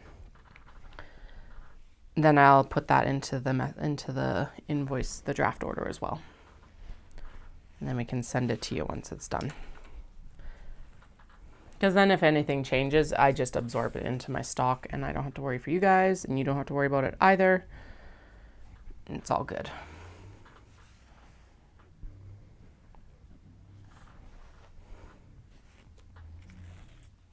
The only time I didn't do that, I was like super stressed about it because I did take payment for all the pick your own orders, because I'm like, what held me up so much last year when I was like starting out in the year? And I'm like, because I remember that I had to prep for Creekside and that all had to happen after Disney. And then I was like, but then I had another big project and it was all the pick your own orders. So yeah, there was that. Okay, yeah, no worries. You can email me there too, and I can send you the link to the fabric catalog as well, and you can always take a look through that, because that's definitely going to be the big decision maker. go. And I chatted to Dallas about the, please send me an email and then we can open up the discussion from there. All good. A little bit easier than over YouTube chat. No swapping sensitive information on a public channel. Well, business address. Oh no. Email address. I chatted to Dallas about what he thought about the postcard idea, and his only thing is he doesn't want me going off and having to like find a post box places. So I think what I'll do in regards to that, because that makes sense and that is a valid consideration, is that I will only ship or only mail from a couple places. So I think one place in Kyoto and one place in Tokyo. And then I'll just figure out I don't know, maybe what it will be like. Maybe like I'll send out a postcard from, I think I'll pare it down and decide like where I'll buy postcards from. So like Fushimi Inari, which is the big Tori shrine, or like blah blah blah blah, whatever. I gotta figure it out. But yeah, that was his like caveat to this. I'm like, yep, that makes sense. So the hotel that we're planning to stay at in Kyoto is like right at the post office. So I'm like, well, that's a no shit situation. And then there's a massive post office just off of Tokyo Station. So I'm like, he actually made a request for a hotel in Tokyo that we've stayed at before. And I'm like, yep, we can do that. It's the Park Hotel. Really good breakfast there. Super central to everything that we're going to do. Median line price for Tokyo, which is good. So that'll be easy enough too. And then I'll just, like I said, I'll figure out what I'm sending out. It's like, should I write, because it's not like I can really write personal messages. So maybe I write a little bit of history about where the postcard came from. I don't know. By the way, marking multiples of these did not work very well. So we're not going to do it that way. We'll just do these individually. We'll do these ones because it's an air erase marker. And if I don't get them done, the marks will erase. But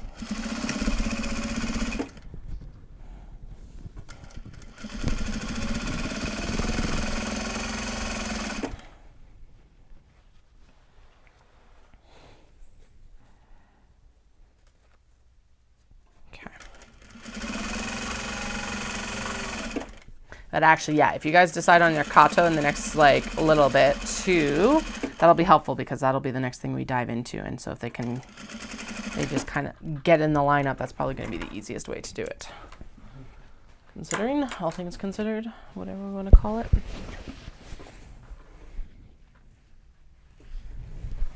Bum, bum, bum, bum, bum, bum.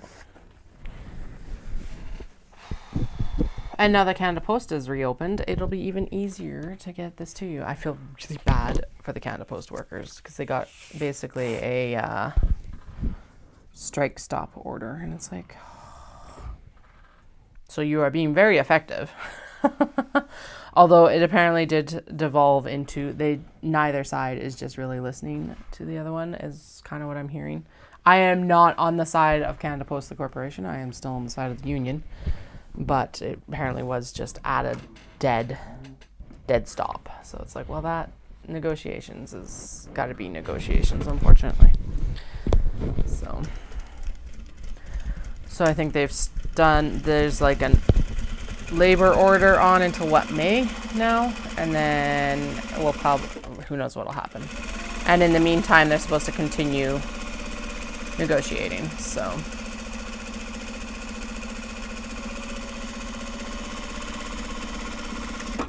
We did get the kids' Santa letters in, and we still got our Santa letters back, which was super cute.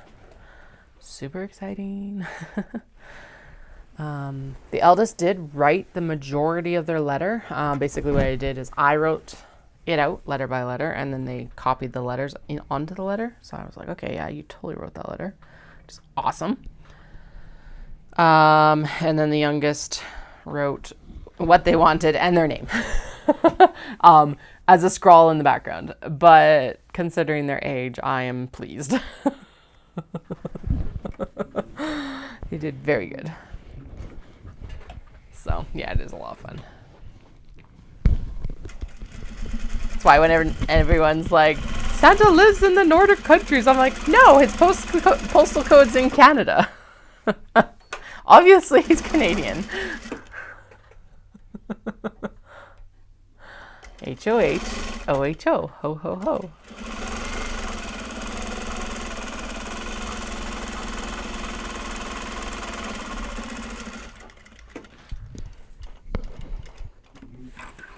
Why that's a debate, I don't know. Yeah. I'm pretty sure if you write them from Australia, they'll actually mail letters back.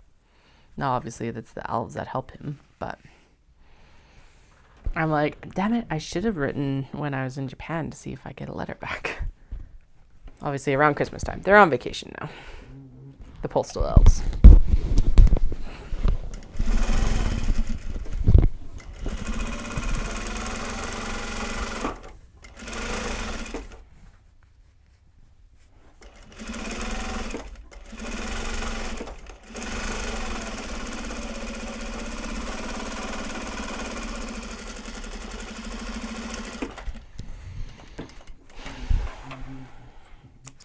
I gotta look a little bit further because our prime minister resigned the other day, and now I gotta figure out. I'm like, is he already gone, or we have to have someone temporary in right now, right? Andrea, if you know, can you weigh in on it? I can't remember. I just saw his resignation, which I'm kind of like. I know there's a lot of people who hate him. I do think he needed to step down, but also, he was one of the few people that seemed to have the balls to stand up to Trump. And I'm like, no. Why? 2 weeks before the inauguration. Why? It was hilarious because we were literally talking about it like 2 to 3 hours late. And we got home and like 2 to 3 hours later, I was like, wait, he did just step down. And Dawson's like, yeah, this morning. I'm like, what? We were just talking about this. Ah!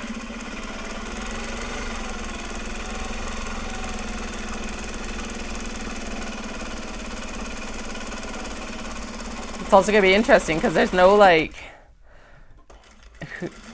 yeah, there's no clear like successor. Like at least like if Biden were to step down or something like that, like Kamala Harris would step up, right? So we do have the deputy prime minister, but they don't really act in the same way as the prime minister or the vice president, I guess would be the best analogy. I know, it's like, dude. I also just found out that we're also hosting the G7 summit this year, and I'm like, what? Where'd that come from? The G7 was in Japan in 23, right when I was traveling, and it was wild because there was like helicopters flying around, which I've never seen a helicopter fly around Japan. And then all of the lockers were locked down in Kyoto, so you couldn't store your luggage. And there was like armed guards in Osaka station. It was so wild. Yes, I think that is the next step. Although, given how our politics are running right now, I have a feeling that they'll probably elect a new leader and then we'll have an election. I can't see what else is happening, or can't think of what else would happen at this point. So, okay, that zipper was a lot further over than I anticipated. So I'm going to go back in and just, if you're like, Katie, didn't you just very carefully mark all of those? Yes. Are we going to go freehand with this? Yeah, we're going to just, I'm pretty sure I can eyeball a 1/2 inch. I hope. Pretty sure. But anyway, yeah, I think they elect a new party leader and then we'll probably go into election. It feels like we just had an election. I know we didn't. It's actually the election date is coming up. Was it? I think it was supposed to be 25 anyway. But it's just like,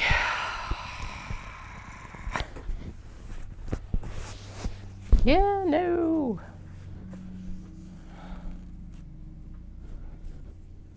Current, like, yeah. Anyway, I'm not going to get into the whole discussion because it's just like, ugh. Ugh. It's going to be interesting though because, like I said, I don't know. And yeah. Anyway, we all know what's happening down in the south, I'm sure. Or, well, we don't really know what's happening down in the south yet. That's the problem. It's like, we know what's coming in, but we don't know what's happening because it's like, hopefully some more level-headed people talk sense in this debacle with like everything happening down there, but who knows.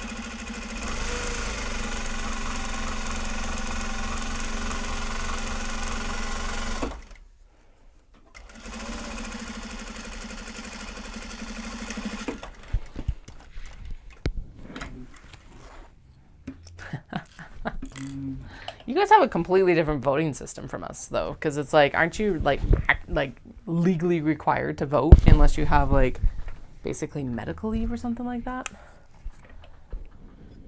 Whereas we have like we have shit voter turnout typically, although it kind of runs the same as the states. So our conservatives typically vote more than our liberals.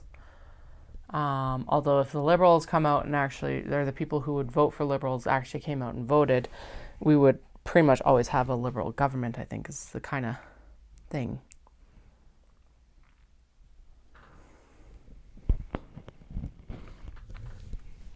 I don't know. It's going to be, yeah, wild. Yeah, okay, so you guys only have two parties? Like two political parties?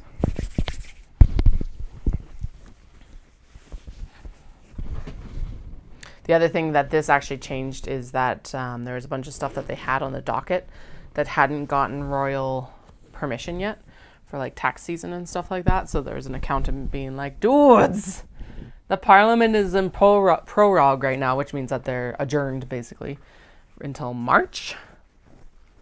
Yeah, so they can figure their shit out basically. And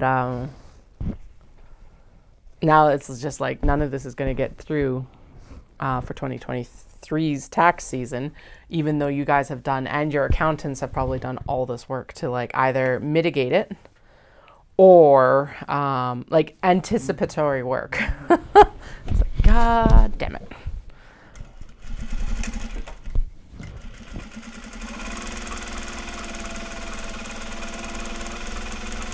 Nothing that affects me. It's like the tax difference on like capital gains over $500,000. It's like, yeah, sure.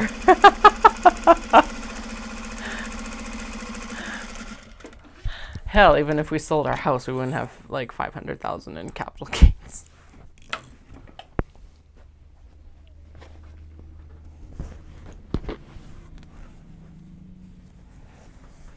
Okay.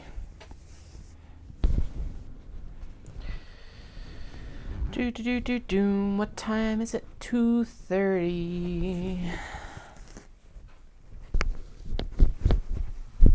So about another hour and a half of work, then I'll head out.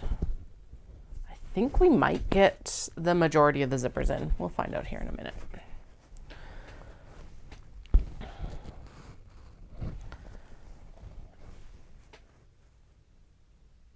Yeah, it was basically, this is their like part of their tax the rich scheme, and it's like, it's a significant amount of money to make, and it's just, I can't remember what it changed from, or if they added it or something like that, or we're supposed to add it, but of course now it's like probably dead in the water, and I doubt it's, all signs are kind of pointing towards a conservative government right now, which it means that it's highly unlikely that that will go through at all. So,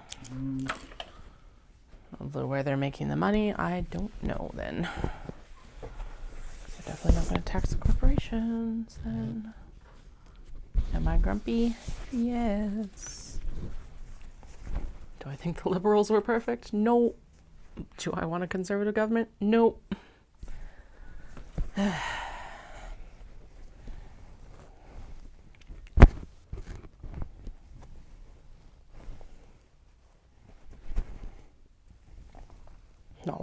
that different. It's just they're slightly right and slightly left of center. That's all it is. So anyway, enough politics. Apparently we're going to have a new prime minister sooner rather than later. I do think it was a good call. And it was at the point too where it's like, what one of our leaders did acknowledge is that he was previously he is a child of a prime minister as well. And so like over Christmas and stuff like that, apparently it did get very disruptive for him and his family. And so that was one of the big reasons that he finally decided to step down, is that it was just like, nope, this isn't worth it anymore, sort of thing. And like preserving his peace, basically. And so she's like, I applaud him for that, because out of all the people who would understand the impact of having a family and being prime minister, he would be the one that did. So it was a very eloquent like thing. She's like, we did not always see eye to eye, but that sort of thing.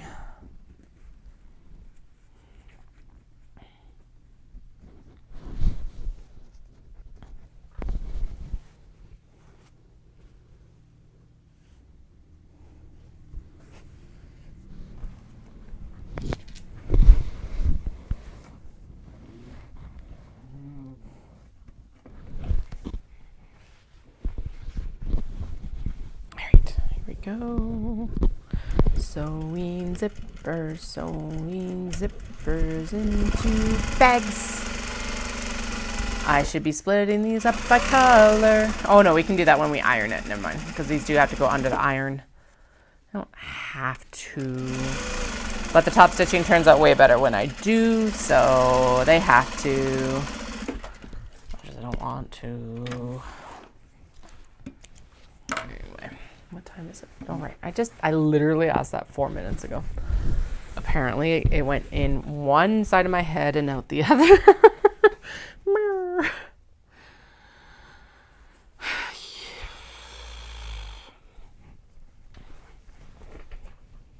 I should make pudding tonight.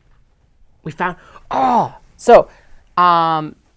used up the last of my tapioca when I made a bunch of apple crumble in the summer, because that was something that my mom always did.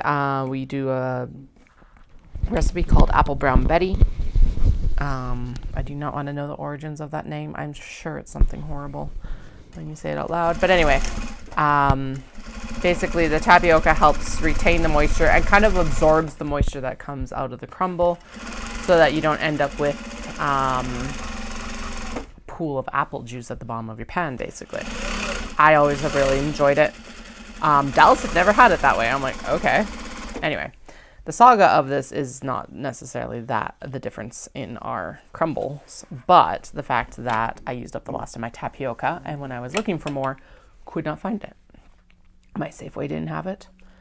Bulk Barn didn't have it, which is like just like it sounds, it's a bulk foodstuff store. Where else did we look? Walmart didn't have it. Nowhere had it.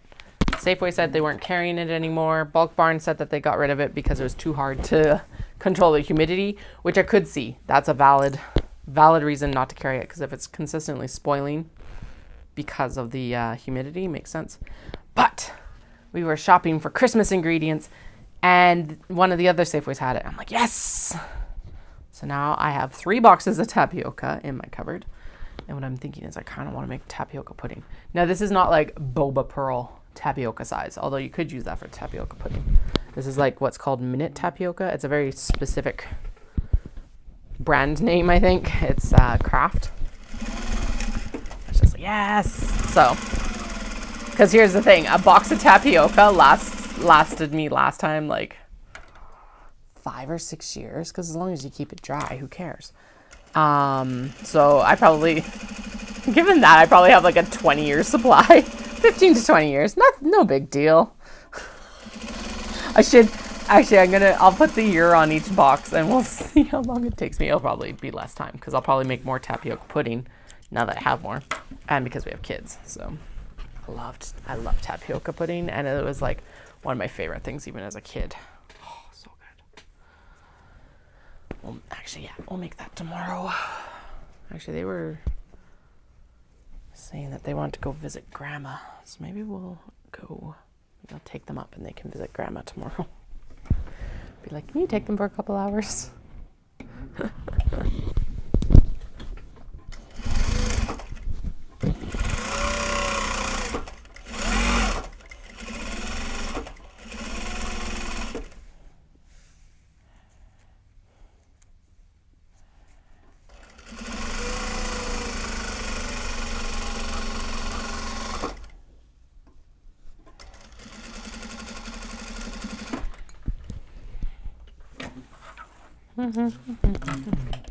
We're not popcorn today.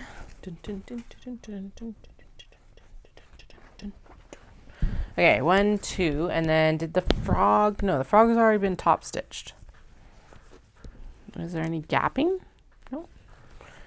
It just needs to be finished. Okay, so it's gonna go on the pile just because it's like get in there.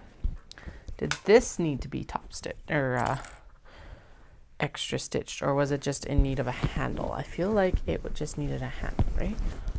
I'm gonna turn this and then we'll find out, because I do know that the popcorn cats needed some TLC. Nope, this just needed a handle, and it 100% needs an iron now.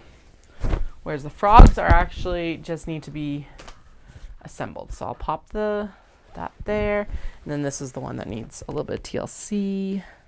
I thought the zipper was popped. Oh. Maybe it just needed a handle too. Let's see.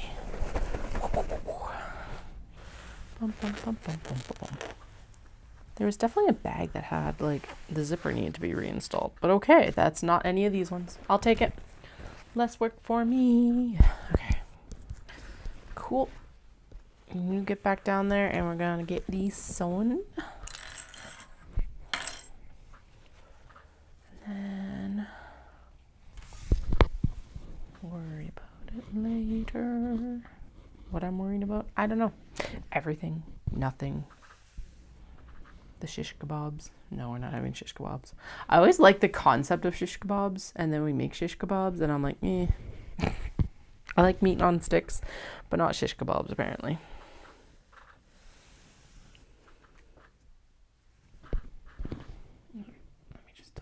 Here.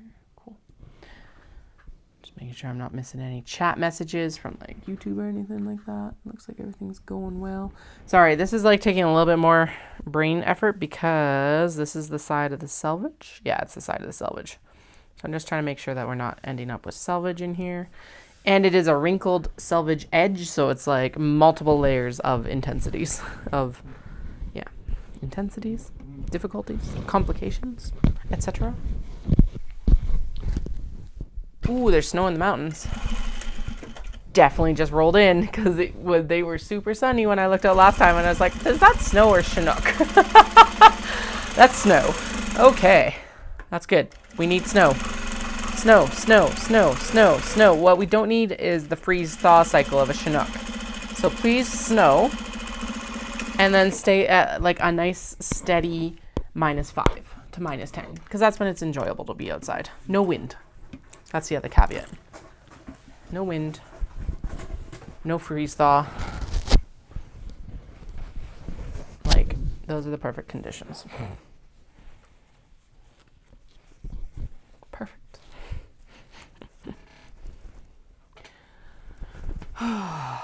Okay.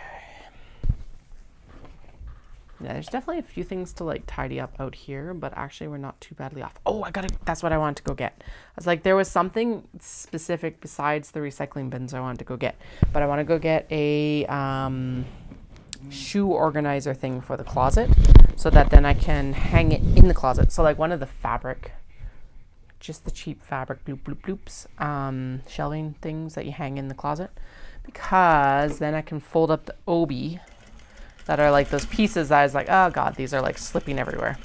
I can fold them up and I can put them in the closet with the other like obi and kimono. And then that'll help preserve the pieces, hopefully, without it being like insane.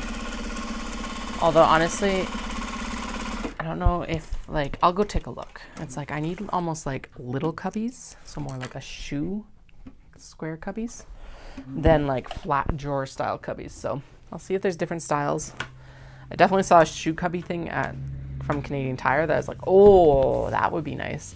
But it was also $70, and I do not want to commit that when I've already had to figure out 2 different ways to store the fabric this year alone. Because the closet rods weren't cheap, and neither was the PEX pipe in the end of it all, especially since it didn't work. Actually, maybe I should use the PEX pipe, and I could use it to string the set of extra set of like lights that I have. So I have 30 feet of the like drop down fairy lights, and I haven't known where to put it, but I could put them down here, and if I put it on the PEX pipe I could move it around as I needed. Maybe we'll do that. I don't know, it sounds like a lot of work right now.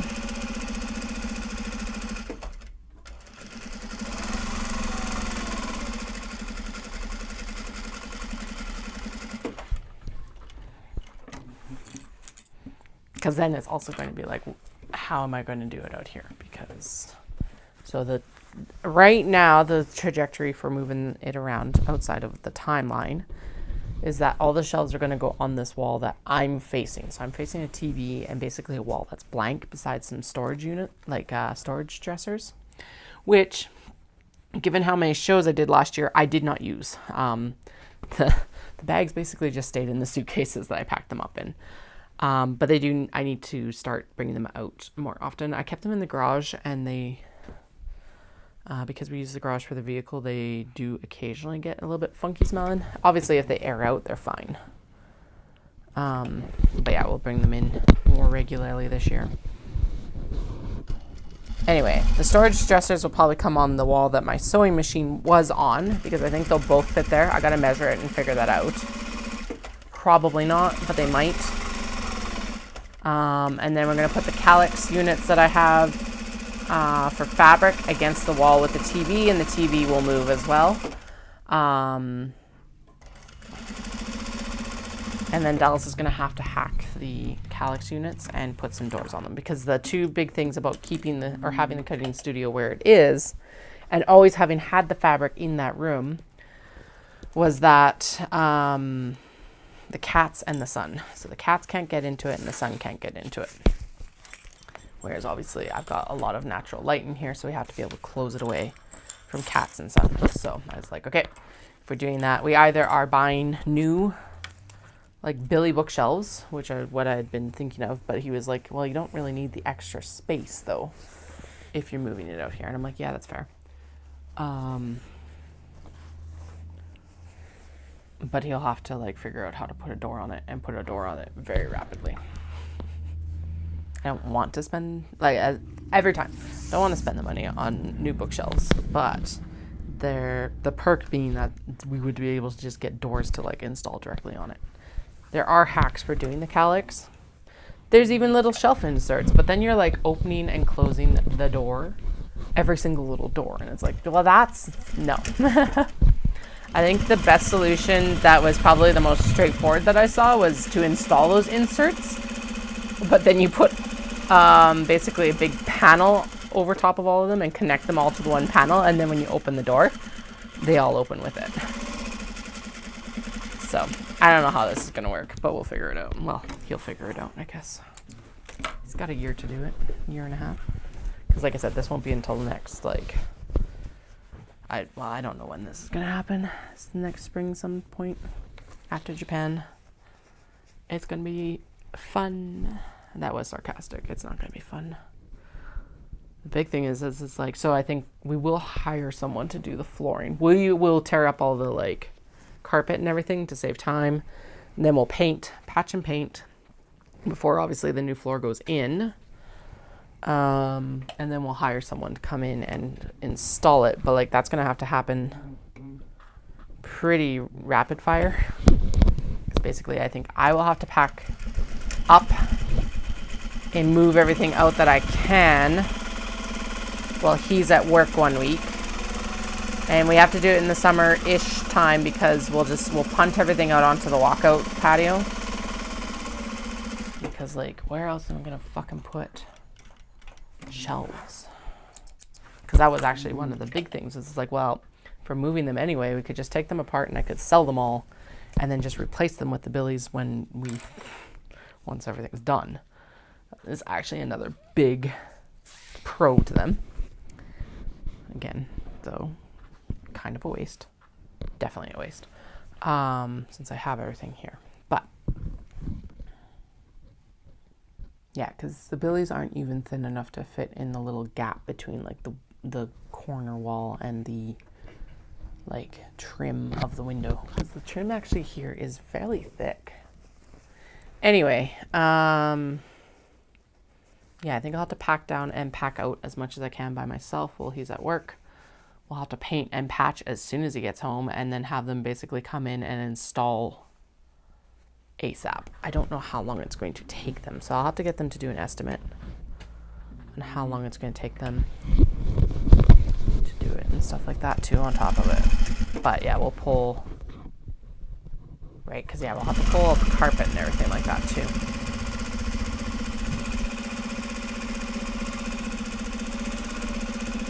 I can't imagine it's going to take them very long down here though, because it's not very large square footage. So,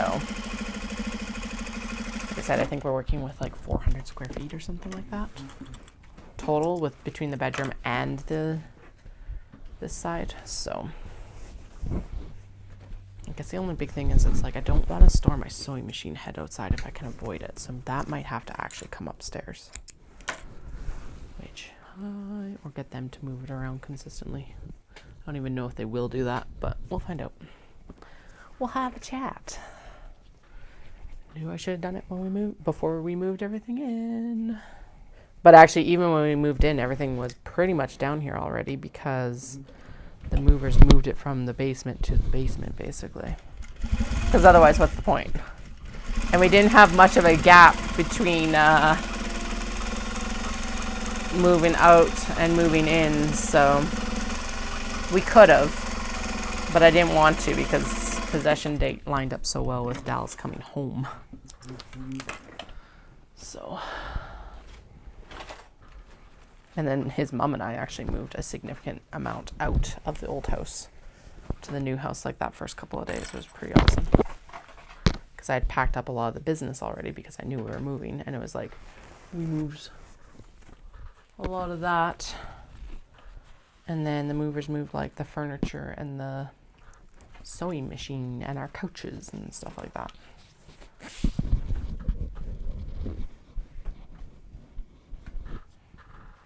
So, which is how I will do it if we ever move again. I don't mind moving the boxes and stuff like that. And in some ways, I actually prefer that because that's where you end up with like a lot of your personal like fragile items and just personal items that you don't necessarily want to lose. Not that I think they would have lost them, but like it's the furniture I hate moving. And given that half of, or a good quarter of the furniture that was left in the house when we had to actually move was business furniture, it's like, yep, please move it for us. Shelves and dressers and beds and the couches. And Dallas is like, we don't need movers. Because, of course, the quote came back, I don't know, higher than he expected maybe. But I was like, dude, we are 7 years older. We have 2 small children. I broke my ankle 6 months ago. Yeah, it'd been 8 months, actually. And all of our friends are 7 years older. And so we can't really pay them just in beer and pizza because one of us is likely to injure ourselves. And there's stuff in this house that we did not move in ourselves. So, it was like, we are hiring movers. And it took them 10 hours. And I was like, so glad. I think I've said this before, but I'm pretty sure they probably saved us from, if not grave injury, divorce. I am like 80% joking about that. Not fully, maybe. He was so worried about, because it was like, they quoted me 4 to 5 hours, so that's what we anticipated. And he's like, at the end, after 10 hours, he's like, what happened? And I'm like, I don't know. You saw what it was. Like, I was very clear on what they were supposed to move in the quote. And I think he was mostly just worried that I wasn't going to pay him. And I'm like, I'm going to pay you because you, I know, this is what I told him. I'm like, you saved me a divorce. So I'm pretty, like, worth every penny for both of us. And yeah. But yeah, and it was also like they were hustling. So I'm like, I can't personally imagine how long, because they were, one of the guys might have been about our age, but of course they have all the proper moving equipment as well. So for like, they had the sling for the machine and like the furniture and all of that. And it's not like we were getting them to move like a washer or dryer or a fridge or anything, but like some of the heavy stuff. And there's 3 of them, full truck. They did have the right size truck, so I don't know what went wrong sideways. But like they were not slow either. So it's like, it's not like they dawdled along and that's why it took 10 hours. That's for sure. So I don't know what happened. It will always remain a mystery. Anyway. If you have to move and you can afford it, because they're not cheap. Hire movers. So much better. So much better for your health. Well,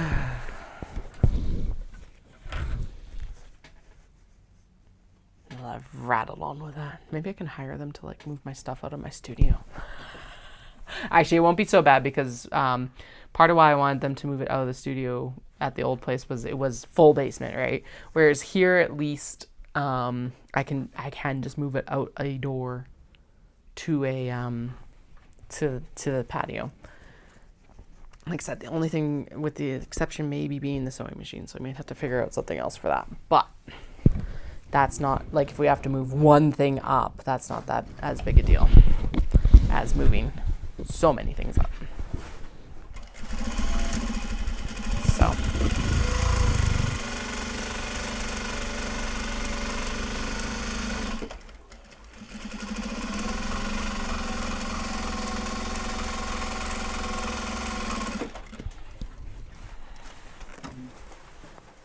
although these calyx might have to come apart again, and I'm like, I don't want to take apart the calyx again. These poor things.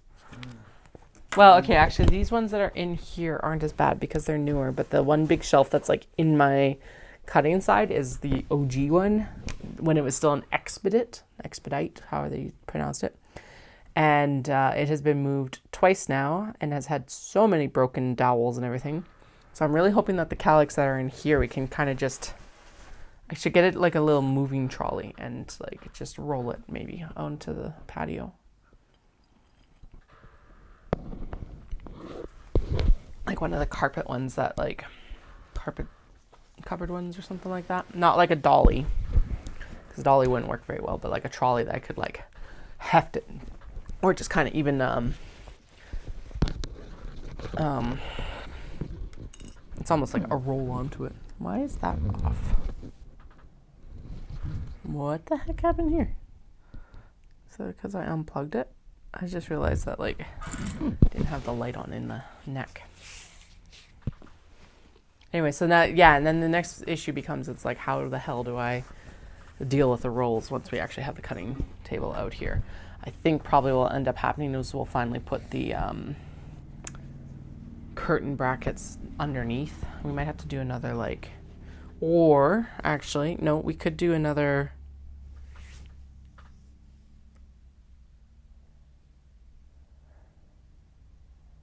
Yeah, that's what we could do. And what we probably should do is, so Dallas, I got him to special build the cutting table. So it's got like a shelf and everything like that. But I could probably, we got to take it apart anyway. So what I should do is get him just to put another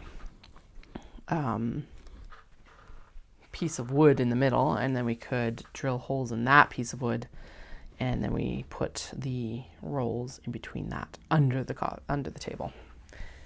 It sounds like it might be a pain in the ass to like swap out the bolts, but it's not going to be any more of a pain in the ass than it is right now, because right now getting a 6-foot pole out of the middle of a roll, yay. No, sucks. Terrible. I got them all loaded in the other day, and I'm like, you're gonna have to help me like reload these next time, because holy fuck, with it was that rough to do myself. It needs to be 2 people, not just 1 people, apparently. Health and safety, too. But if they were just under the table, it'd probably be easier to swap them out by myself, too. If the lining roll wasn't 65 pounds or like just under 30 kilos, it probably would have been easier. But it was that, and it was the canvas, because the canvas roll is like just so long. It was really awkward to get lined up correctly. Anyway, cat problems. These have all been cat problems, by the way. No impact, nothing. Just trying to keep conversation flowing. Well, apparently also bitching and moaning about stuff. I did tell him that I do think I want to thin down the cutting table too a little bit, because I'm like, I thought that it'd be really nice to have a deep cutting table, but it's not. That's not what I need. What I need is the width, but I do not need the same depth. So it's like, if we're already taking it apart, maybe we should also just like trim it down. Which means you'd have to trim down the top and the plywood. That's the shelf underneath, but oh well, I'm sure he can do it. That sounds like excellent things to do while they're in here installing flooring. Actually, that's how we should probably schedule it. So do it so that we move all the furniture out while he's home, and then have them install the flooring while he's gone, because I can move most of the furniture myself, and then he can come home and help me finish up like putting together the cutting table and everything like that. It's still probably going to be like a 2.5 week, 3 week process, but if he was able to help me move the stuff out, and then they install the flooring, and then I work on what I can to get it back in, yeah, it's probably the best decision. I don't know. Anyway, be prepared. We're going to have a whole... Then I will finally do my studio tour. I keep deleting videos from from the old studio. Not all of them, because honestly, having a bit of an archive is good too. But like deleting videos from the old studio, and then like deleting videos from here where it's like set up completely differently, and my digital archives are a disaster right now. Yeah, I think we're gonna get snow tonight. Well, the mountains are definitely getting snow. Who knows if we're gonna get snow? I don't think there was snow in the forecast, but that doesn't mean much.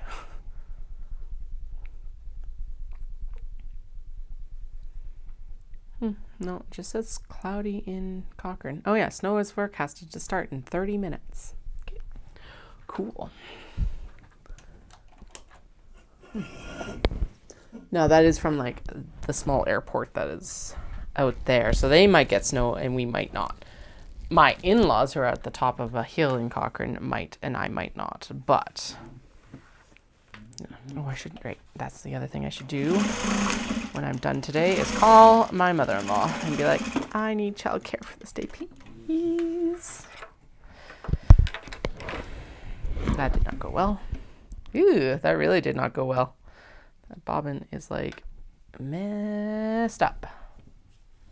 There we go. La la la la la. Also, actually, that would be the time period to also get some like soundproofing on my ceiling, so that when the kids are upstairs, you're not hearing the little herd of elephants as much.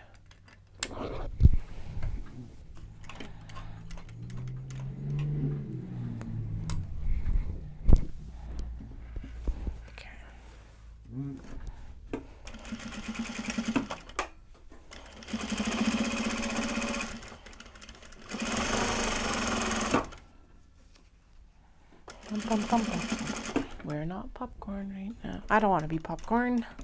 No popcorn for us. I don't even know how far we are in, and I don't know how far we have till we're done.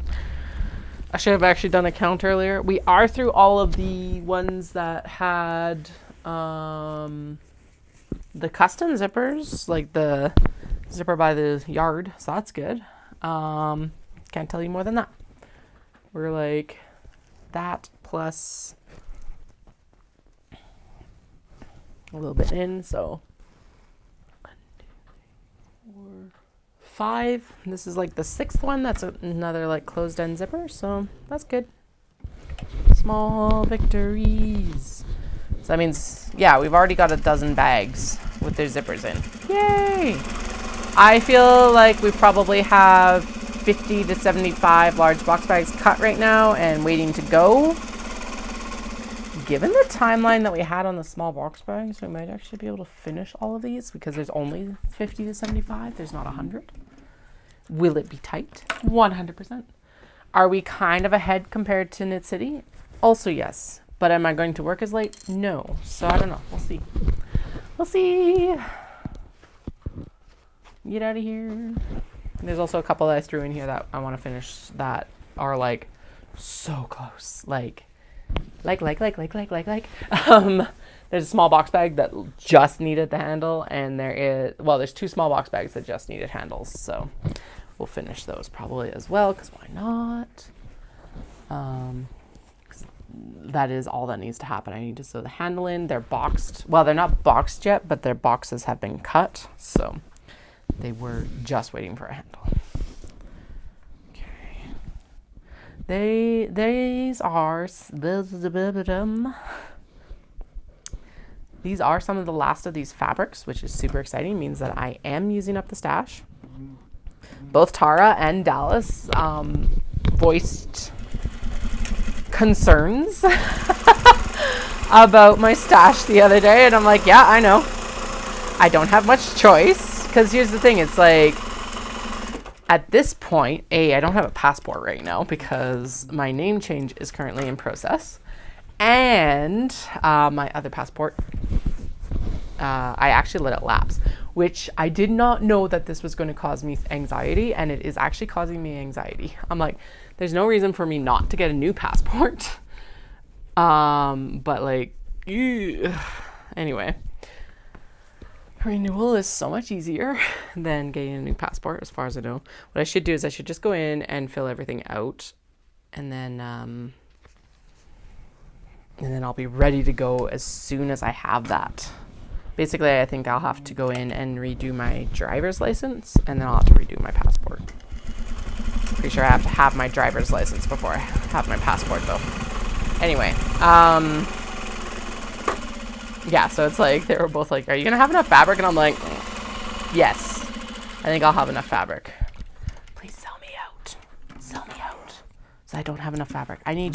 Actually, that would be the easiest way to be able to move those shelves. So maybe that will end up happening right after Japan. Is it's like, if the shelves are empty, it's going to be super easy to move them.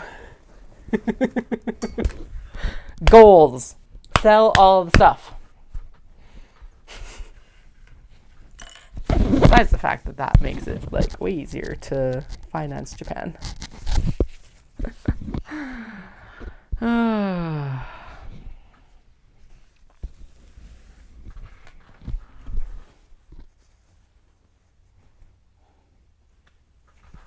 I did also decide we're going to do a de-stash on those fabrics that I'm like, why? It's been in the stash too long. So a couple of those things. That's not going to happen right away. It will happen soon, though. There are some other fabrics out here as well in the bins that I need to pull because I know I don't want them anymore either. Oh, it's my water bottle. Okay.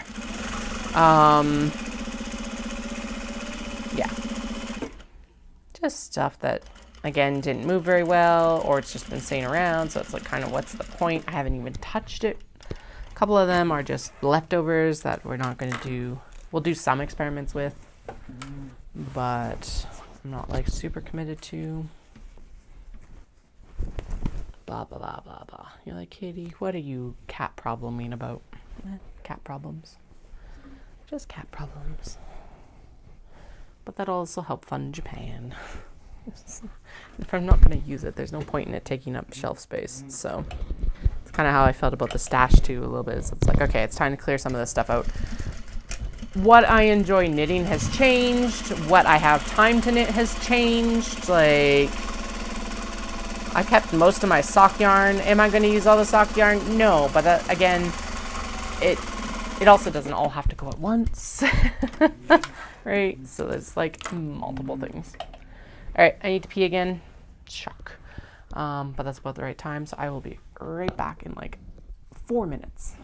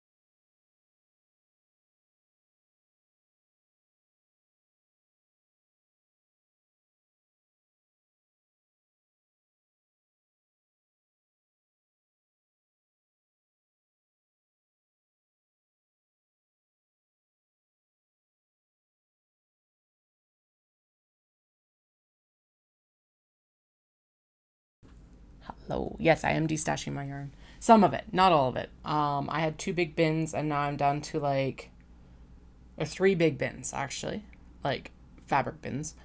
And now I'm down to 2 and some overspill, which honestly is pretty awesome. I took 1 bin up and it's storing the stuff that I'm getting out of the house right now. So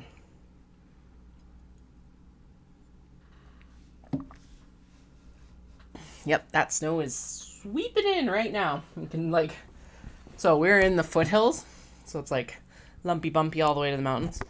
Yeah, it's you can't see the mountains anymore. Yay. It's gonna be fun to drive in today. I did set an alarm instead of me constantly being like, what time is it? What time is it? So it's gonna go off at 3:58. 44 more minutes. We'll see how many more bags we can sew in that time. Or at least how many more zippers we can get installed. My algorithm on Instagram led me into the point of a Canadian from the East Coast, not Western Canada, between the accent, and I can't tell if it's put on. If it is, it's really well done. I think they might be, it sounds like they might be a native Newfoundlander. Not 100% sure. Doesn't matter. Definitely Canadian. And they're like, we're here in the Shibuya. And apparently there's a bar that does a free beer at the end of the 5K run. I'm like, sweet. So that was the first introduction I had to them. Someone pointed out that they did what was it? Ganbatte kudasai in the a lot of the Canadian uptick in because we uptalk a lot. And they're like, I never realized that I needed to hear Ganbatte kudasai in uptalk. Ganbatte kudasai. Yeah, anyway. I'll have to see if he's on YouTube so that I can add him to those videos I talk about in live. But I just watched one as I was coming downstairs. Please do not use your phone as you're walking down the stairs. Anyway, that was they're at an onsen. And the wife is with him. And you can just tell she's just done with him. Which tells me that it's probably a put-on accent, actually, now that I think of it. But whatever, they are. If he's making money off of it, if he's being successful with it, I'll take it.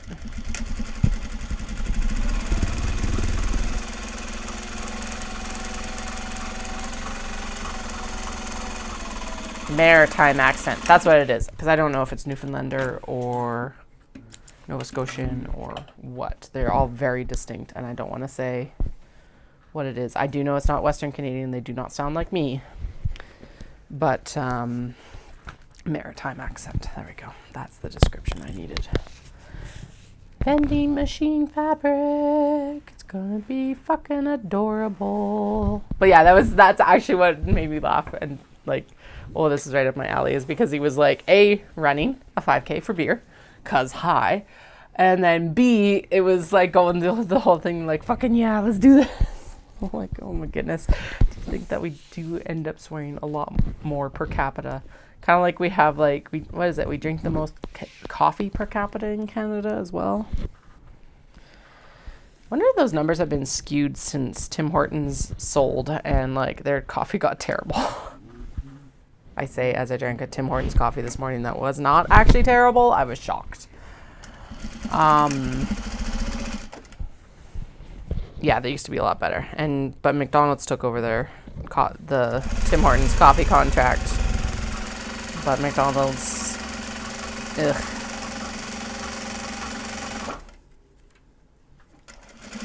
Ugh.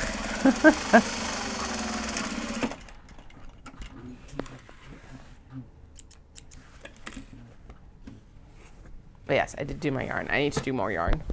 But I will do more yarn as I kind of, it takes a lot of mental energy. So it's that's why I don't destash a lot of the time. I usually just try and figure out what I'm going to do with it. But honestly, getting rid of it also frees up space for mental energy. So there's 2 sides of that coin. I love how that was, sorry, there was no segue there. Ha ha! Just strap in, I guess, with your seatbelt, not with a strap on. Yeah, this is why this is marked for adults. If you are under 18, please leave. Oh, I finally found the setting in YouTube, because every time I uploaded something, YouTube is like, is this for under 18? And I'm like, no, this is definitely not for under 18. None of my channel is. If under 18s get on it, like the shorts and stuff like that are obviously a little bit cleaner. But like, considering that most of what I post is this, it is not for under 18s. But I finally found the setting that was like just nothing. No content is for children. It was like, it's the majority of the content that you post. For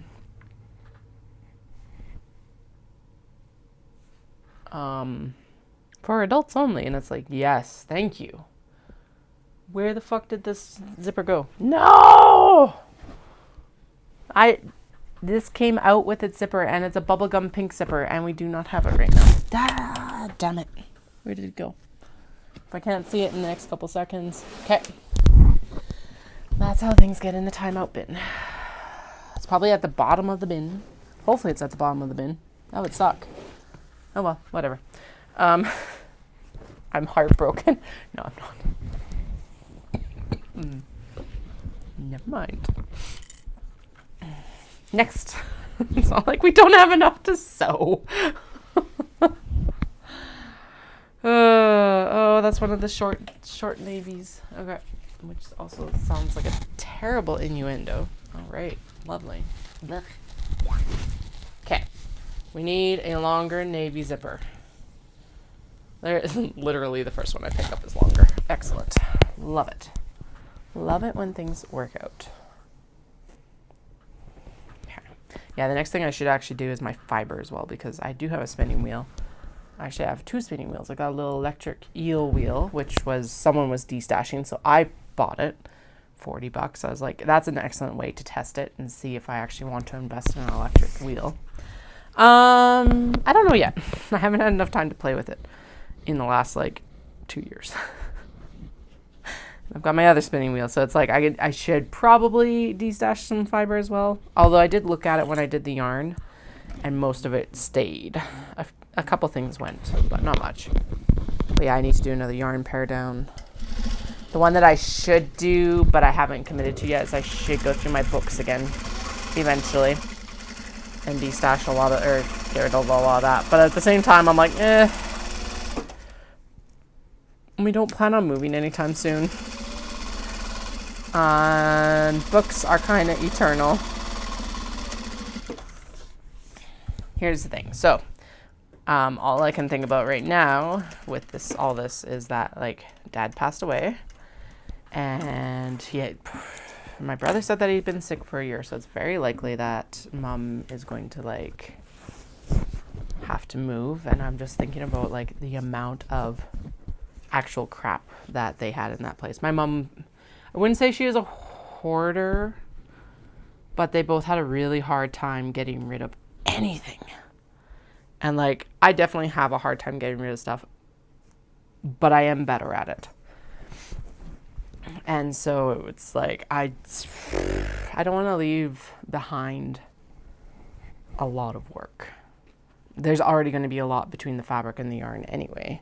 And then of course what I refer to as the nuclear projects of a crafter has died in your family, and now you have inherited all the bits and pieces of stuff, the unfinished stuff. So I got to be careful to not be precious about stuff and actually use it, because what's the point of having a sweater's quantity of yarn if I'm not going to knit it? That sort of stuff. So the e-wheel is it is really nice because it's very compact. What was it? It's so the one that I got or bought from that woman was that sounded so confrontational. That's not how I meant it. That woman. It's the Nano, the electric eel Nano. Yeah. And it's nice. It spins really nicely. I like the fact that you don't need the treadles. You can just set it up anywhere.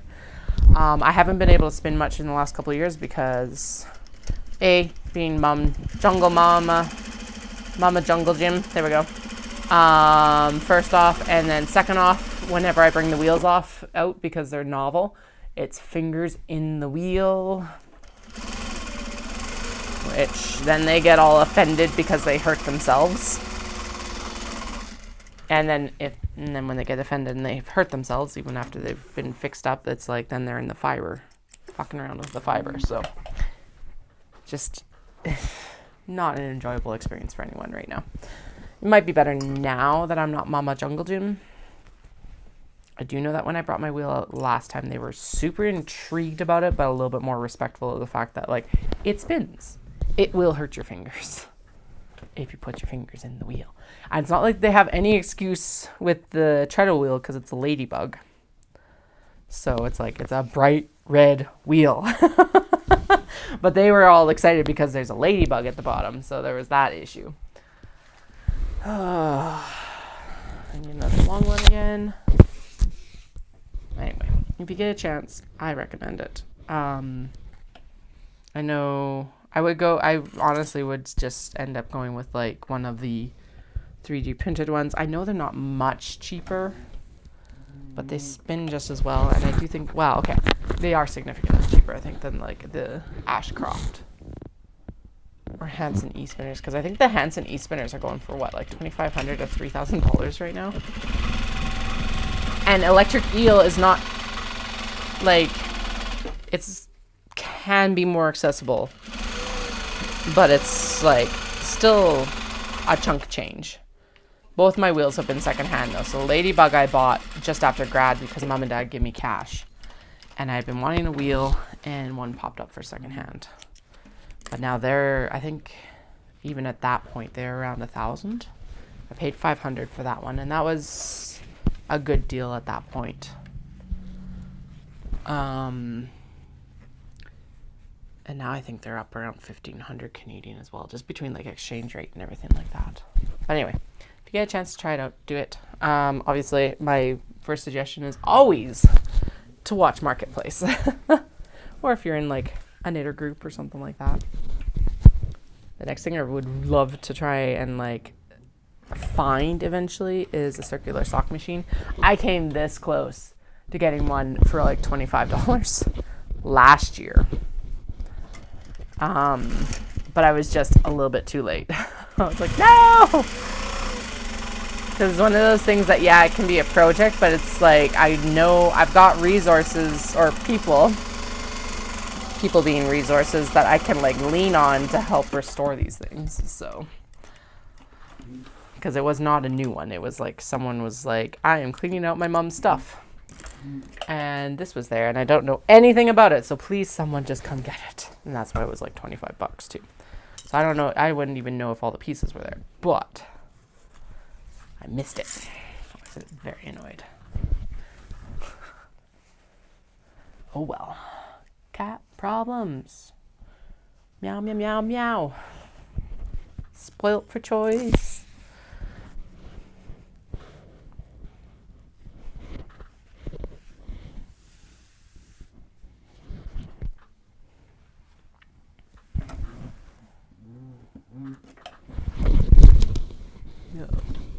Now the snow's starting to cover the foothills. That's when you know it's definitely coming in. Whoops. Oh well, like I said, we need snow. We really, really, truly need snow. Can't imagine what our wildfire season will be like next year if we don't get enough snow this year, or this season.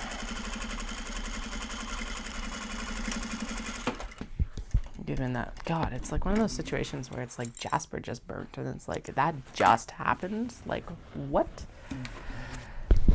Just being, what, 4 months ago? 5 months ago? Okay,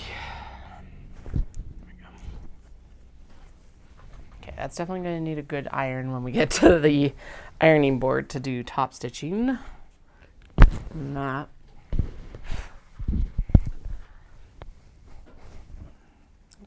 There, and then you need to be skirted, And then we're going to scoot you back down because you're not quite right. There we go. Alrighty. Under the machine you go, you go.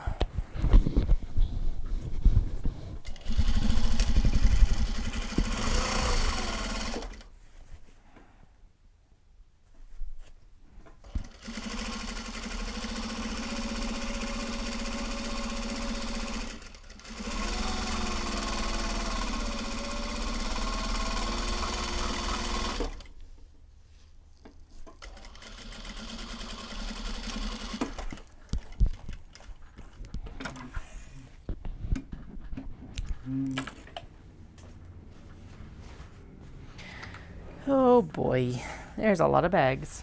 There's a lot more. Like I said, I don't actually have a count. I should have counted the handles. Maybe we'll do that last.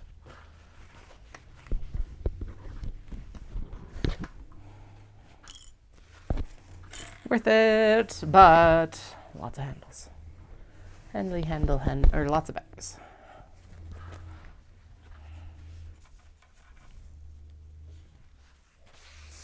My goal is I want about 30 new box bags, so it's like that might be just where we cut off. Don't know. Figure it out, I guess. We'll see. We'll see where our time goes, how it goes, where it goes. I do have 2 more days tomorrow and not Sunday. Sunday is basically a day off.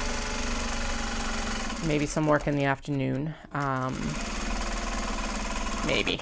That is a very big maybe. Probably unlikely. Because kiddos are home tomorrow. So tomorrow will be mostly a full work day. Sunday will not because we're going to go for brunch and a walk with a friend, which is also important. Especially right now. I messaged her after I found out from my brother on Monday. Just being like, A, it's going to be nice. B, let's go for a walk. I'm going to need a little bit of my support network this weekend. Because again, it's so weird. And then I did finally tell her yesterday. I'm like, so just a heads up. I don't know what to think about this. And she got it, which was nice. So I feel like, Katie, what the fuck are you talking about? My brother called on Monday and did tell me that my dad had passed away. If I sound apathetic to it, that's because I kind of grieved that relationship a while ago because we have been no contact since 2017. Yes, 2017. So, it's weird. I think the saddest part of it is that he was kind of a casualty of going no contact with my mom. Not that he was innocent in any of it. He did enable the behavior. Did. And as I mentioned earlier, it's definitely I'm more sad for the little girl that I was than I am for me right now. I think. I don't know. It's a Facebook status. Complicated. So. Anyway. We're going to go for fluffy Japanese pancakes, and then we're going to go for a walk around the reservoir because, it's supposed to be around 0, so that should be, it's make sure we've got our layers weather, but we should be freezing weather. And I'm going to put the children in the stroller, and we're going to go for, Tara and I are going for a walk. The children are not going to go for a walk. We'll make sure we get to a playground or something, but that can be end of walk activity. So reservoirs where Dawson and I do a lot of our training as well, so it'll be a nice, actually I can double check on it, and then if it's really nice. Oh no, I don't have a long run on Monday. I'm technically supposed to go for my long run today. Right, never mind. Thank you. Yeah, I'm like I said, it's complicated. He was very young. He's 65, which is part of it. But I know that, he didn't take care of himself well. He's one of the only people that I know smoked for most of my life. And he probably didn't go to the doctor until it was, way too late. So, I was like, dude. A couple of the things that went through my head is because the threat was when we cut contact that I would have 10 to 15 years to decide if I wanted to reconnect. And it's like, well, it has been 10 to 15 years. And then the other dark humor thought was that the hat that he bought for our cowboy hat that he did buy for our wedding was the last cowboy hat he bought, because he was bemoaning it even when we got married, like almost 11 years ago now. So I don't know.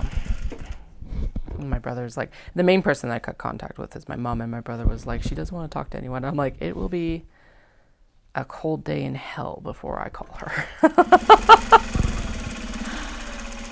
I think part of the problem too is it's slightly like,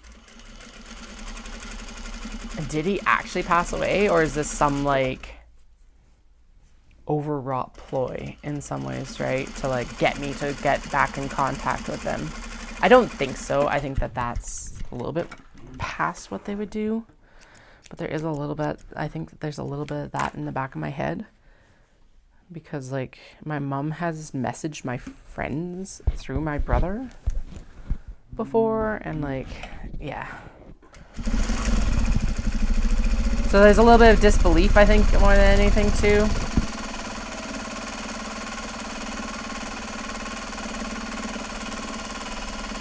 But anyway, if I'm occasionally off in the next like few months, that's why, because it's like, it's not going to be a fast process, I don't think, this time around. All right, back to bags.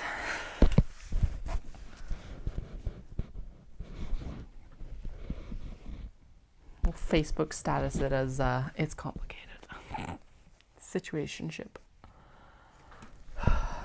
It is freaking Dallas out, because he's like, and I just looked at him, I'm like, the relationship has been dead for 7 years. So it's not going to be like losing your parents, which is going to be devastating when it happens. And I'm like, and I hold no judgment when if it is or isn't for him at that point too, because honestly it will depend on like end of life care and things too. Because at the same time that I'm like apathetic, it's also a little bit of a relief that like I don't have to worry about it anymore. So as terrible as that sounds too. So I'm sure there'll be things, and like I said, there's definitely things of like, this is gonna need therapy, I think. Let's go with that. But anyway, definitely it's like the little girl that he build like hobby horses for, that's the little girl that's grieving. Me as 35 is not. I'm like, yeah, okay. Anyway.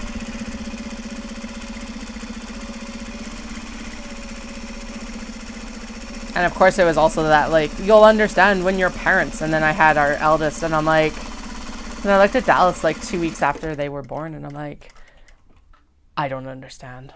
It actually makes it worse in some ways. Like, I really don't understand. So, whatever. Let's get back to the Kittenquisition. They're asking all the questions. I'm still watching the snow roll in. Now you can see the mountains, but there's definitely like a snow cloud in between. It's like if you're watching like a rain cloud come in. Definitely. I love watching storms roll in from where we are now, because it's like you can see it basically all the way out to Banff. Actually, not Banff, Ghost Lake, which is just outside of town, about a 20-minute drive from us. And you can like see it roll in over the hills. Oh, okay. I'm like, there's a dog bounding across the street, but there's also people walking across there, which tells me I probably need to close my blinds. But oh well, they can deal. Oh no, I'm scandalously.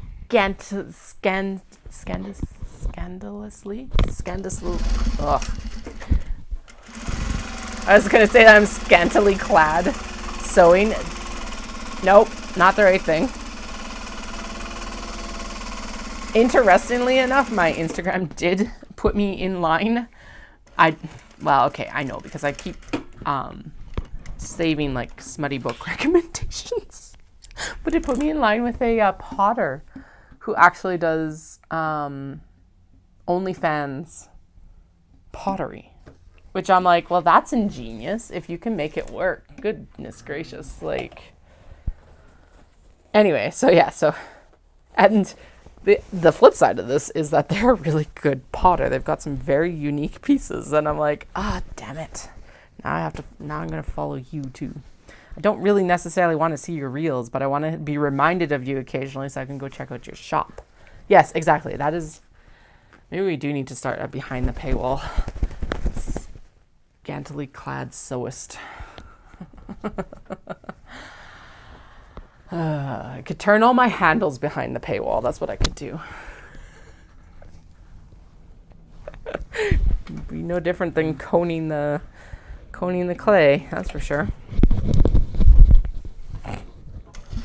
Coning, centering, both. Even the wedging of it. It's like ridiculous. It's very clever though. Like I said, if you can make it work. Why not?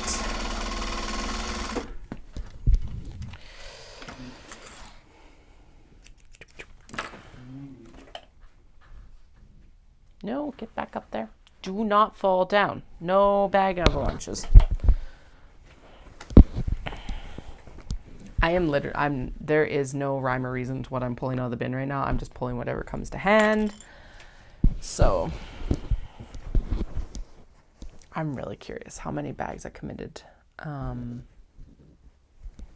to like actually trying to get done in the next 10 days.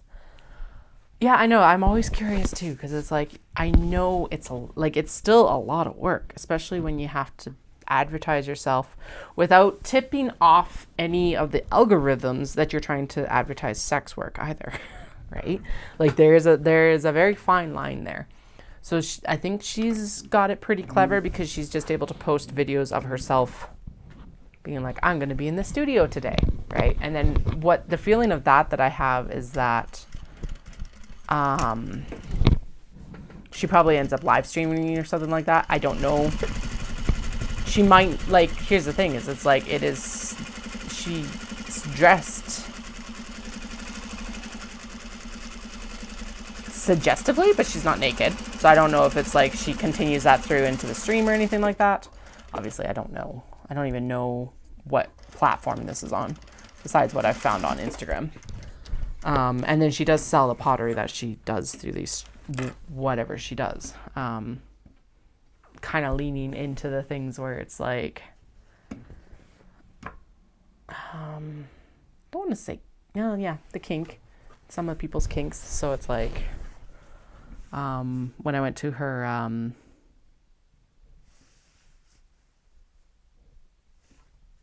whoa, I just realized that there is actually a name on the side of this and I should probably translate it.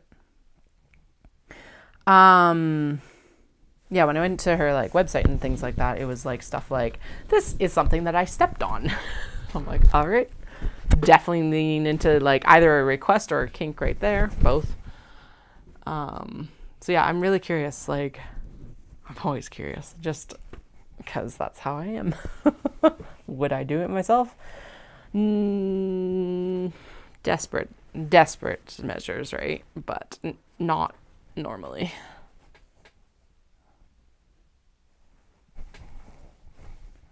Because again, it's another job. It's like so much work.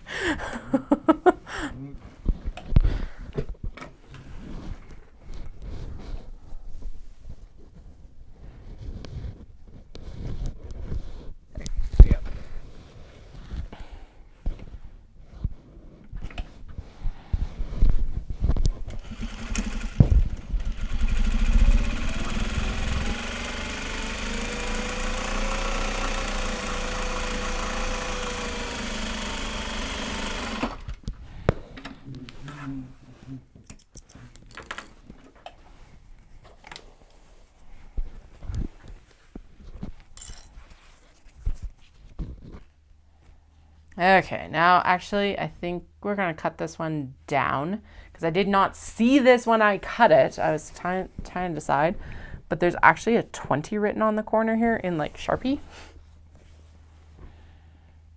And I don't think I I could trim it down so that I could sew around it, but it's not going to get caught in any of the seams that I actually have. So that one is also out now. I did kind of decide I was going to sew it, and now looking at it, I'm like, no, we gotta. It's later. That'll be a later project when I actually cut more. Actually, that one might be good. That's the one that we could end up cutting down for Kato and swap out the Kato cut that I threw underneath. So maybe I'll go in and get that later. We've got so many other ones. I'm not worried about it. So.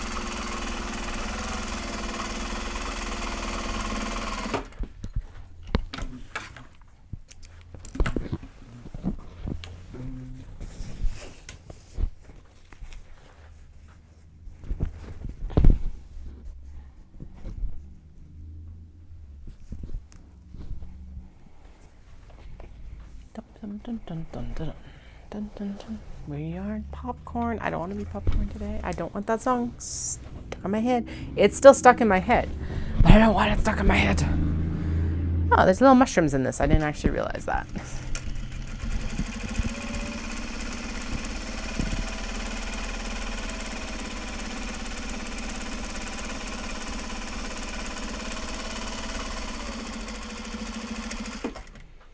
Actually, I wonder, since we're proposing that we like change this whole room around, I wonder if it is actually a better idea to put all the shelving in like here than it is, although that's a nice straight, long, tall wall. The drop down for all our utilities in here is really thick. And like, and what I, and not, the drop down makes sense. It's like, so it's a 9-foot ceiling. I don't even know what that is in meters. It's under 3 meters. The Canadian messed up measuring systems. But then the drop down is like a foot. But what actually bothers me more is that it like is really deep. So it takes up like a significant chunk of the ceiling. Although I guess realistically, as long as I abut the calyx right against the start of the drop down, that means that I just create a little like turn hallway for at the bottom of the stairs. So that's whatever. I can't actually go further anyway. And I don't want to block the vent too much. So but yeah, I wonder if it is better to put the cutting table over there or to put the sewing machine back over there. We just got it so well settled. And now now it's gonna like, I can't like spend a bunch of mental energy thinking about it this year, but now it's gonna like, gnaw away at me while we wait to do the renovation. Damn it. I guess the benefit is we could actually do the move around this year while it's on carpet, because it is easier to move the calyx across carpet than it is across laminate, vinyl, whatever we're choosing. I don't know if we're gonna, we had laminate in the old house, which was okay. If I could get what I had before, I would. It was a nice like kind of blonde wood print thing, and it was varied enough that like, yeah, you could see the patterns, but it wasn't so patterned that you were picking up the patterns as much.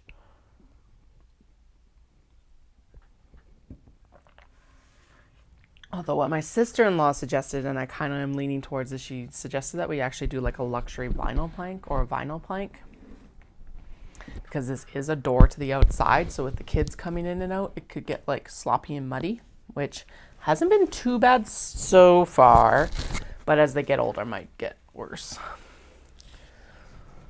So I don't know yet. And they're basically the same price. We are not doing hardwood because there's like too much wear and, well, okay.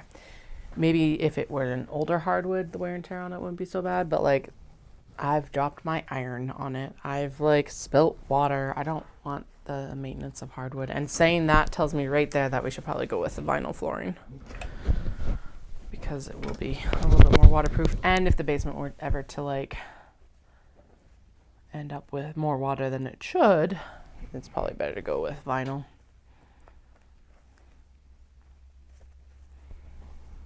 Dallas is like, where do we move the cats? Because he wants me to be able to use the washroom again. I'm like, yeah, there's no better spot for the cats, unfortunately. I guess we could actually build them like a litter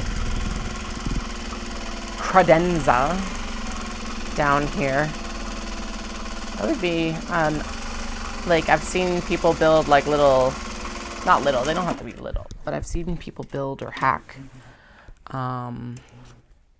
like end tables or back, like, couch, whatever the fuck you call them. No, they're not end tables, but like credenza is the best word for it, but that's not like something that's usually in people's modern, sofa tables, the ones that like go along the back of stuff.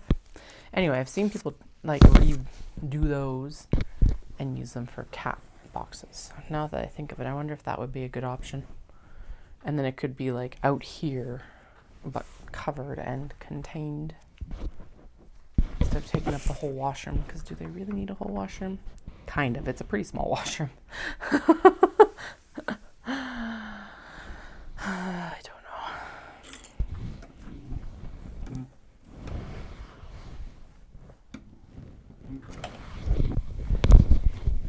But it would be nice to open that back up. Maybe I'll talk to him about that. Do a like hidden in plain sight cat box system.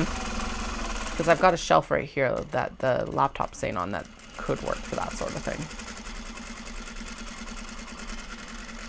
If you came into this stream and were wondering what kind of topic Katie was going to talk about for 2025, it's going to be the renovation apparently. And marathon training soon.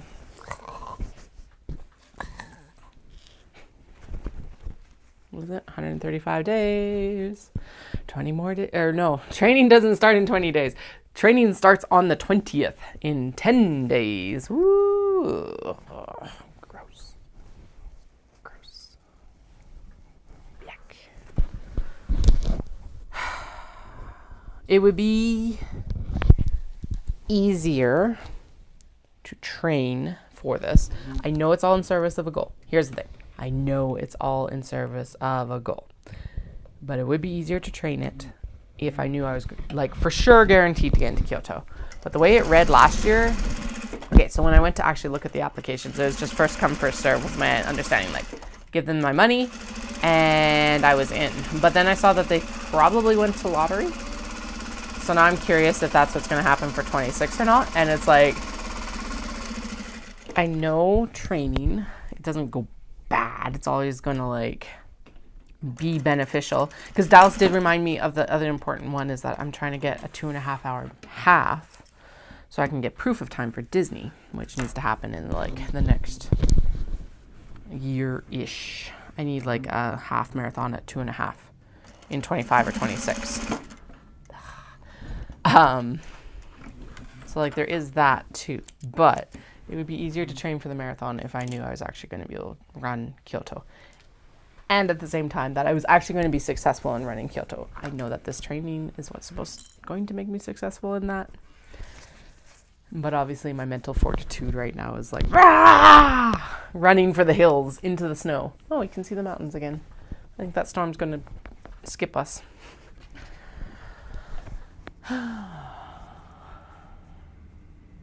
Actually, I think it's going down the Trans-Canada right now, and that's why it's like, you're snowing in Cochrane, because it's snowing at that airport, like I said, at Springbank.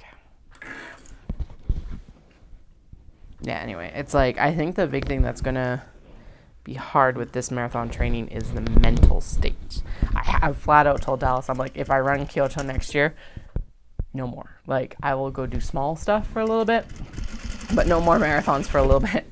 And we don't really have anything on the list, for me at least. He's got his own goals, and that's fine. I'll tag along for his goals. The next big one after Japan is fairy tale challenge down at Disney World. And that only goes up to a half. So that's fine. I know with 100% certainty I can do halves. So that looked like I might it wandered a little bit too far. I just got to double check that it was still there. Got like stuff on my glasses.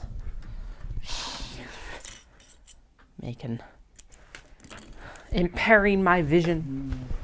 We good? We're good. Sweet. Yeah, exactly. And that's why this will be the only time I run Calgary Marathon.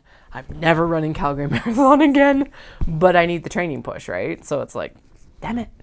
Could I have gotten faster with my full, with a half? Yes, also. But this is a good check-in one to see where I'm at. I've done a lot of training. I should be below 6 hours at this point. I'm definitely able to run faster than I did last year. So like there's a lot of markers that indicate it should be successful. I just wish it was like, yes, you're going to do it. Because there's a lot of factors in that I may not. But I think it'll go. I think I can do it. And then this is barring illness, injury. There's so many factors, it's not even funny. That's the thing.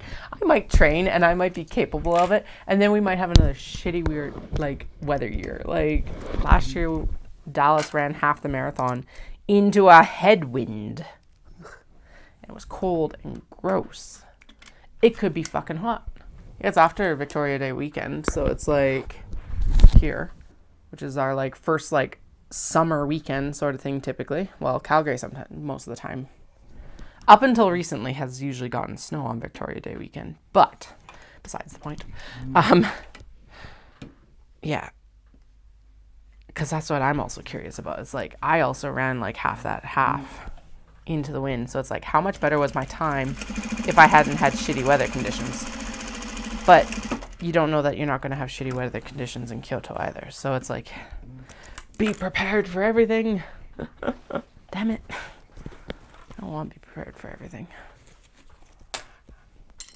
Anyway, my thought process on it is we'll train. We'll see where I'm at once I actually run it. And as long as I'm spitting distance of 6 hours, I'll go to Kyoto. If I'm 6.5 hours or something like that, which does seem excessive, but possible, probably not. Yeah, spitting distance of 6 hours is 6 to 6:15, I think, is my personal cutoff. Because 6:15 is about, so then you end up having to improve about 30 seconds per kilometer. Yeah.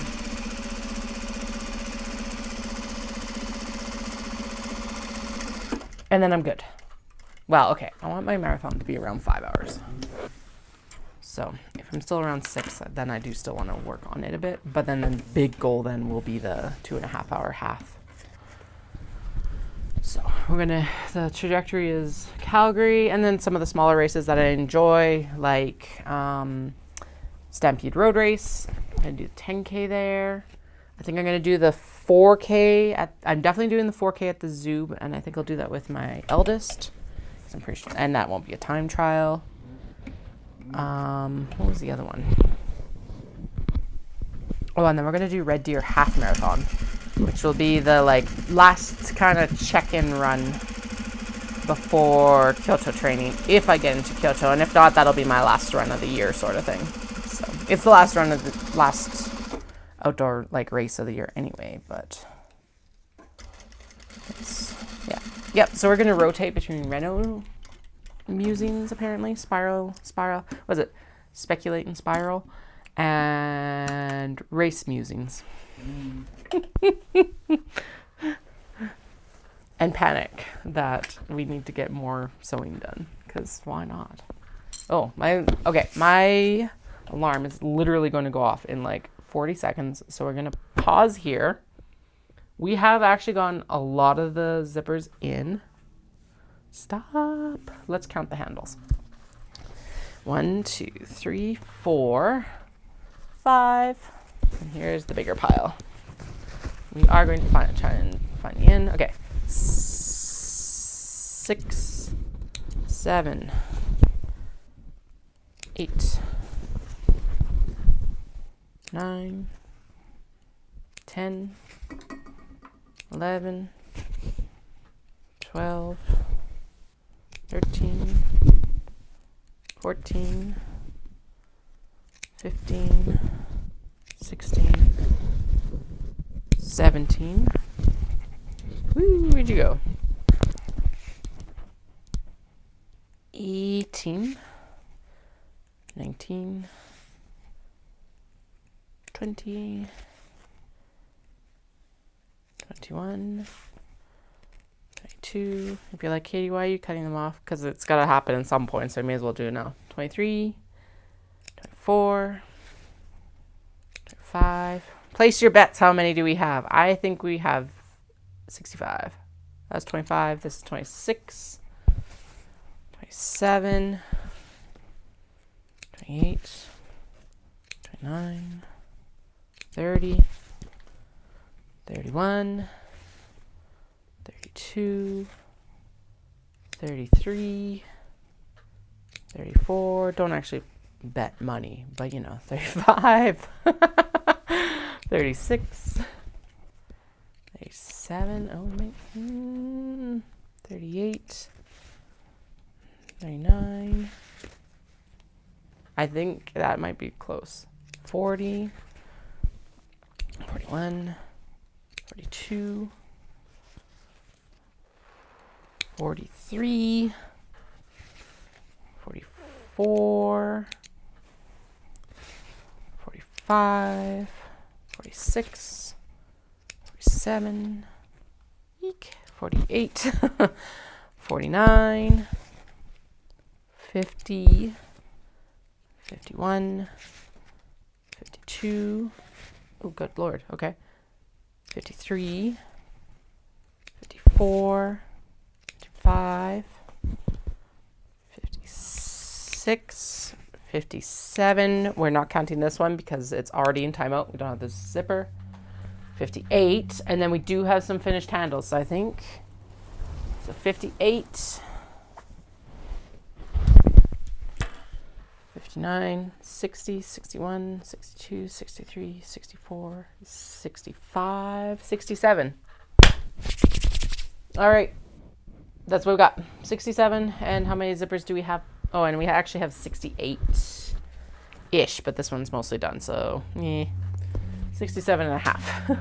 How many zippers do you get in? 1, 2, 3, 4, 5, 6, 7, 8, 9, 10. I love how dramatic that 10 was. 11, 12, 13, 14, 15, 16, 17, 18, 19, 20, 21, 22, 23, 24, 25, 26, 27, 28, 29, 30, 31, 32, 33, 34, 35, and 36. Okay, so we're already over halfway. Yay! 67 and a half, and we already have 38 zippers in. Perfect. I am going to swap that sketch dog fabric before I go upstairs so that we can sew the large box bag out of it. And then, oh, wait. Oh, okay, so there's 69. Nice.